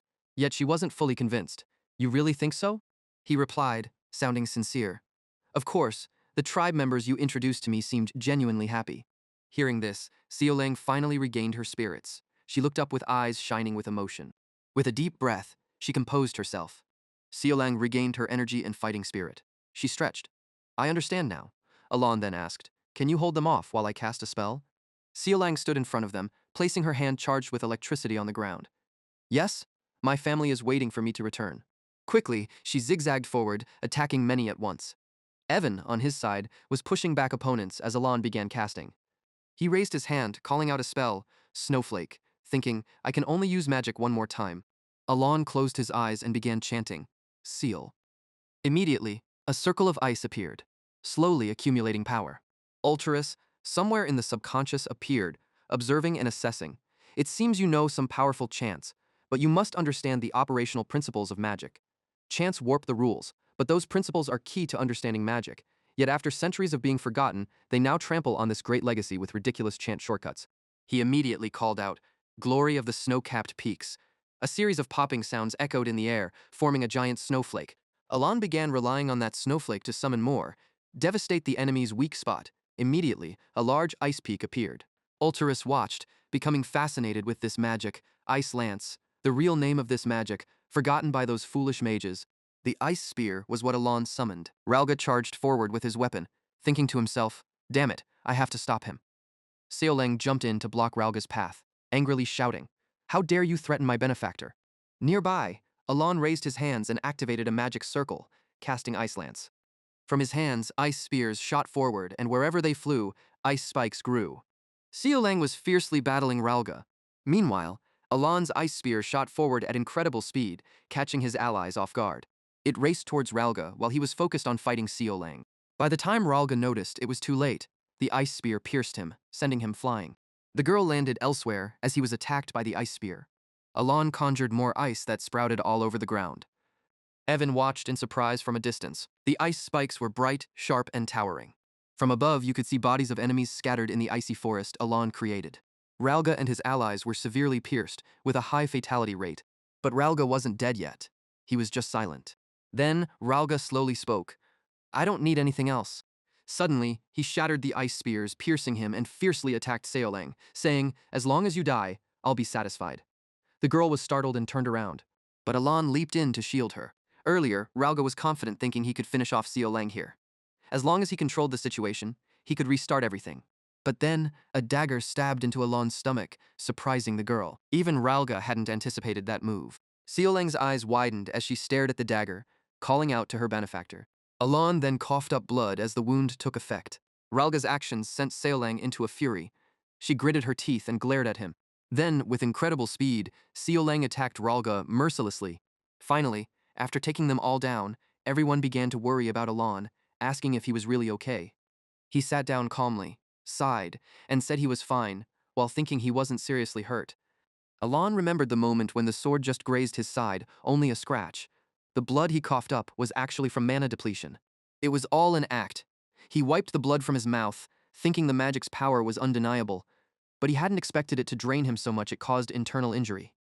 He recalled when Kalman charged at him, saying, Shuro said this, your father finds you a nuisance. Alon wondered what that meant. But for now, everything was settled. Evan helped Alon stand up while he was recovering. Meanwhile, his mind wandered to thoughts of the abyssal entity, realizing he had to be cautious when facing those infused with it. Alon thought about Ulterus's advice, the third limitation when confronting a god with magic. To pray you can bend the rules of this world. Which is why Kalman faced a lethal blow in an instant. Alon then looked over at Seoleng, wondering if he should focus on boosting her magical power. He couldn't let her turn into one of the deadly sins because of twisted psychology. Suddenly she looked down, teary-eyed, and asked why he didn't dodge since he was the target. Because of her, he replied, You said you could handle the enemy, right? Seoleng was a bit surprised and asked if he really trusted her. Alon told himself honestly, It was like I couldn't dodge anyway, so please stop him. The girl began to worry and questioned why he saved her, if he was hurt now. Alon rubbed his neck, hesitating, and looked away, thinking it was instinctive because the girl he had raised was about to die, not expecting the sword to reach him. He found a reason and said he didn't need one to save his family. Evan then mentioned that family should be blood-related, which reminded Alon he'd misspoken. Seoleng heard this and became flustered, saying that even so, she wanted them to be a family if it were him. Her words took Alon by surprise. He heard it and thought to himself, It feels like a stepfather finally being recognized after all his efforts, feeling a bit touched. Is this the moment to be called father? Suddenly, Seoleng wraps her arms around his neck. But it can't be like this. She is from the Golden Mane tribe, and he is human, that's why. With a hopeful face, Seoleng says something shocking, let's get married. Immediately, Alon's dream of a touching father-child relationship is shattered, while Evan's mouth drops open in disbelief. Alon is left with a big question mark. Why is she proposing in a place like this? While they're still frozen like stone, Seolang calmly wags her tail and asks, "What's your answer?" 5 days have passed since that battle, and news of Kalman's cruelty has spread throughout the entire settlement, with people outraged over Kalman's treacherous actions as a Baba Yaga. And Seolang has gained support to become the first to receive the title of leader, yet she still insists on marrying Alon. Let's get married. Seolang clings tightly to his neck, pleading, "Come on." Even though she begs, he's still puzzled. It's not like in the game, he can't even skip these dialogue options. Alon talks to himself. At first I was proud, but the image of Seolang now feels like she's saying, "When Seolang grows up, I'll marry Dad."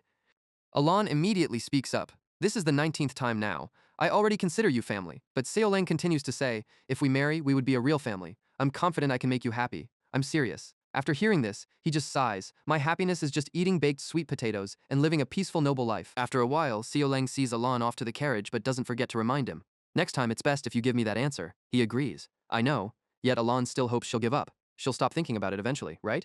Evan starts the carriage, and behind it, Seolang and her tribe wave. Finally, she lets out a small laugh. "I really hate this stuff." Now the tribe has changed for the better, with members truly angry and worried about Ralga's betrayal, who was the previous deputy leader. Seolang thinks, gathering the tribe and uniting them couldn't make me happier. She starts to remember, the ideal family she imagined is about trusting and caring for each other, even in life or death situations. But then Seolang chooses to look towards the future instead of regretting the past.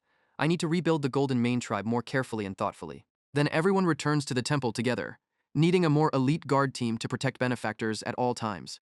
But Seolang still doesn't give up on her intention. She looks back and says, "And then we will be a happy family forever." In the carriage, Evan sits across, reporting the situation. "Our intelligence organization has confirmed no suspicious groups aside from Ralga's faction. I've also requested they continue monitoring Ralga's group and report immediately if anything changes." Hearing this, Alon feels satisfied. "Good job." He then looks out the window and thinks, "I've raised her well, so I can't let any problems arise now." Alon recalls what Ulturis advised. "The next step he mentioned is dealing with an outer god to upgrade my rank. The only rank I know is divine status. If not that, there must be something else he aims for."